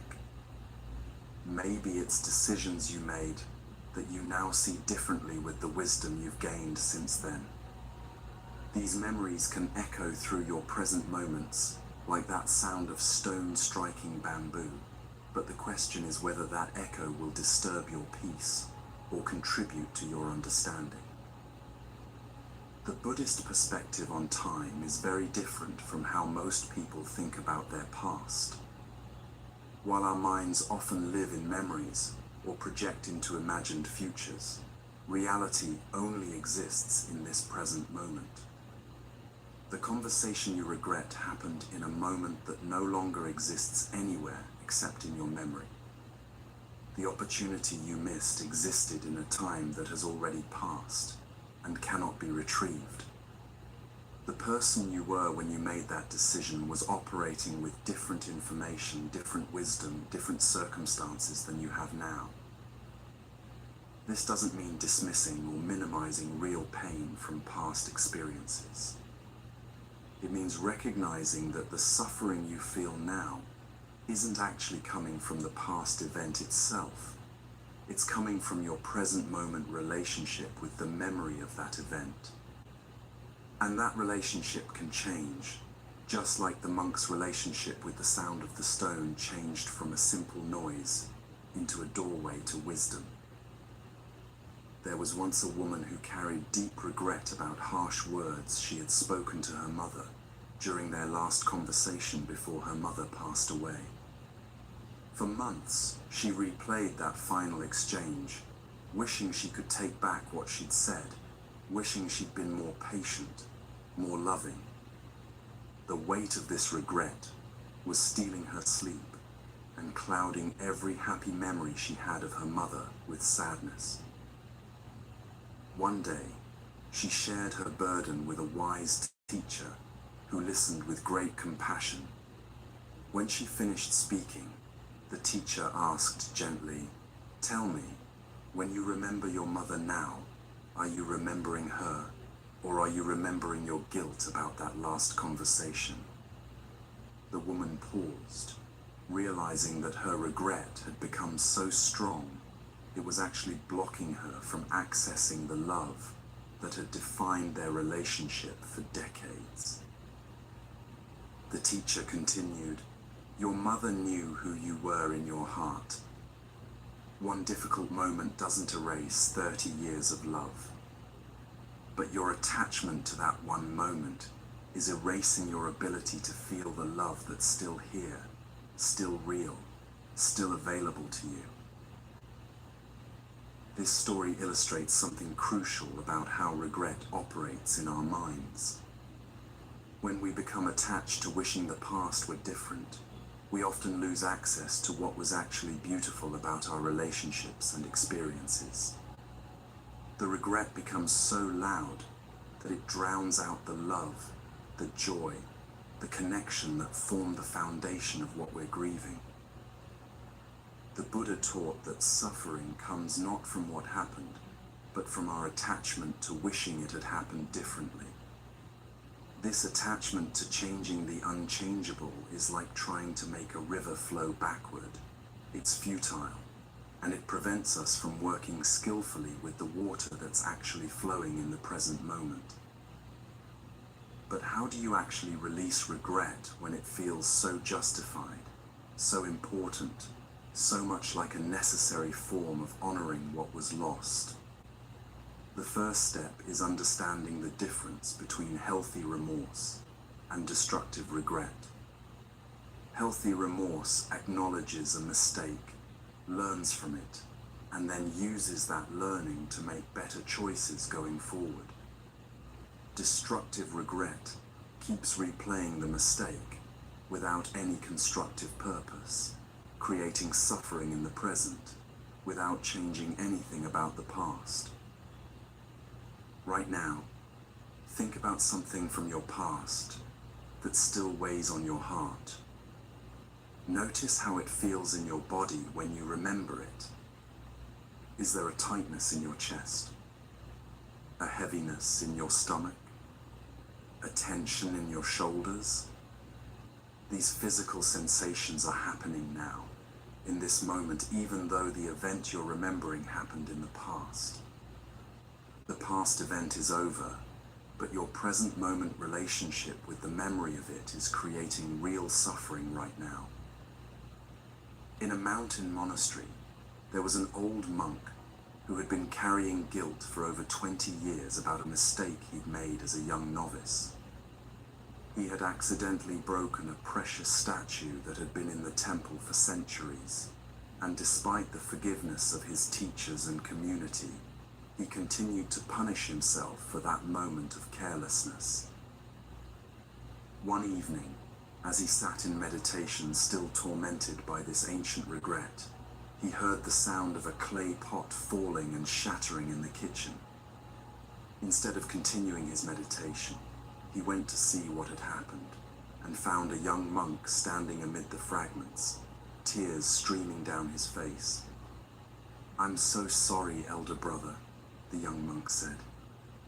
"I've ruined everything. I'll never forgive myself for being so clumsy." Looking at this young monk's pain, the elder suddenly saw his own 20 years of self-punishment with startling clarity. He realized that his attachment to his past mistake hadn't honored the broken statue or made him a better monk. It had simply created 2 decades of unnecessary suffering. In that moment, he felt both his own regret and his compassion for the young monk dissolve into a deeper understanding. "Brother," he said gently, kneeling to help gather the fragments, "this pot served its purpose beautifully until this moment. Now its purpose is complete, and ours is to clean up mindfully and continue serving with whatever pots remain. The pot doesn't need our guilt to honor what it gave us. It needs our gratitude and our attention to what's still here to be cared for." This teaching reveals something profound about the nature of guilt and regret. We often think that continuing to feel bad about past mistakes is a way of honoring what was damaged or showing respect for what was lost. But guilt doesn't resurrect broken statues or repair damaged relationships. It only creates more suffering in the present moment, while blocking our ability to serve life more skillfully going forward. The monk's realization points to what Buddhist teachers call the difference between holy remorse and neurotic guilt. Holy remorse feels the genuine sadness of a mistake, learns whatever lessons are available, and then channels that learning into more conscious action. Neurotic guilt replays the mistake endlessly without any constructive purpose, like a broken record that can't move on to the next song. One of the most liberating insights in Buddhist practice is recognizing that the person who made that past mistake was not exactly the same person you are now. You've learned things since then, grown in wisdom, developed new capacities for compassion and awareness. The version of you that exists in this moment has insights and skills that weren't available to the version of you who made that decision in the past. This doesn't excuse harmful actions or eliminate the importance of making amends when possible. It simply recognizes that identity is fluid, that people grow and change, and that holding your current self hostage for the actions of a previous version of yourself often prevents the very growth that would help you avoid similar mistakes in the future. Consider the woman grieving her last conversation with her mother. The person who spoke those harsh words was someone under stress, perhaps tired, perhaps triggered by old patterns that she hadn't yet learned to recognize. The person feeling regret now has different awareness, different perspective, different capacity for patience. Continuing to punish her current self for her past self's limitations doesn't honor her mother's memory. It blocks her from accessing the love that was the true foundation of their relationship. There's another story about a master calligrapher who made a terrible mistake while creating an important piece for the emperor. Instead of starting over or trying to cover up the error, he incorporated the mistake into the design, turning it into the most beautiful element of the entire piece. When asked how he had transformed an error into art, he replied, "I stopped fighting with what had already been written and started working with what was actually on the page." This is one of the most practical teachings about dealing with regret. You can't erase what's already been written in the story of your life, but you can choose how to work with what's actually on the page. You can let past mistakes become sources of wisdom, compassion, and humility. You can allow the pain of regret to soften your heart toward others who are struggling with their own imperfections. Many people find that their deepest regrets, when finally released, become the foundation of their greatest compassion. The parent who was too harsh with their children becomes an advocate for gentle parenting. The person who was judgmental in their youth becomes a source of acceptance for others' struggles. The one who made selfish choices learns to give more generously. The regret, when transformed through understanding rather than prolonged through guilt, becomes a teacher rather than a tormentor. But what about situations where you can't make direct amends? What about regrets involving people who have died, relationships that have ended, or opportunities that can never return? In these cases, the practice becomes one of what Buddhists call merit dedication, taking the lessons learned from your regret and using them to serve life more skillfully in whatever ways are available to you now. The woman who regretted her last conversation with her mother could honor that regret by becoming more patient with other people in her life. The monk who broke the statue could let his mistake teach him to move more mindfully through the world. The opportunities you didn't take could become wisdom that helps you recognize and embrace the opportunities that are still coming your way. This transformation of regret into wisdom requires a fundamental shift in how you relate to your past mistakes. Instead of seeing them as evidence of your unworthiness or permanent character flaws, you begin to see them as part of your education in being human. Instead of using them to justify ongoing self-punishment, you let them teach you how to love more skillfully, act more consciously, and respond more wisely to whatever challenges arise in the present. Right now, as you're listening to these words, you might notice that some of the physical tension you were holding around your regrets has begun to soften. This happens naturally when you stop using your energy to fight with what's already written and start using it to write what comes next. The nervous system can finally relax when it's no longer trying to change the unchangeable. There's a beautiful practice in Zen tradition called just sitting with what is. When regret arises, instead of immediately trying to fix it, analyze it, or push it away, you simply sit with it. You feel the sadness without trying to justify it. You acknowledge the mistake without adding layers of self-judgment. You let the regret be present without letting it define who you are in this moment. Often, when regret is met with this kind of gentle awareness instead of resistance or self-attack, it naturally transforms. The guilt dissolves into sadness, the sadness releases into acceptance, and the acceptance opens into compassion, both for yourself and for others who are carrying similar burdens. This doesn't happen overnight, and it doesn't mean you'll never feel sad about past mistakes again. It means you stop adding unnecessary suffering to inevitable sadness.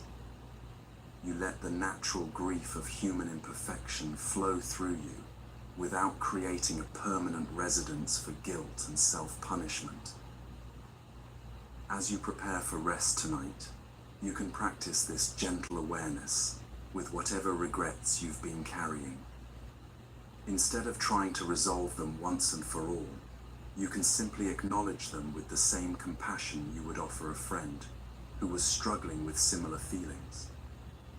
You can honor what was lost or damaged without demanding that your present moment peace be sacrificed on the altar of unchangeable past events. Feel the echo of that stone striking bamboo, clear, complete, naturally fading into silence.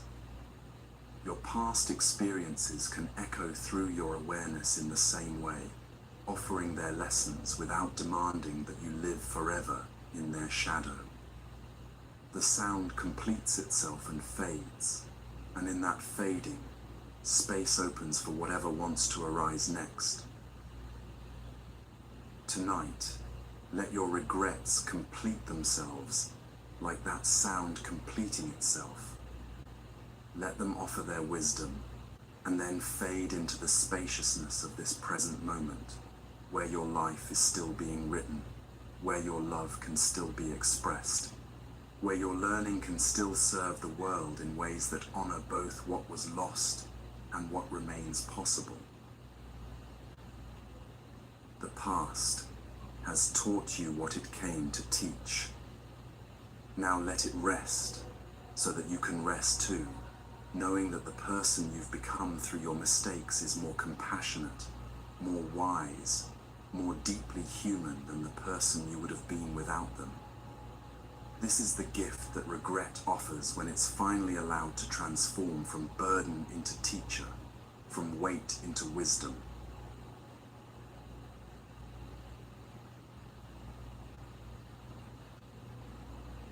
After you've learned to release what doesn't belong to you, to stop carrying mental stones from the day, to hold outcomes lightly, and to make peace with what's already written in your story, something else begins to emerge from underneath all that effort and holding on. It's not something you have to create, or achieve, or work toward. It's something that was always there, waiting beneath the noise, like a clear lake that becomes visible only when you stop throwing stones into the water. This is the discovery of your natural stillness, not the forced quiet that comes from suppressing your thoughts, not the temporary peace that depends on perfect external conditions, but the deep, unshakable calm that is your mind's true nature when it's not constantly reacting to everything that arises. There's a story told in the mountains of Tibet about a young student who came to her teacher in great frustration. "Master," she said, "I've been trying to meditate for months, but my mind is like a wild horse that refuses to be tamed. The harder I try to make it still, the more it seems to buck and fight. How do I force my thoughts to be quiet?" The teacher led her to a window that looked out over a vast mountain range. "Tell me," she said gently, "when clouds move across the face of that mountain, does the mountain struggle to push them away? Does it fight with each cloud that passes over its peak?" The student looked out at the serene landscape and shook her head. "No, the mountain just remains still while the clouds pass by." "And yet," the teacher continued, "does the mountain become less of a mountain because clouds cross its face? Is it diminished when weather moves through the sky above it?" Again, the student shook her head. "The mountain remains exactly what it is, completely unaffected by whatever passes over it." The teacher smiled with infinite patience. "Your awareness is like that mountain. Thoughts arise and pass like clouds. Emotions move through like weather patterns, but the awareness that notices them remains unchanging, unshaken, naturally still. You don't need to fight the clouds. You only need to remember that you are the mountain, not the weather." This teaching points to something revolutionary about the nature of meditation and inner peace. Most people approach stillness like they're trying to create something that doesn't exist, when actually they're trying to uncover something that's always been there. Your natural stillness isn't something you manufacture through effort. It's what remains when you stop adding layers of reaction, resistance, and mental commentary to whatever arises in your experience. In Buddhist understanding, this awareness that remains constant beneath all changing experiences is what we truly are. The thoughts come and go, the emotions rise and fall, the sensations appear and disappear, but the awareness that witnesses all of this remains steady, clear, and naturally peaceful. When you begin to identify more with this witnessing awareness than with the changing content of your experience, you discover a kind of peace that doesn't depend on anything external being a particular way. Think about it this way. Right now, as you're listening to these words, there's a part of you that's aware of the sound of the voice, aware of any thoughts that arise in response, aware of how your body feels, aware of the space around you. That awareness itself isn't struggling or grasping or trying to be different than it is. It's simply present, spacious, naturally calm. This is what meditation helps you recognize and rest in more consistently. But many people misunderstand what meditation is supposed to accomplish. They sit down expecting to achieve a state of no thoughts, or to feel blissful, or to solve their problems through spiritual practice. When their minds continue to generate thoughts, when difficult emotions arise, when they don't feel immediately peaceful, they conclude that they're doing it wrong. There was once a monk who sat by a muddy pond every day, trying to make the water clear through the force of his concentration. He would stare at the murky water, willing it to become transparent, growing more frustrated each day when his efforts seemed to have no effect. Other monks would pass by and see him sitting there, his face tense with effort, his body rigid with trying. One morning, an older monk sat down beside him. "Brother," he said kindly, "what are you doing here?" The younger monk explained his daily practice of trying to clear the water through concentration. The elder nodded thoughtfully and then said, "Watch what happens when you simply stop stirring the mud." For the first time in months, the younger monk stopped trying to actively clear the water and simply sat quietly beside the pond. Within minutes, the particles that had been churning in the water began to settle on their own. The water gradually became clear and still, not through any effort on his part, but simply because he had stopped disturbing it. This is exactly how meditation works with the mind. The clarity and stillness you're seeking aren't created by your effort. They're revealed when you stop stirring up mental activity through constant reaction and resistance. When you sit quietly and simply witness whatever arises without trying to change it, fix it, or make it go away, your natural stillness gradually becomes apparent. The key word here is gradually. Just as the muddy water doesn't become crystal clear in an instant, your mind doesn't usually settle into deep stillness immediately. There might be days when sitting quietly feels impossible, when your thoughts seem louder than ever, when emotions feel overwhelming. This doesn't mean you're failing at meditation. It often means you're finally becoming aware of mental activity that was already there but that you hadn't been noticing. In Zen practice, there's a beautiful saying, "You are perfect as you are, and you could use a little improvement." This seemingly contradictory statement points to something important about spiritual practice. Your essential nature, that awareness that witnesses everything, is already complete, already peaceful, already whole. But your habits of mind, your patterns of reaction, your ways of relating to experience can definitely be refined and improved. Meditation isn't about becoming someone different than you already are. It's about becoming more familiar with who you already are beneath all the mental activity.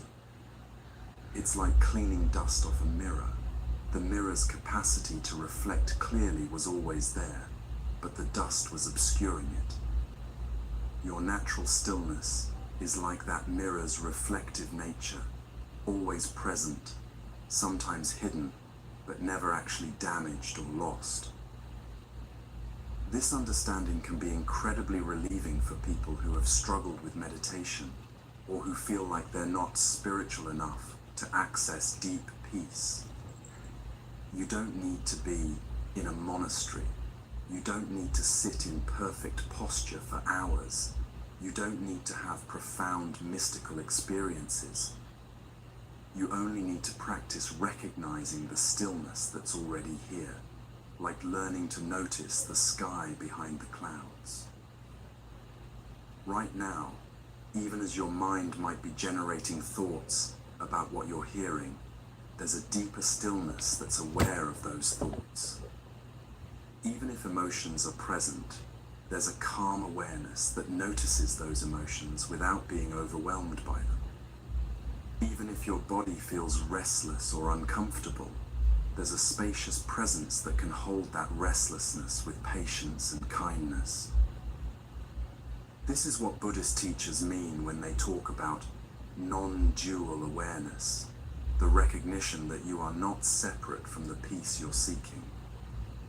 You are the peace, temporarily confused about your own nature, like the sky temporarily forgetting that it's not actually made of clouds. In a forest monastery, there was a meditation hall where students would sit for hours in silence. One student noticed that there was always a barely audible humming sound in the hall, so subtle that she only became aware of it during the deepest moments of quiet. At first, she found it distracting and wondered what was causing it. Over time, she realized that the humming had always been there, She had simply been too caught up in louder mental noise to hear it. One day, she asked her teacher about this background sound. The teacher smiled and said, "That's the sound of the building settling, the air moving, life itself breathing. It was always there, but your mind had to become quiet enough to notice it. This is how it is with your natural stillness. It's always humming in the background of your experience, but you have to become still enough to hear it." This analogy beautifully captures how discovering your natural stillness actually works. It's not about creating something new, but about becoming quiet enough to notice what was always there. The stillness isn't hiding from you. You've just been too busy to feel it. It's not absent during difficult times. You've just been too caught up in the difficulty to remember it's there. The practice, then, becomes very simple. Instead of trying to force your mind into stillness, you learn to rest in the awareness that's already still. Instead of fighting with thoughts and emotions when they arise, you practice remaining as the spacious awareness that can hold them all without being disturbed. Instead of seeking peak experiences or special states, you learn to appreciate the ordinary miracle of consciousness itself. This shift from doing meditation to being meditation is one of the most important transitions in spiritual practice.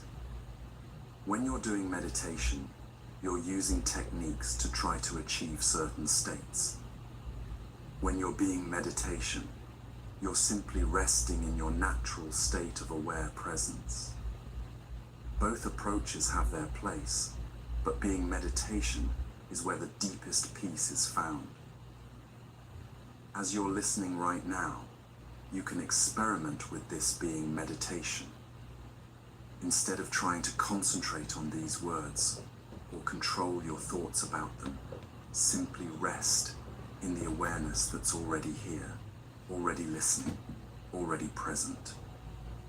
Notice how this awareness doesn't strain or struggle or try to be anywhere other than where it is.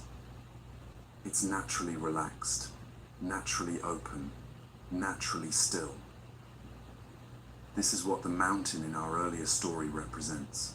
Not a cold, dead stillness, but a vibrant, alive presence that remains unshaken while allowing all of life to move through and around it.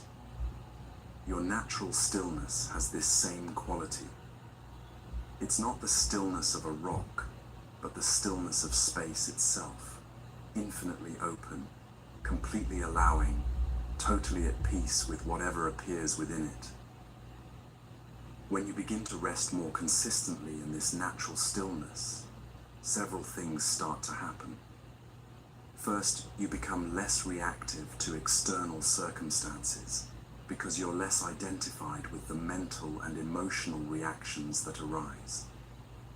You still feel emotions, but you don't become them. You still have thoughts, but you don't become lost in them.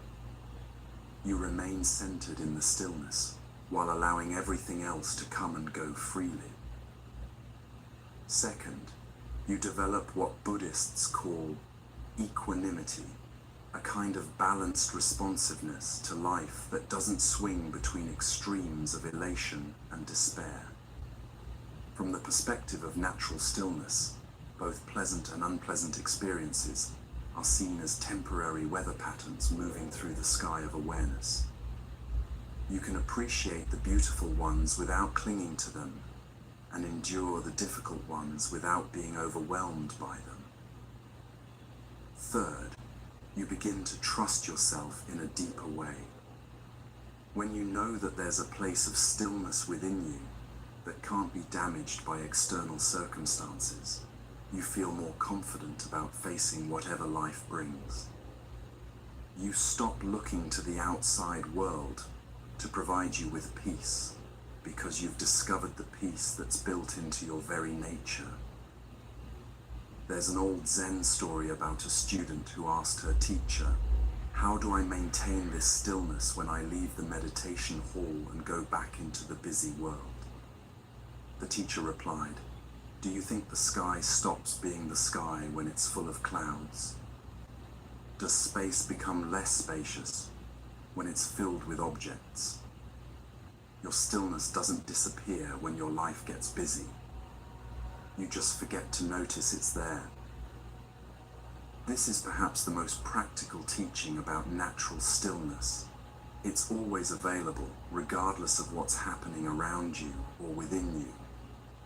The mother caring for a crying baby can access it. The person dealing with work stress can find it. The individual facing illness or loss can rest in it. It's not dependent on external quiet or perfect circumstances. It's the background of all experience, as available in chaos as it is in silence. As you feel this understanding settling into your body, you might notice that your breathing has naturally slowed and deepened.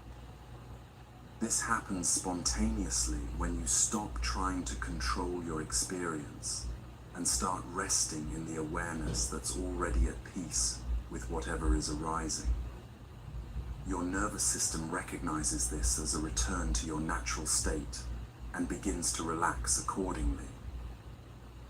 Tonight, as you prepare for sleep, you can practice resting in this natural stillness.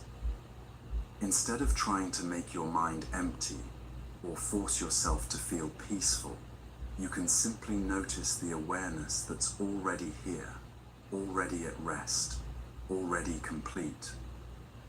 Let your thoughts come and go like clouds across the sky of your consciousness. Let your emotions rise and fall like waves on the ocean of your being.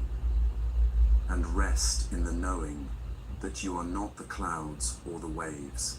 You are the sky and the ocean, vast, still, and completely at peace with whatever moves through you. This natural stillness is your birthright, your true nature, the ground of your being. It doesn't need to be earned or achieved or maintained through constant effort.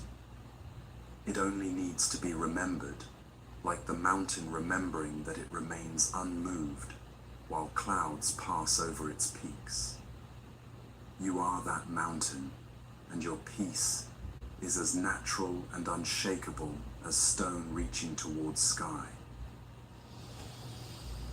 In this stillness, there's no problem to solve, no state to achieve, no person to become.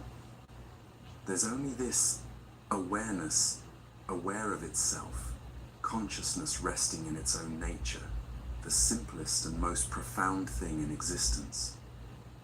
This is what you've been seeking in all your searching, and it was never farther away than your next breath, your next moment of simply being present to what is.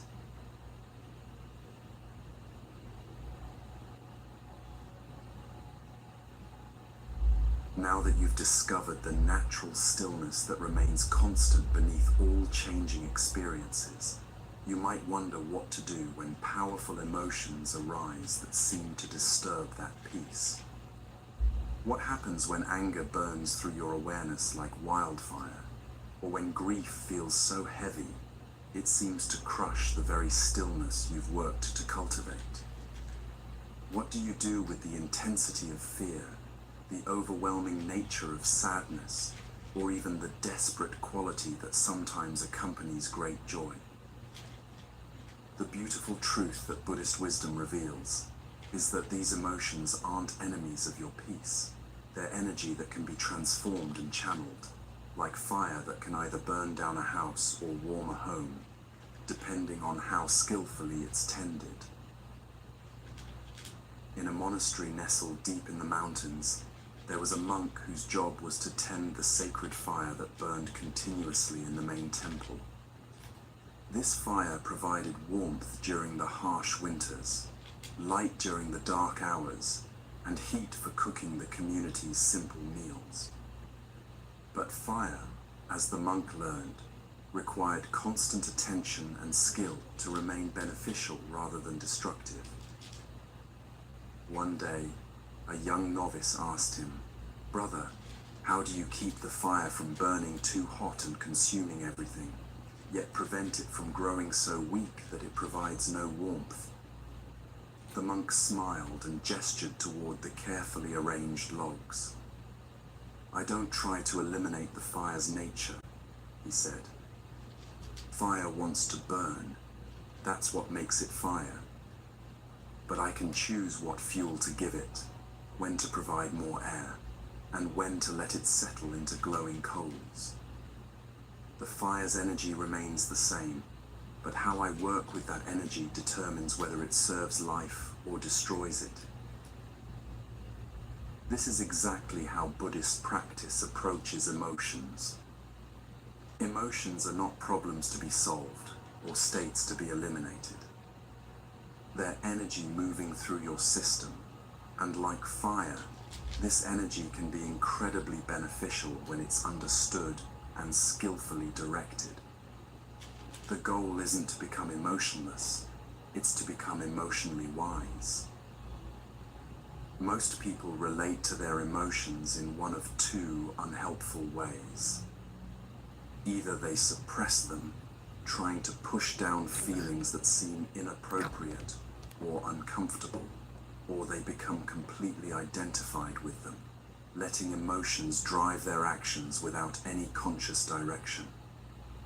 But there's a third way, the way of the fire tender, acknowledging the energy while choosing how to work with it.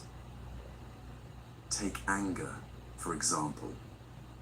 In many spiritual traditions, anger is seen as something to be eliminated, a sign of spiritual failure or lack of compassion. But in Buddhist understanding, anger often carries important information. It might be pointing to a boundary that's been crossed, an injustice that needs addressing, or a value that's being threatened. The fire of anger isn't wrong, but how you tend that fire makes all the difference. There was once a meditation teacher who noticed that one of her students seemed to be suppressing all of his emotional responses.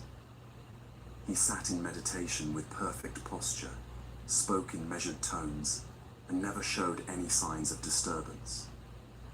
But there was something lifeless about his presence, as if he had traded his humanity for an artificial calm.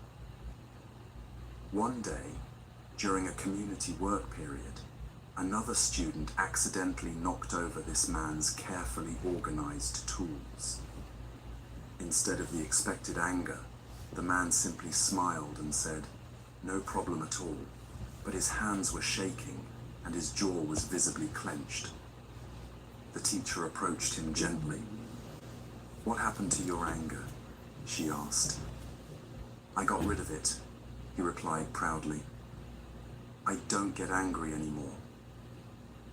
The teacher looked at him with compassion.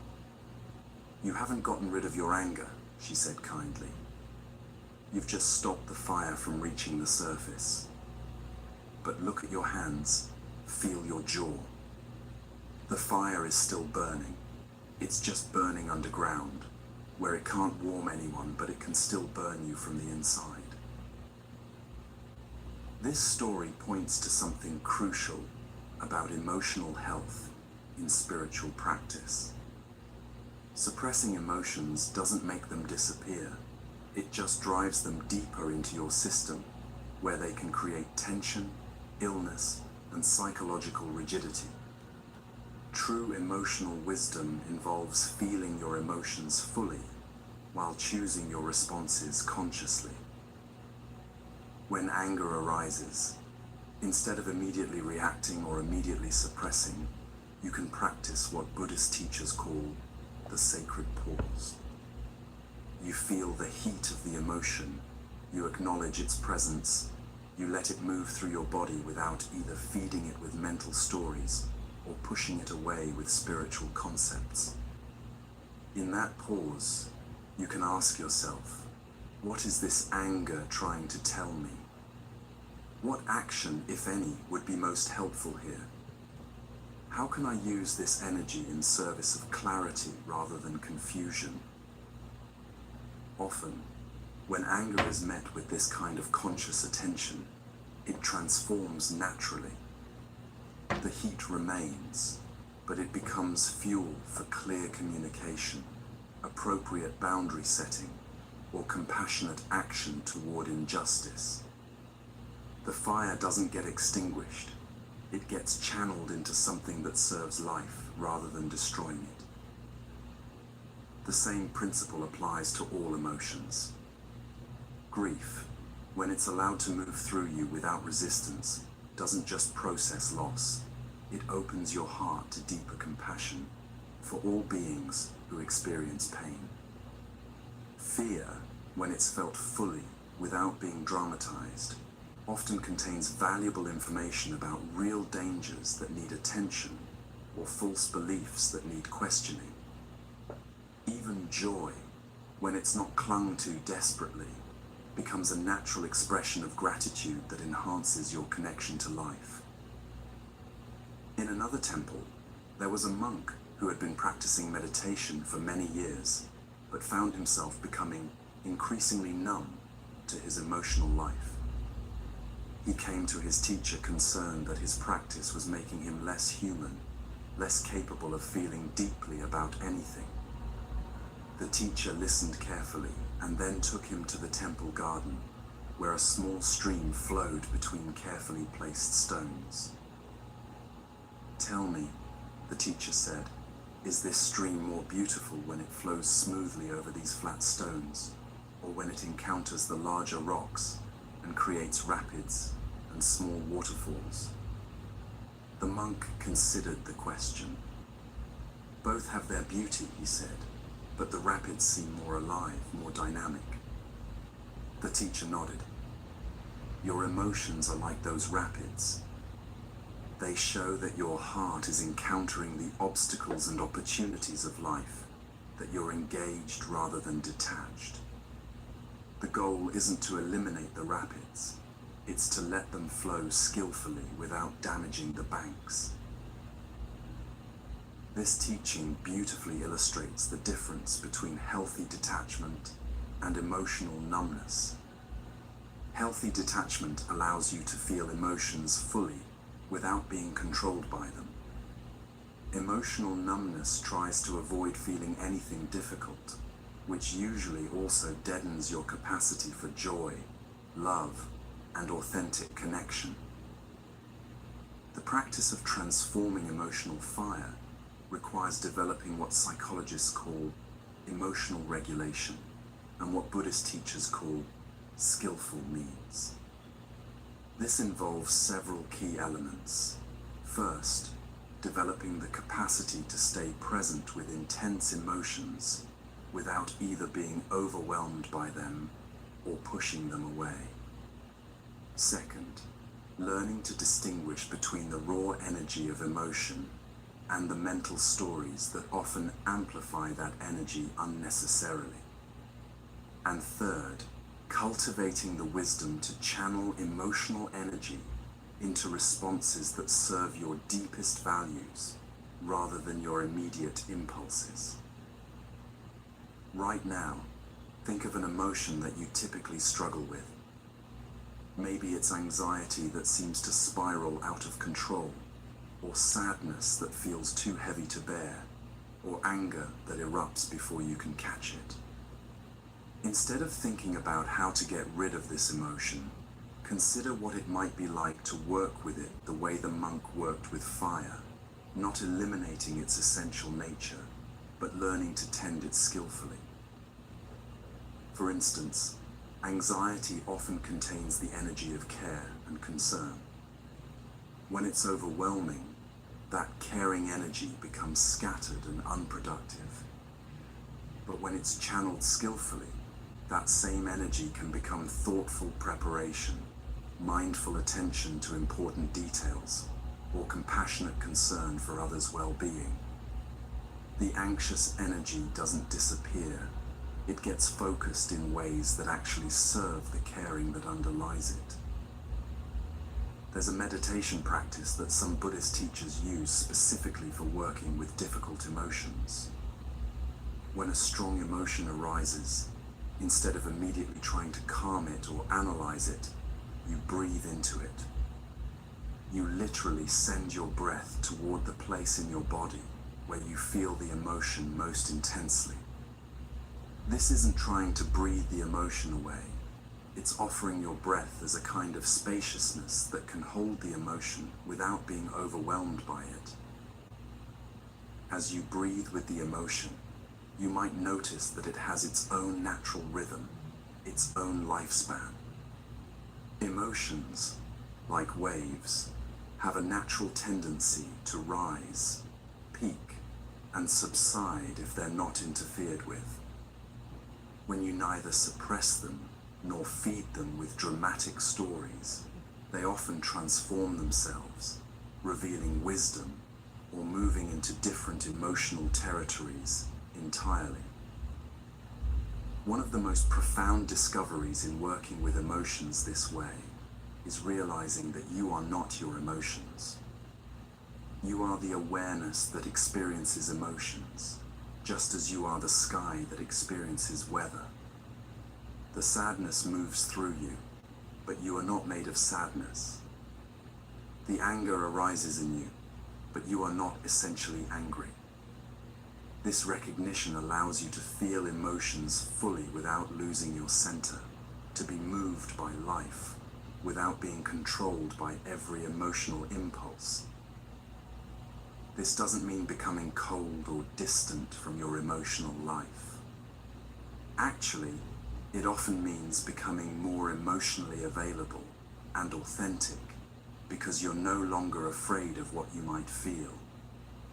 When you know that you can handle any emotion that arises, not by suppressing it, but by meeting it with conscious awareness, you become more willing to open your heart to the full spectrum of human experience.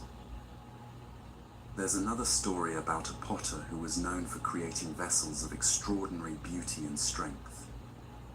When asked about her secret, she explained that the most beautiful pottery came from clay that had been worked while it was still warm and malleable. "If I try to shape cold, hardened clay," she said, "it cracks and breaks. But if I work with the clay, while it's warm from the kiln, while it still has life in it, I can create something that's both beautiful and durable." Emotions are like that warm clay. When they first arise, they're malleable, workable, full of potential. If you try to shape them through force or ignore them until they harden into resentment, bitterness, or numbness, they become much more difficult to work with. But if you meet them while they're still warm, still alive with energy, you can shape them into responses that serve your highest intentions. This requires developing what might be called emotional courage, the willingness to feel what you actually feel rather than what you think you should feel. Many people spend enormous amounts of energy trying to feel grateful when they're actually sad, trying to feel confident when they're actually afraid, trying to feel peaceful when they're actually angry. This emotional pretending exhausts the nervous system and prevents the genuine processing that allows emotions to transform naturally. True emotional courage means being honest about what's actually arising in your experience and then choosing how to work with that raw material skillfully. If you're angry, you start by acknowledging the anger rather than immediately trying to transform it into compassion.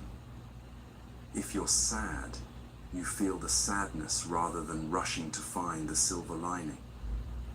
This honest acknowledgement creates the foundation for genuine transformation rather than spiritual bypassing.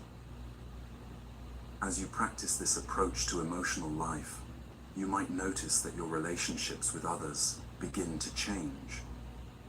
When you're no longer afraid of your own emotions, you become less reactive to other people's emotional expressions.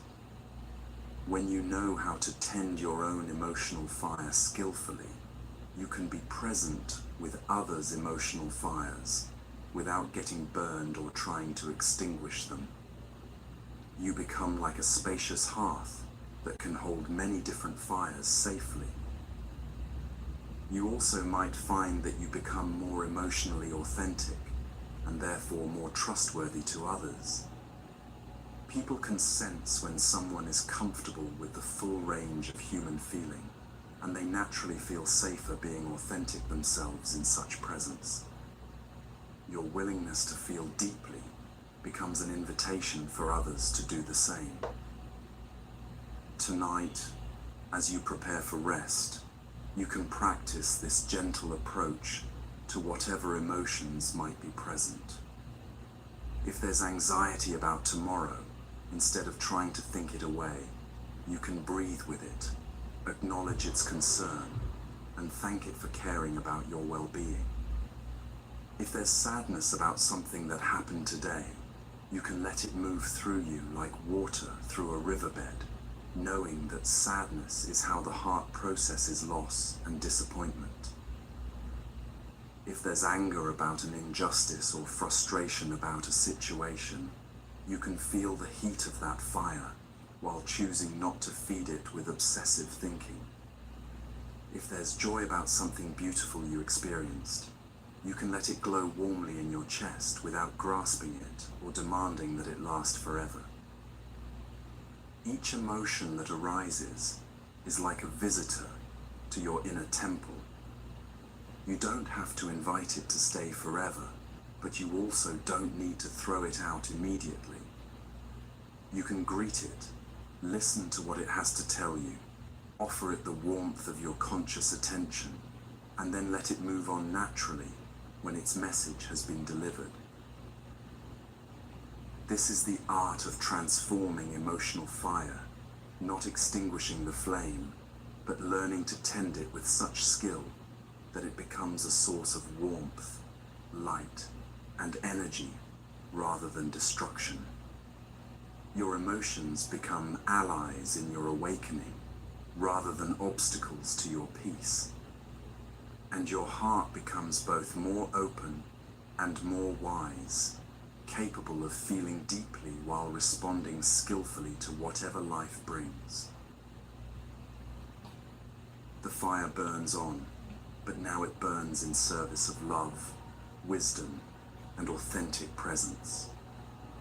This is the gift that emotions offer when they're met with conscious awareness rather than automatic reaction.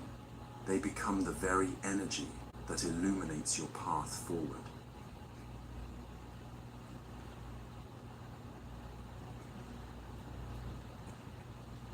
Even after you've learned to transform emotional fire into wisdom, there's often still something that keeps you separate from the full experience of peace and connection.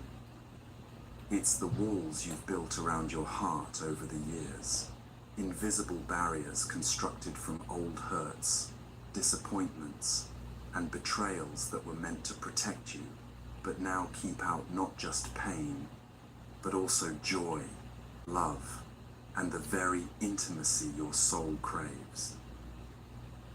These walls weren't built in a day, and they usually had very good reasons for existing. Maybe someone you trusted broke your heart when you were young. Maybe you opened yourself completely to a relationship that ended in betrayal. Maybe you shared your deepest dreams with someone who laughed at them, or offered your authentic self to people who rejected what they saw. Each hurt became another stone in the wall, another layer of protection between your tender heart and a world that sometimes handles tender things roughly. But what you built for protection has become a prison. The same walls that keep out potential pain also keep out potential beauty. The same guards that protect you from being hurt again also prevent you from being fully loved, fully seen, fully alive in your connections with others. There's a story told in Zen circles about a master gardener who inherited a magnificent garden that had been surrounded by a high stone wall. The previous owner had built the wall, after deer had repeatedly destroyed his prized flowers. For years, the garden had been safe from any creatures that might damage the plants. But when the new gardener arrived, he found that while the flowers were indeed protected, they had also become weak and pale from lack of natural interaction with the world around them. More troubling, the wall had not only kept the deer out, it had also kept out the butterflies that pollinated the flowers, the birds that spread seeds for new growth, and the gentle rains that nourished the soil. The garden was safe, but it was slowly dying from isolation.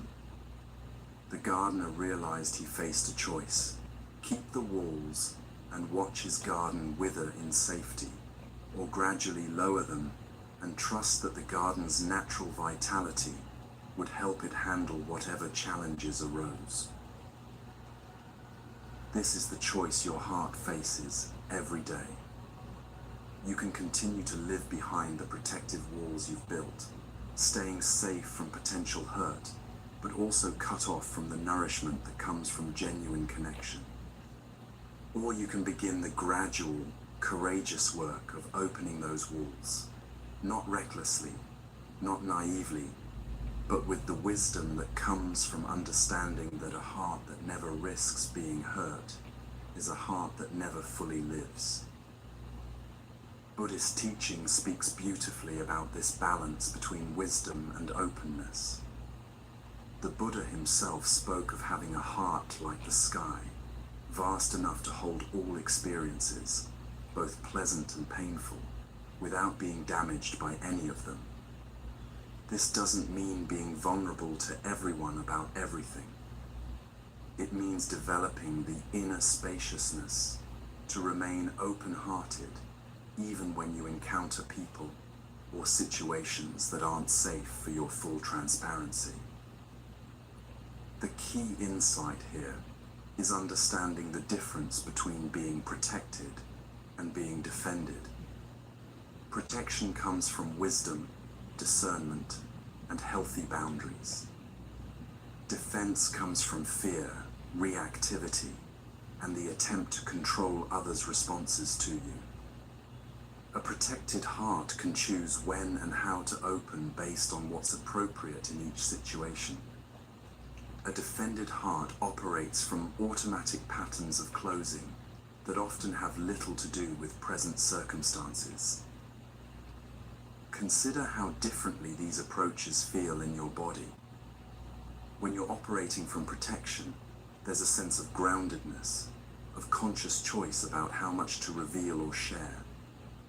When you're operating from defense, there's usually tension, a sense of bracing against potential attack, a readiness to fight or flee that keeps your nervous system in a state of chronic alert. Right now, as you're listening to these words, you might be able to feel some of those defensive patterns in your body. Maybe it's a subtle hardening around your heart when you think about someone who hurt you. Maybe it's a tightness in your throat when you imagine expressing a vulnerable truth. Maybe it's a pulling back in your solar plexus when you consider letting someone see you more completely than you usually allow. These physical contractions are your body's way of showing you where the walls have been built. And here's what's beautiful about this awareness. The same sensitivity that built the walls can also begin to dissolve them. The heart that learned to close for protection can also learn to open for connection. In a mountain monastery, there was a young monk who had joined the community after experiencing a devastating betrayal in his previous life. He threw himself into spiritual practice with great dedication, but his fellow monks noticed that he kept everyone at arm's length. He was kind but distant, helpful but never personally available, present but somehow protected behind an invisible barrier. His teacher watched this pattern with patient compassion for many months before finally approaching him. "Brother," the teacher said gently, I see how diligently you practice meditation, how carefully you follow all the rules of our community. But tell me, how do you practice loving kindness toward yourself?" The young monk was confused by the question. "I try to be kind to everyone," he replied. "But what about the part of you that was hurt?" the teacher asked. "Do you treat that wounded part with kindness, or do you keep it locked away because you're ashamed of its pain?"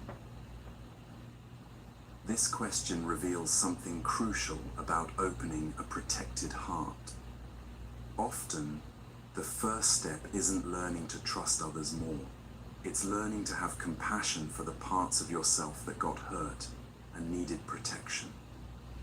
Many people are angry at themselves for being wounded, frustrated with their own sensitivity, ashamed of their need for safety. But healing begins with understanding that your protection mechanisms weren't failures. They were intelligent responses to real difficulties. The young monk in our story had never honored the wisdom of his own hurt. He had judged his past self for being too trusting, and his present self for being too closed. But both responses were actually appropriate to their circumstances. The trusting heart had been beautiful in its openness. The protected heart had been wise in its caution. Healing didn't require choosing between them. It required integrating both into a heart that could be both open and wise. This integration is what Buddhist teachers call skillful vulnerability. It's the capacity to remain open-hearted while also being discerning about when, where, and with whom you share your deeper truths. It recognizes that not everyone has earned the right to your full transparency, but that doesn't mean you need to live behind walls all the time. Think about a flower that opens to the morning sun but closes during the heat of midday and the chill of night. The flower isn't being inconsistent or defensive. It's responding appropriately to different conditions. Your heart can learn the same kind of natural responsiveness, opening when it's safe and beneficial to do so, maintaining boundaries when protection is needed.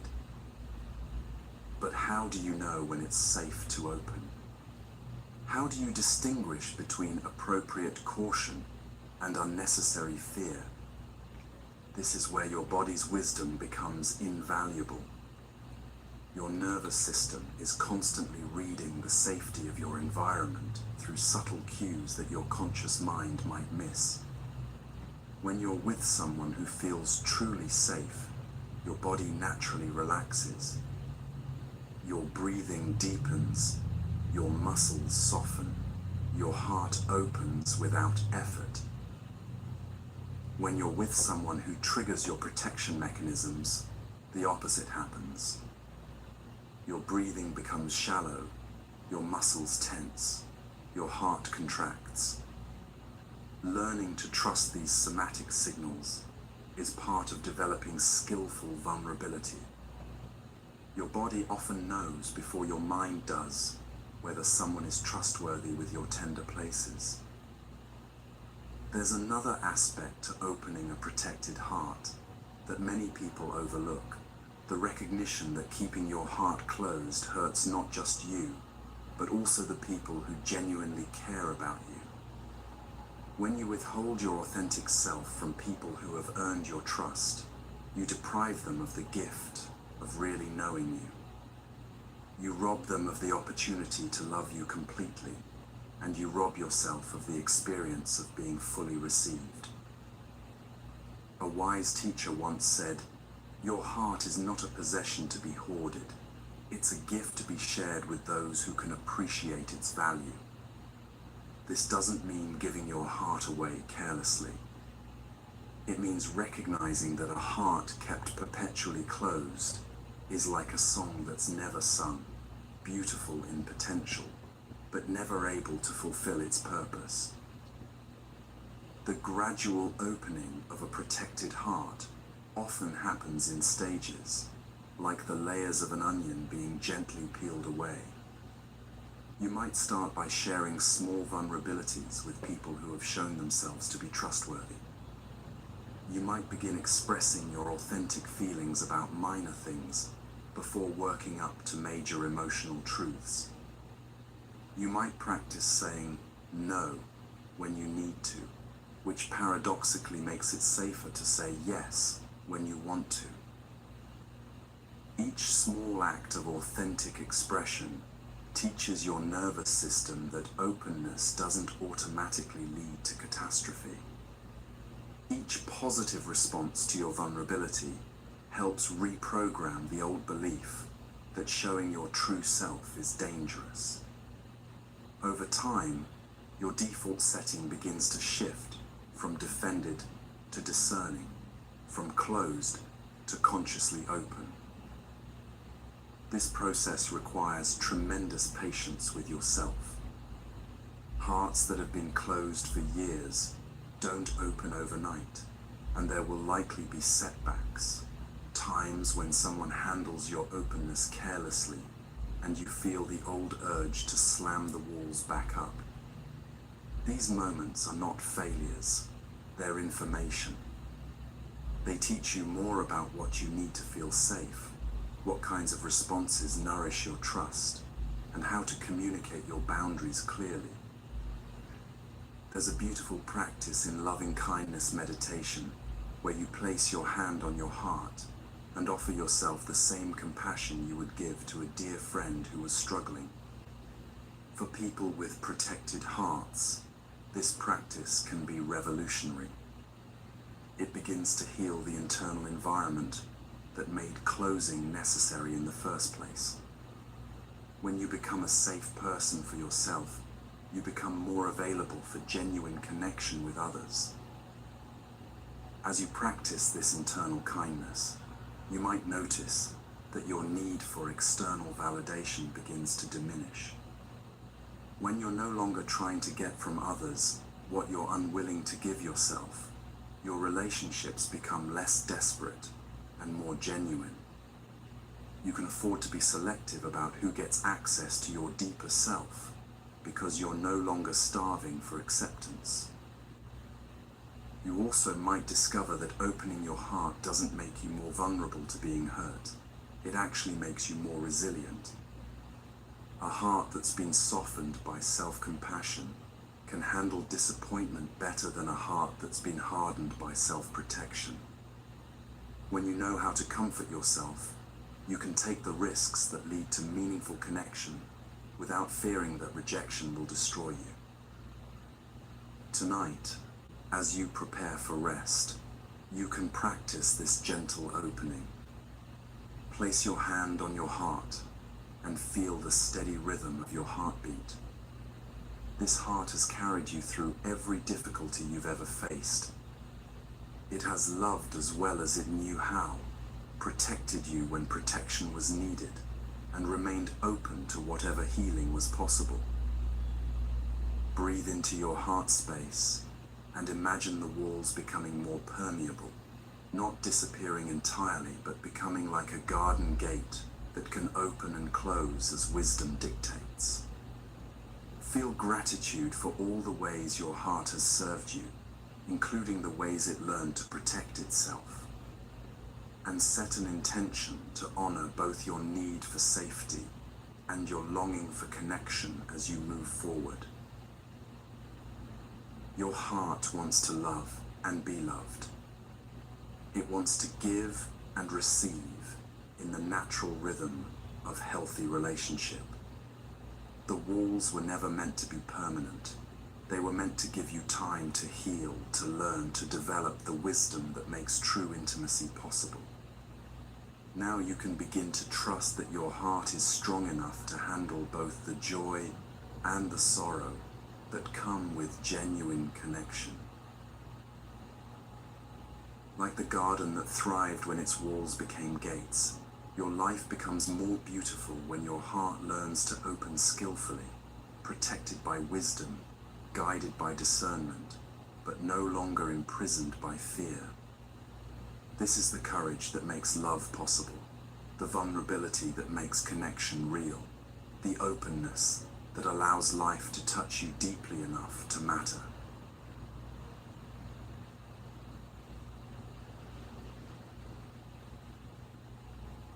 Once your heart has learned to open skillfully, once you can feel emotions without being controlled by them, a deeper question emerges from the quiet spaces of your awareness. How do you move through a world that never stops changing? Rivers don't ask permission before altering their course. Seasons arrive and depart on their own schedule.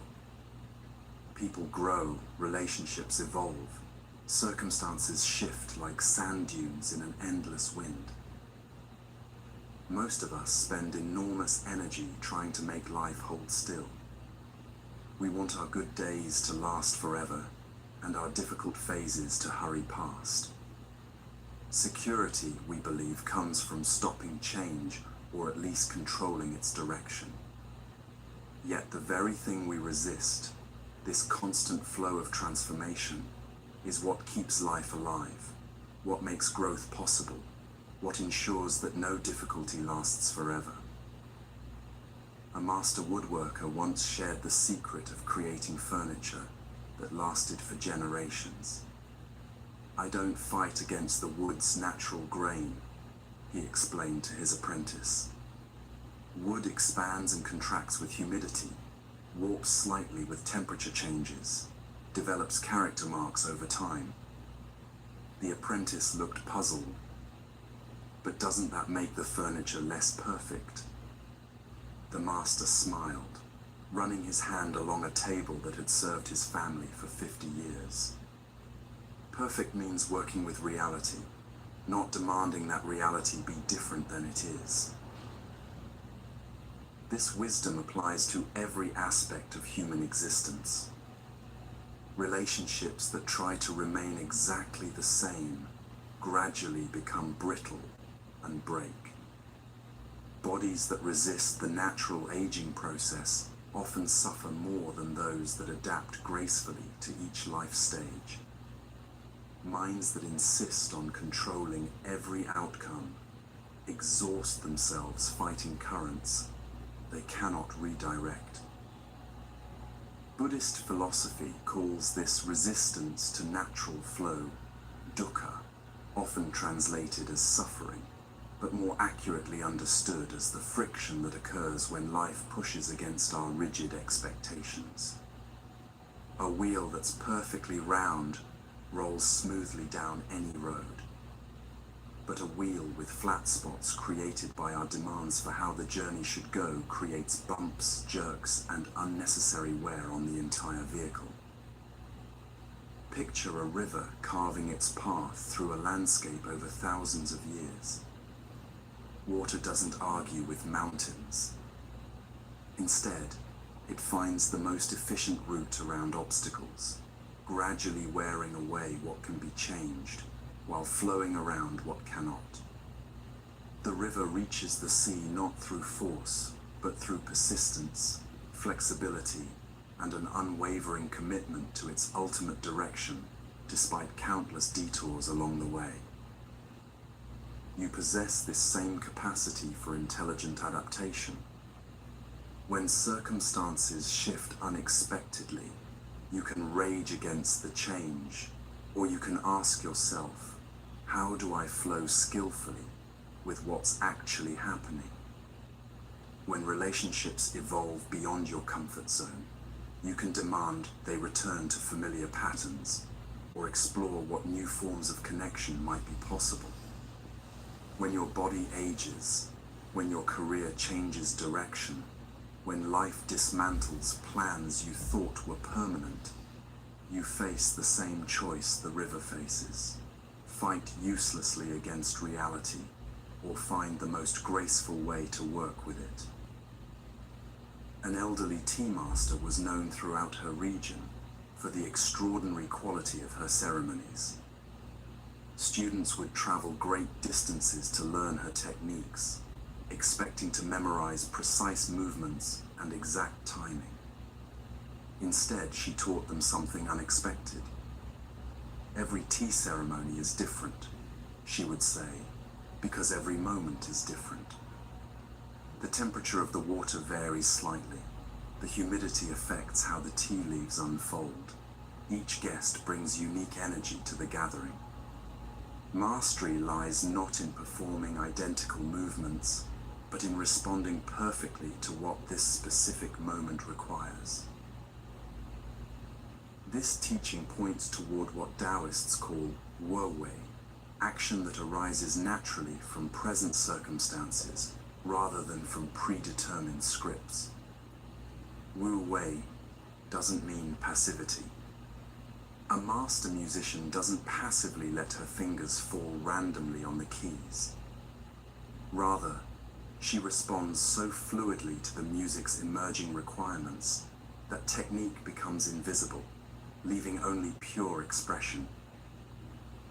Living in Wu-wei means developing the sensitivity to feel when to act and when to wait, when to speak and when to listen, when to persist and when to pivot. This sensitivity cannot be learned through rules or formulas. Like the tea master adapting to each ceremony's unique conditions, you must cultivate the capacity to read each situation freshly, rather than applying yesterday's solutions to today's challenges. Consider how different your days become when you approach them with this flowing awareness. Instead of forcing yourself through a rigid schedule, regardless of your energy levels, you learn to work with your natural rhythms. Rather than demanding that conversations follow predetermined agendas, you become curious about where authentic dialogue wants to lead. You stop trying to manufacture specific outcomes and start collaborating with whatever possibilities are actually emerging. This shift requires redefining what strength means. Many people equate strength with rigidity, the ability to maintain the same position regardless of external pressures. But observe bamboo during a typhoon. The strongest trees are those that bend so far they nearly touch the ground, then spring back to vertical when the storm passes. They survive not because they're unmovable, but because they're incredibly flexible while remaining rooted in something deeper than surface appearances. Your own roots run deeper than your circumstances. Beneath the changing conditions of your external life lies an awareness that remains constant. The same consciousness that witnessed your childhood is witnessing this moment. Jobs may come and go, relationships may evolve or end, your body will age and eventually die, but the awareness experiencing all of this remains mysteriously unchanged.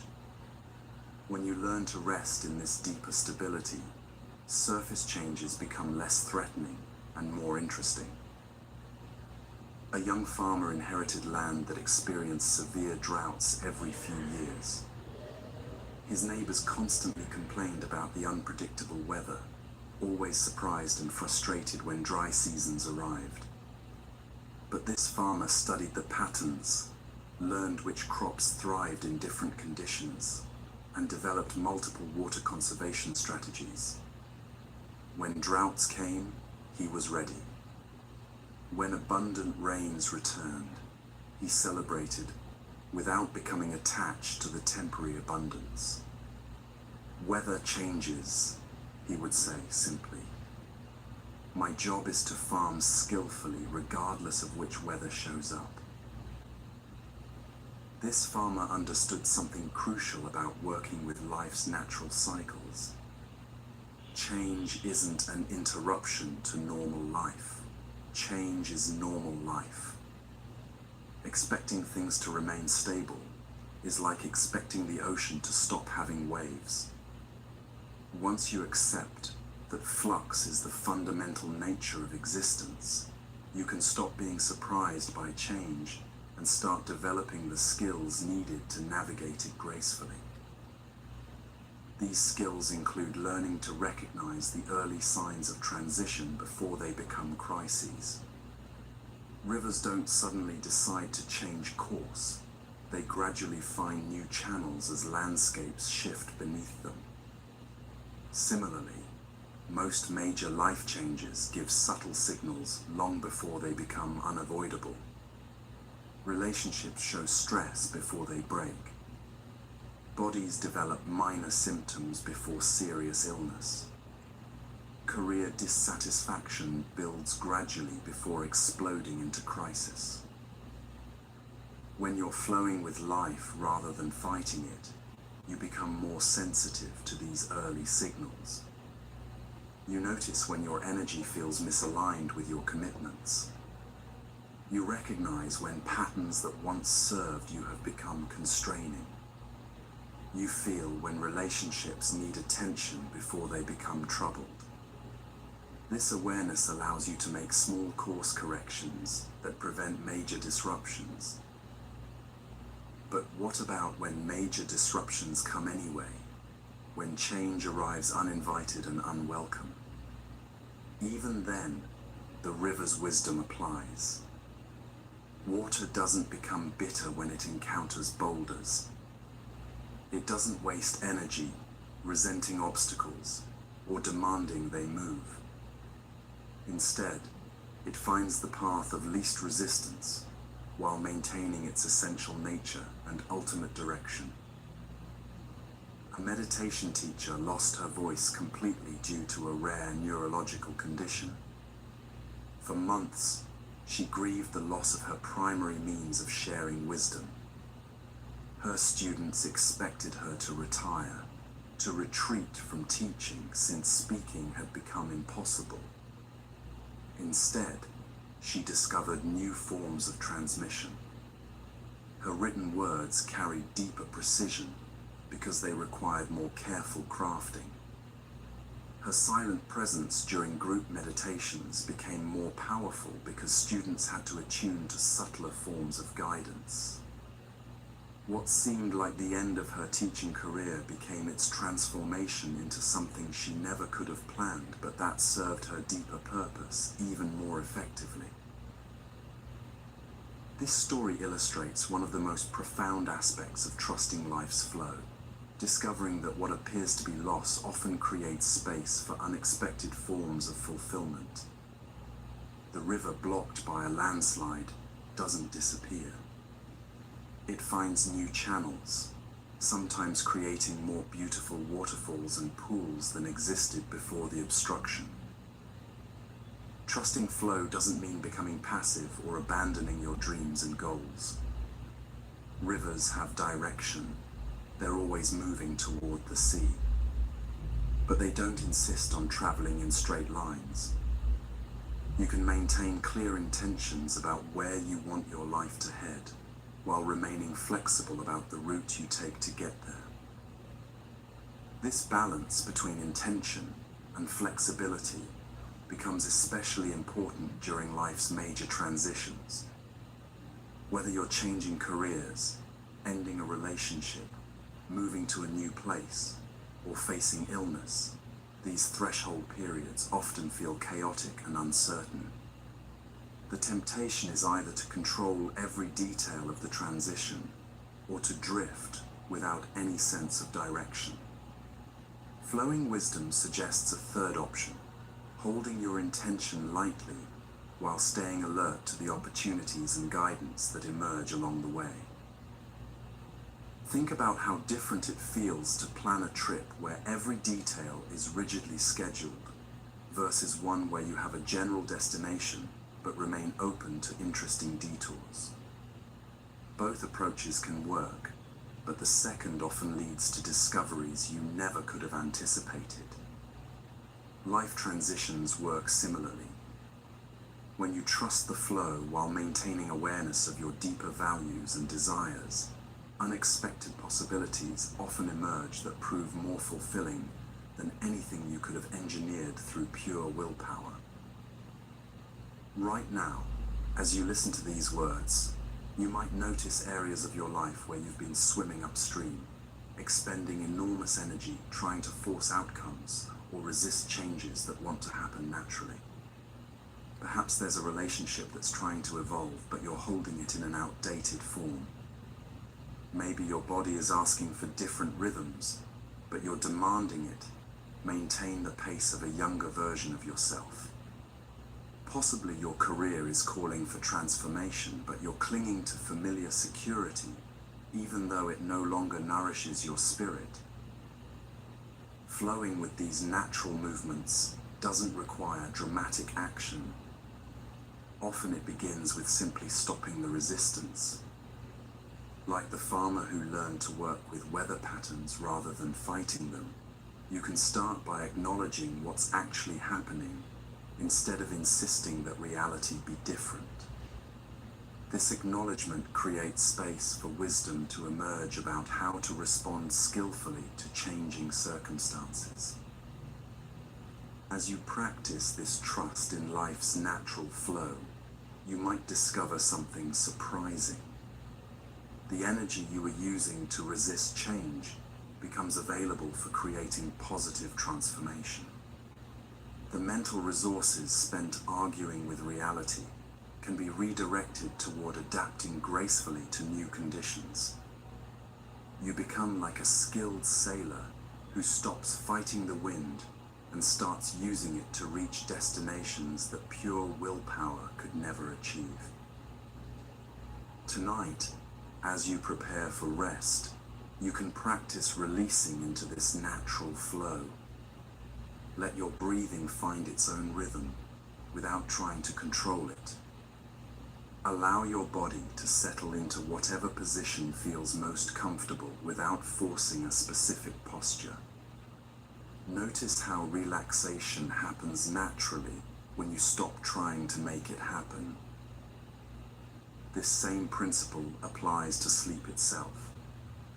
You cannot force sleep to come, but you can create conditions that allow it to arrive naturally.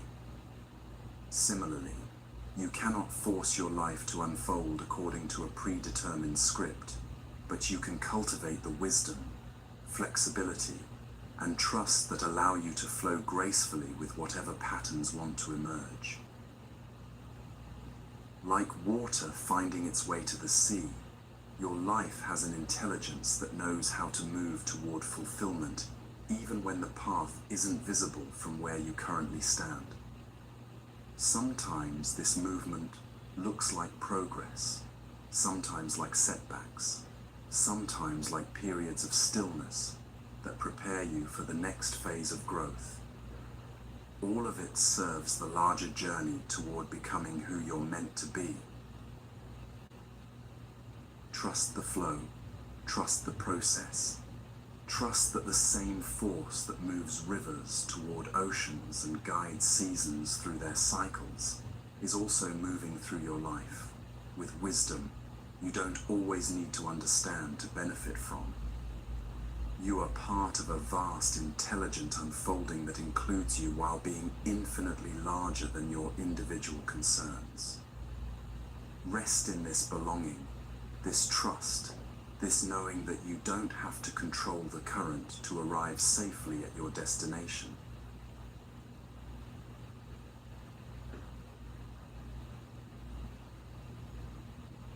There comes a moment in every spiritual journey when all the skills you've learned, all the wisdom you've gathered, all the practices you've mastered begin to feel like elegant preparations for something much simpler and more profound.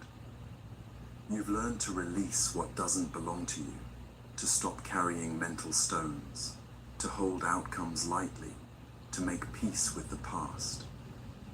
Yet beneath all this learning, a deeper invitation waits, the call to let go, not just of specific attachments, but of the very need to manage your existence at all. This is the art of deep surrender, and it's different from everything that came before. Previous teachings asked you to release particular things, other people's emotions, regret, anxiety about the future. Surrender asks for something more fundamental, releasing the one who thinks they need to do all that releasing. In a remote mountain village, there lived an old woman who had spent decades learning traditional weaving patterns, passed down through generations. Her tapestries were renowned for their intricate beauty and perfect execution. But as her eyes began to fail with age, she could no longer see the fine details that had defined her mastery. Rather than abandoning her craft, she began weaving in complete darkness. Her fingers moved guided by intuition rather than sight, creating patterns that emerged from some deeper knowing than conscious technique. When people saw these new works, they were astounded. The tapestries possessed a quality of spontaneous beauty that surpassed anything she had created during her years of careful control. How do you create such magnificent work without being able to see what you're doing? A visitor asked. The old woman smiled, her hands continuing their rhythmic work. For 50 years, I tried to weave perfect patterns. Now the patterns weave themselves through me. Surrender taught me that the most beautiful things emerge when I stop trying to be the one making them beautiful. This story points towards surrender's deepest mystery. After years of learning how to live skillfully, there comes an invitation to discover what happens when life lives through you, rather than being something you try to live correctly. It's the difference between swimming with great technique and floating in a way that lets the water hold you completely. Most people resist this level of letting go because it feels like giving up, like becoming passive or irresponsible. But authentic surrender is intensely alive and surprisingly active. When the old weaver stopped trying to control every thread, her hands became more responsive to the fabric's needs, not less. When you surrender the exhausting job of micromanaging your existence, energy becomes available for a different kind of engagement with life, one that's more spontaneous, more intuitive, more aligned with forces larger than your individual will. Buddhist teaching describes this as moving from self-power to other power, from relying solely on your personal efforts to opening to a wisdom that transcends your limited perspective. This doesn't mean abandoning responsibility or effort. Instead, your actions begin arising from a deeper source, like a spring bubbling up from underground rather than water you have to pump manually. Picture the difference between a musician playing notes from sheet music and one improvising from years of internalized understanding. Both require skill, but improvisation has a flowing quality that comes from trusting something beyond conscious control. The musician knows the scales, understands harmony, feels rhythm in their bones, but the actual notes that emerge in each moment arise spontaneously from this deep foundation rather than predetermined thought. Living from surrender has this same improvisational quality. Your values remain clear, your compassion stays active, your wisdom continues growing. But the specific ways these qualities express themselves become less calculated and more spontaneous. You find yourself saying exactly what needs to be said without rehearsing it first. Actions arise that serve situations perfectly, despite not being planned. Solutions appear for problems you weren't even consciously working on.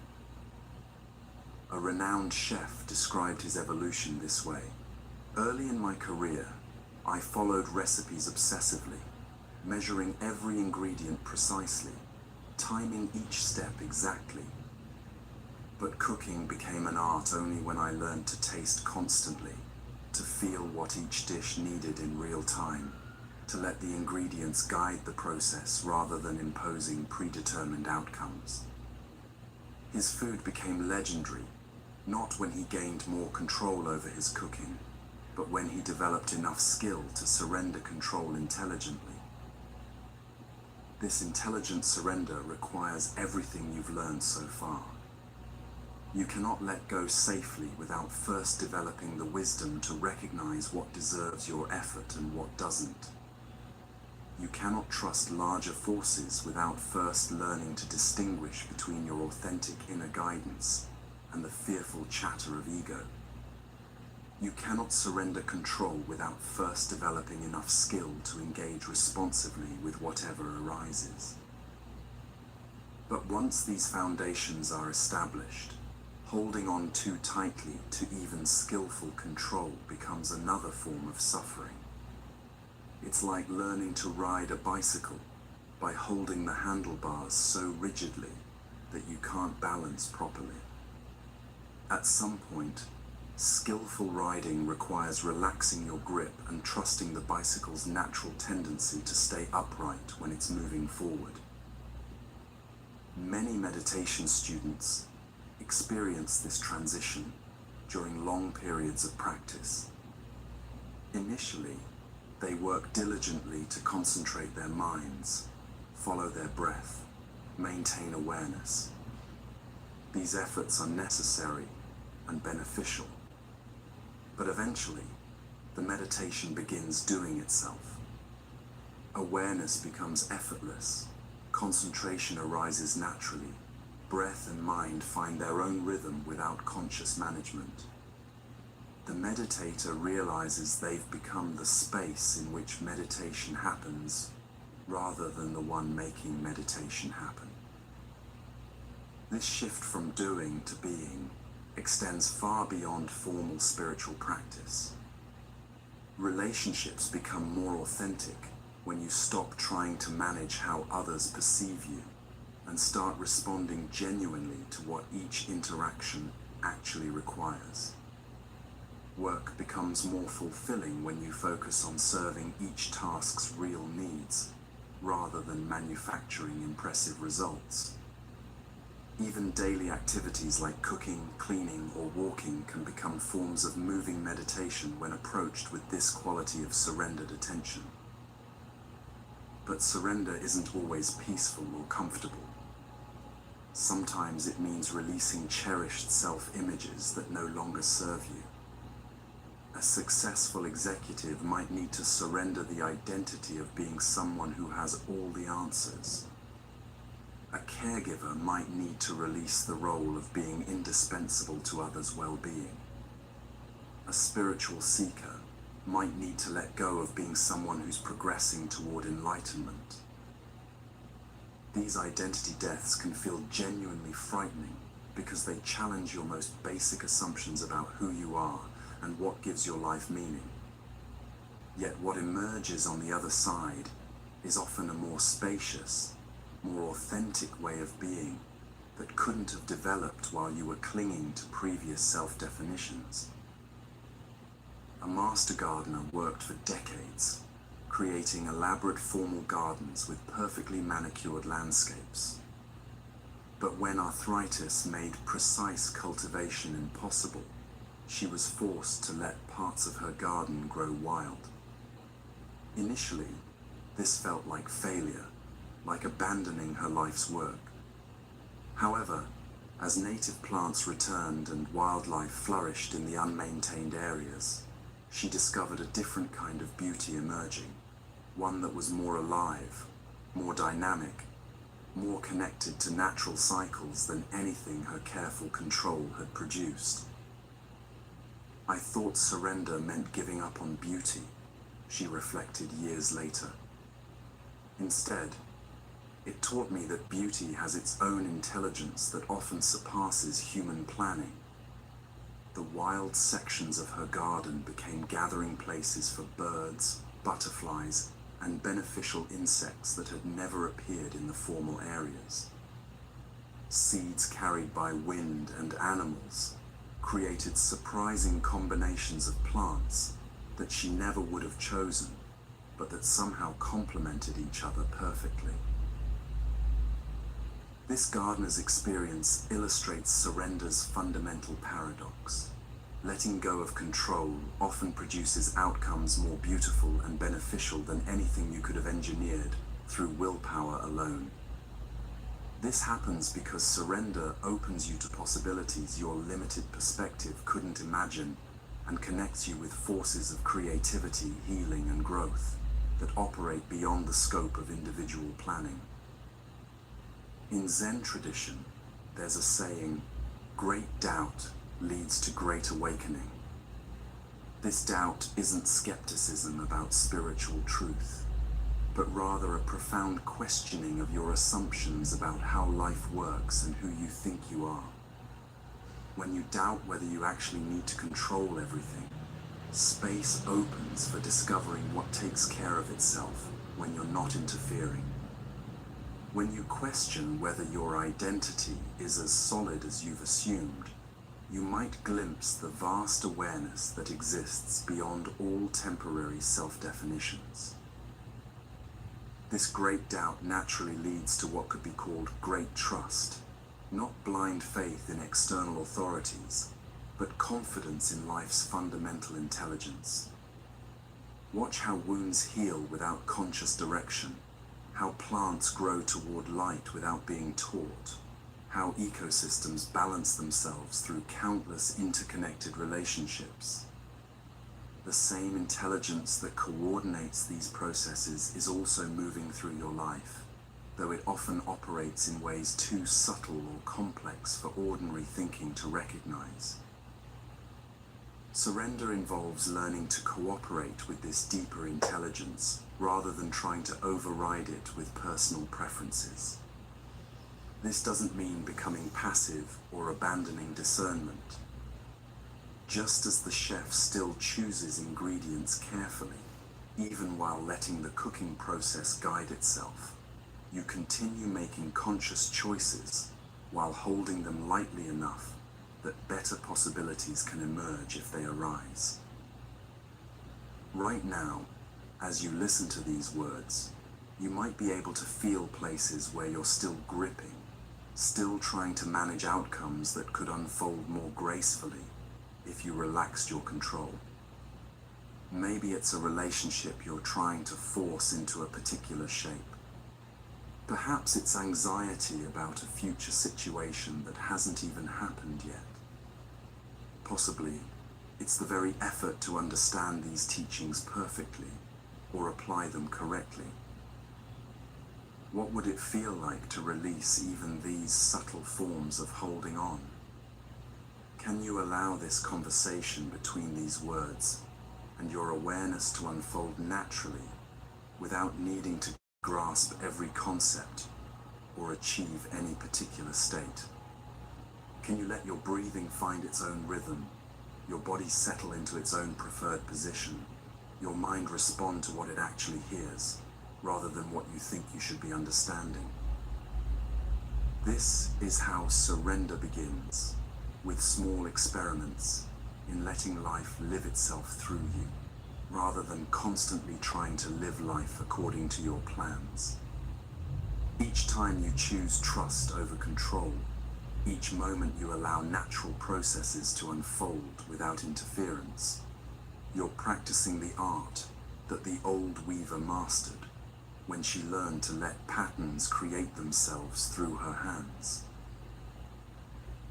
Tonight, as you prepare for sleep, you have the perfect opportunity to practice this deepest form of letting go.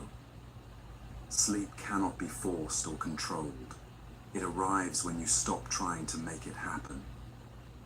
Your body knows how to rest. Your nervous system understands how to transition from waking consciousness to dreams. Your entire being has been practicing this daily surrender to unconsciousness for your entire life. Let tonight's sleep become a teacher in the art of surrender.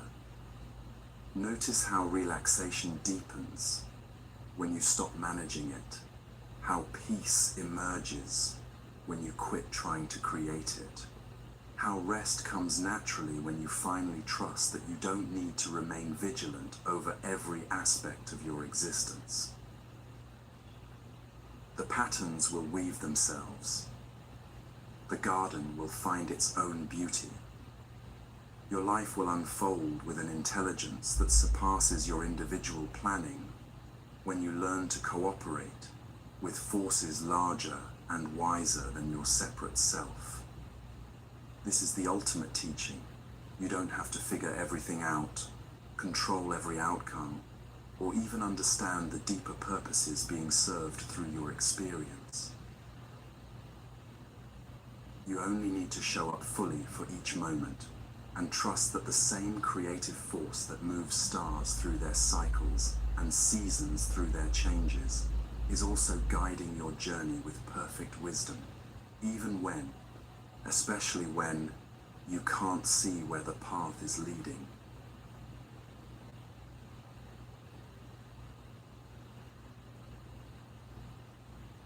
Here we are, having traveled together through landscapes of wisdom that have been offering healing for over 2,000 years. You've learned to distinguish between what's yours to carry and what belongs to others. Mental stones that once weighed down your awareness have been gently set aside. The grip of needing outcomes to match your preferences has softened into something more spacious and trusting. Echoes from the past have transformed from burdens into teachers. Your natural stillness has been rediscovered beneath all the noise. The fire of emotions no longer burns destructively, but warms your heart with wisdom. Walls around your heart have become gates that open and close with conscious choice. Life's natural flow has become a current you work with, rather than against. And finally, you've touched the edges of what it means to let existence live through you rather than constantly trying to manage every detail of your experience.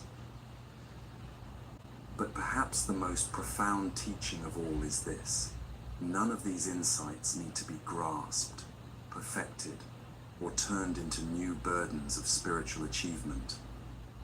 They're more like seeds that have been planted in the fertile soil of your awareness, seeds that will grow naturally when conditions are right, without forcing or constant tending. There's an ancient story about a student who approached her teacher after years of intensive practice, carrying a heavy bag filled with books, meditation cushions, prayer beads, and various spiritual tools. "Master," she said, "I've learned so many techniques, memorized countless teachings, practiced every method you've shared. Yet I still feel like something essential is missing."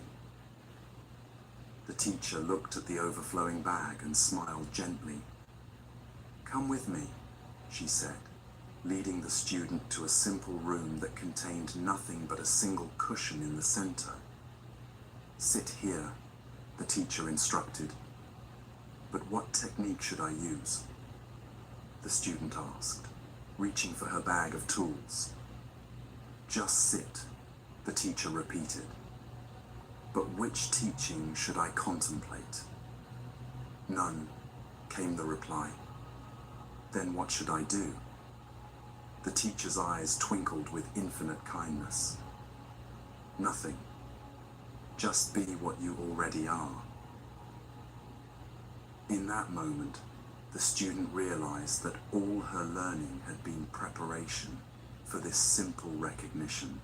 Beneath every technique, beyond every teaching, prior to every spiritual accomplishment, there was already a completeness that needed nothing added to it.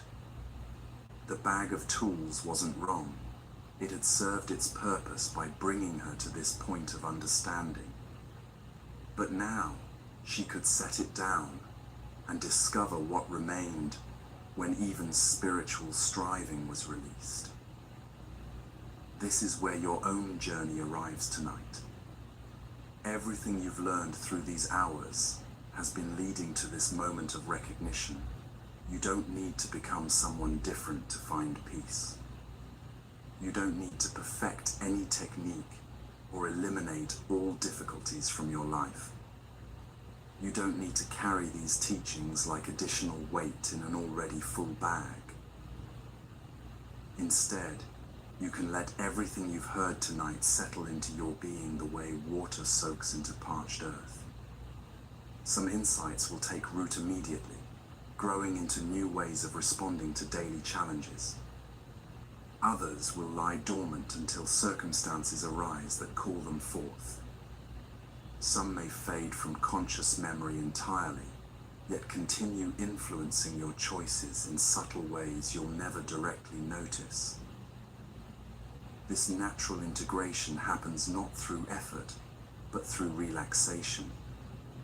When you stop trying to memorize wisdom and start embodying it, when you quit grasping insights and begin living them, the teachings transform from information into the very fabric of how you move through the world. Think of how a tree absorbs sunlight. It doesn't strain to capture every photon or worry about converting light efficiently into energy. The absorption happens naturally through processes so fundamental that conscious intervention would only interfere. Your psyche has this same capacity for absorbing exactly what it needs from tonight's teachings, while allowing everything else to flow through without resistance. Right now, you might notice that your breathing has naturally slowed and deepened over the course of our time together. This isn't because you were trying to breathe differently, but because the nervous system automatically relaxes when it's no longer carrying unnecessary burdens. Each teaching that resonated, each weight that was released, each moment of recognition created a little more space for your natural peace to emerge. Feel how different your body feels now compared to when you first began listening. Perhaps there's a softness around your eyes that wasn't there before. Maybe your shoulders have dropped away from your ears without conscious instruction. Possibly your jaw has unclenched, your hands have opened, your heart has expanded just enough to let in a breath of relief. These physical changes reflect deeper shifts in how you're relating to your experience. Where there was tension, spaciousness has appeared. Where there was grasping, allowance has emerged. Where there was resistance, acceptance has quietly taken root. None of this required dramatic transformation or heroic spiritual effort, just the gentle willingness to set down what was never yours to carry. In Zen tradition, there's a beautiful concept called beginner's mind, approaching each moment with fresh eyes, rather than through the filter of accumulated knowledge. Paradoxically, the more you learn about spiritual wisdom, the more important it becomes to hold that learning lightly. Tonight's teachings are most powerful when they become part of your natural responsiveness, rather than mental concepts you try to apply. This means you don't need to remember everything you heard tonight in order to benefit from it. You don't need to create practice schedules or spiritual disciplines around these insights. You don't need to analyze how well you're implementing Buddhist principles or measure your progress toward enlightenment. The deepest integration happens when you simply continue living your life while remaining open to the natural emergence of greater wisdom, compassion, and freedom. Consider how learning to walk happened when you were very young. No one gave you lectures about balance, coordination, or the physics of bipedal locomotion. You simply kept trying to move forward, falling down, getting back up, gradually developing the complex set of skills that now allow you to walk without thinking about it. Spiritual development often follows the same pattern. organic, gradual, more about falling gracefully than achieving perfection. Tomorrow morning, you won't wake up as a completely different person. The same life circumstances will be waiting for your attention. Similar challenges and opportunities will arise. But something subtle yet significant will have shifted in how you meet these familiar situations. You might notice yourself responding rather than reacting, choosing rather than defaulting to old patterns, breathing through difficulties that once triggered automatic stress responses. These changes may be so natural that you barely notice them happening. You might find yourself setting down a mental stone without remembering tonight's teaching about carrying unnecessary weight. Perhaps you'll listen to a friend's problems with genuine compassion while spontaneously maintaining healthy emotional boundaries. Maybe you'll face an unexpected change with curiosity rather than immediate resistance, trusting life's flow without conscious reference to anything you learned about rivers tonight.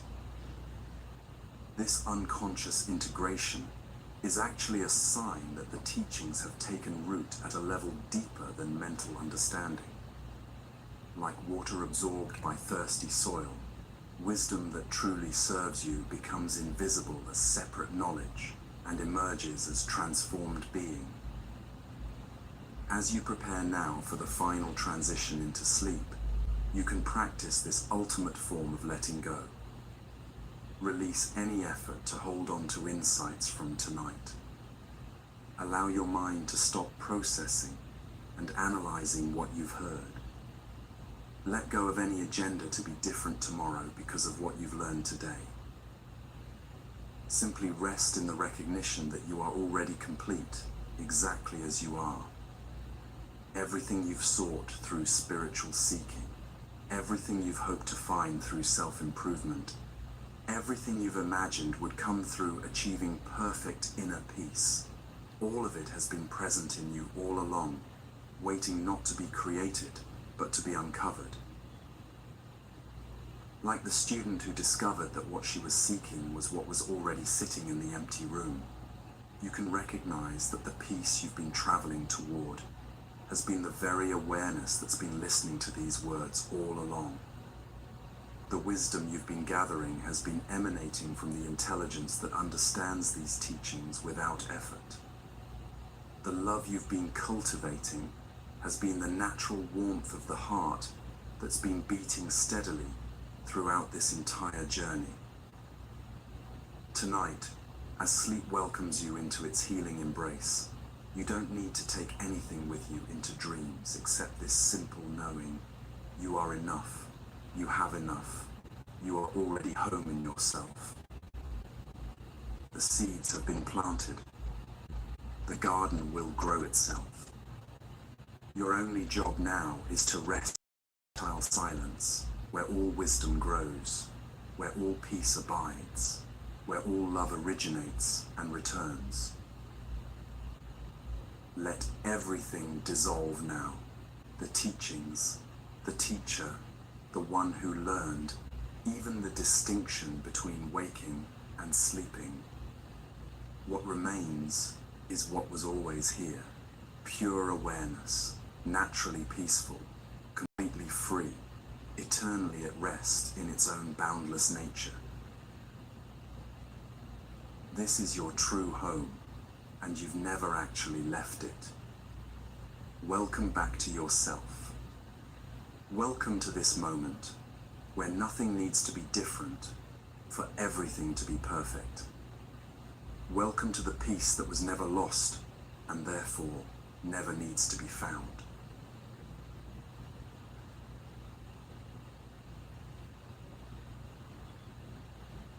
Now we enter the most gentle transition of all, where everything you've discovered tonight becomes a bridge into the healing realm of deep rest.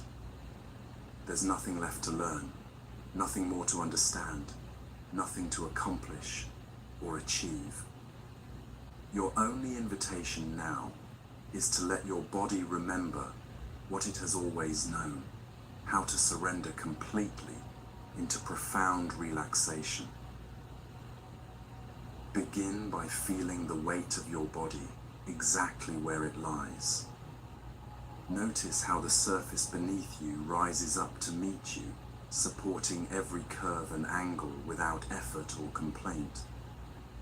Your body has carried you faithfully through this entire journey tonight, and now it's time to offer it the gift of complete release. Let your attention drift gently to the crown of your head. Feel any remaining tension in your scalp simply melting away, like warm honey flowing down over your temples. Your forehead can soften now, releasing any furrows of concentration or concern. The space between your eyebrows widens and smooths, creating room for peace to settle there like a gentle touch. Allow your eyes to rest completely behind closed lids. They've seen so much today, processed countless images and impressions. Now they can simply float in comfortable darkness, no longer needing to focus on anything at all. Your jaw unclenches naturally, creating space between your teeth. Your tongue rests softly in your mouth, no words left to speak. Feel this wave of relaxation flowing down through your neck and shoulders. These shoulders have carried so much weight, not just tonight, but for years. Let them drop away from your ears, sinking down toward the earth with grateful surrender. Your arms become heavy and loose, like water finding its natural level. Your hands open completely, palms soft, fingers naturally curved. With each breath, this gentle melting continues down into your chest. Your heart, which has been learning to open throughout our time together, can now rest in its natural rhythm. No need to protect or guard anymore. Your ribs expand and contract with the easy rhythm of breathing that requires no thought, no management, no control. The soft area of your belly rises and falls like gentle waves against a peaceful shore. Any tension held here from old emotions, ancient fears, or daily stress simply dissolves into this oceanic breathing. Your lower back releases into the support beneath you, finally trusting that you don't need to hold yourself up anymore. This river of relaxation flows down through your hips and pelvis, through your thighs and knees, pooling in your calves before finally draining out through your feet. Your entire body becomes like still water, perfectly at rest, needing nothing, holding nothing, just peacefully being. As your physical form settles into this profound quiet, all the teachings from tonight begin weaving themselves into the fabric of your being. You don't need to consciously review them or try to remember every detail. They're becoming part of your cells, part of your breath, part of the wisdom your body carries forward. The understanding about releasing others' emotions becomes a gentle strength in your nervous system. The knowledge of how to set down mental stones transforms into a natural lightness in your thoughts. The wisdom about flowing with change becomes fluid grace in your very bones. All the walls around your heart have become doors that open and close with love's own intelligence. The fire of your emotions burns now with steady warmth rather than destructive heat. Your natural stillness spreads through every fiber of your being like moonlight flooding a quiet valley. You are held now by forces far greater than your individual will. The same intelligence that guides planets in their orbits and seasons in their cycles is cradling you in this moment. The same love that moves through every act of genuine compassion is surrounding you like an infinite embrace. This deep rest is not escape from life. It's a return to the source of all energy, where restoration happens without effort, where insights integrate naturally, where your soul touches the quiet depths that busy days cannot reach. In this moment, you rest not as someone who has problems to solve or progress to make, but as someone who is already complete, already whole, already home in the vast awareness that you truly are. Let go now of being anyone in particular. Release the effort of being a person with a history, with concerns, with tasks waiting for tomorrow. Dissolve into the pure being that exists before all stories, beyond all identities, prior to all the coming and going of experience. You are the sky in which all clouds appear and disappear.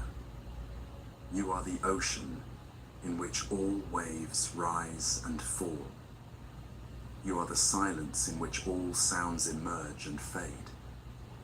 Rest now in this knowing, whether you drift towards sleep or simply remain in this profound relaxation. The breath breathes itself. The heart beats itself. Rest comes by itself. Nothing to do. Nothing to become. Nothing to achieve. Just this. Just resting. Just home.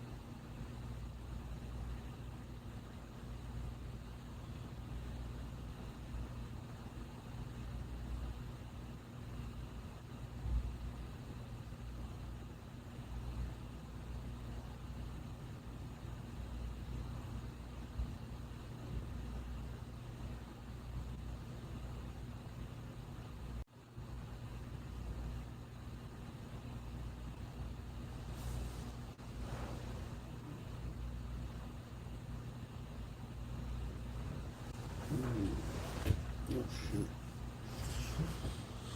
Yeah, because I forgot I turned my shit on. I left my thing on. I gotta check my phone.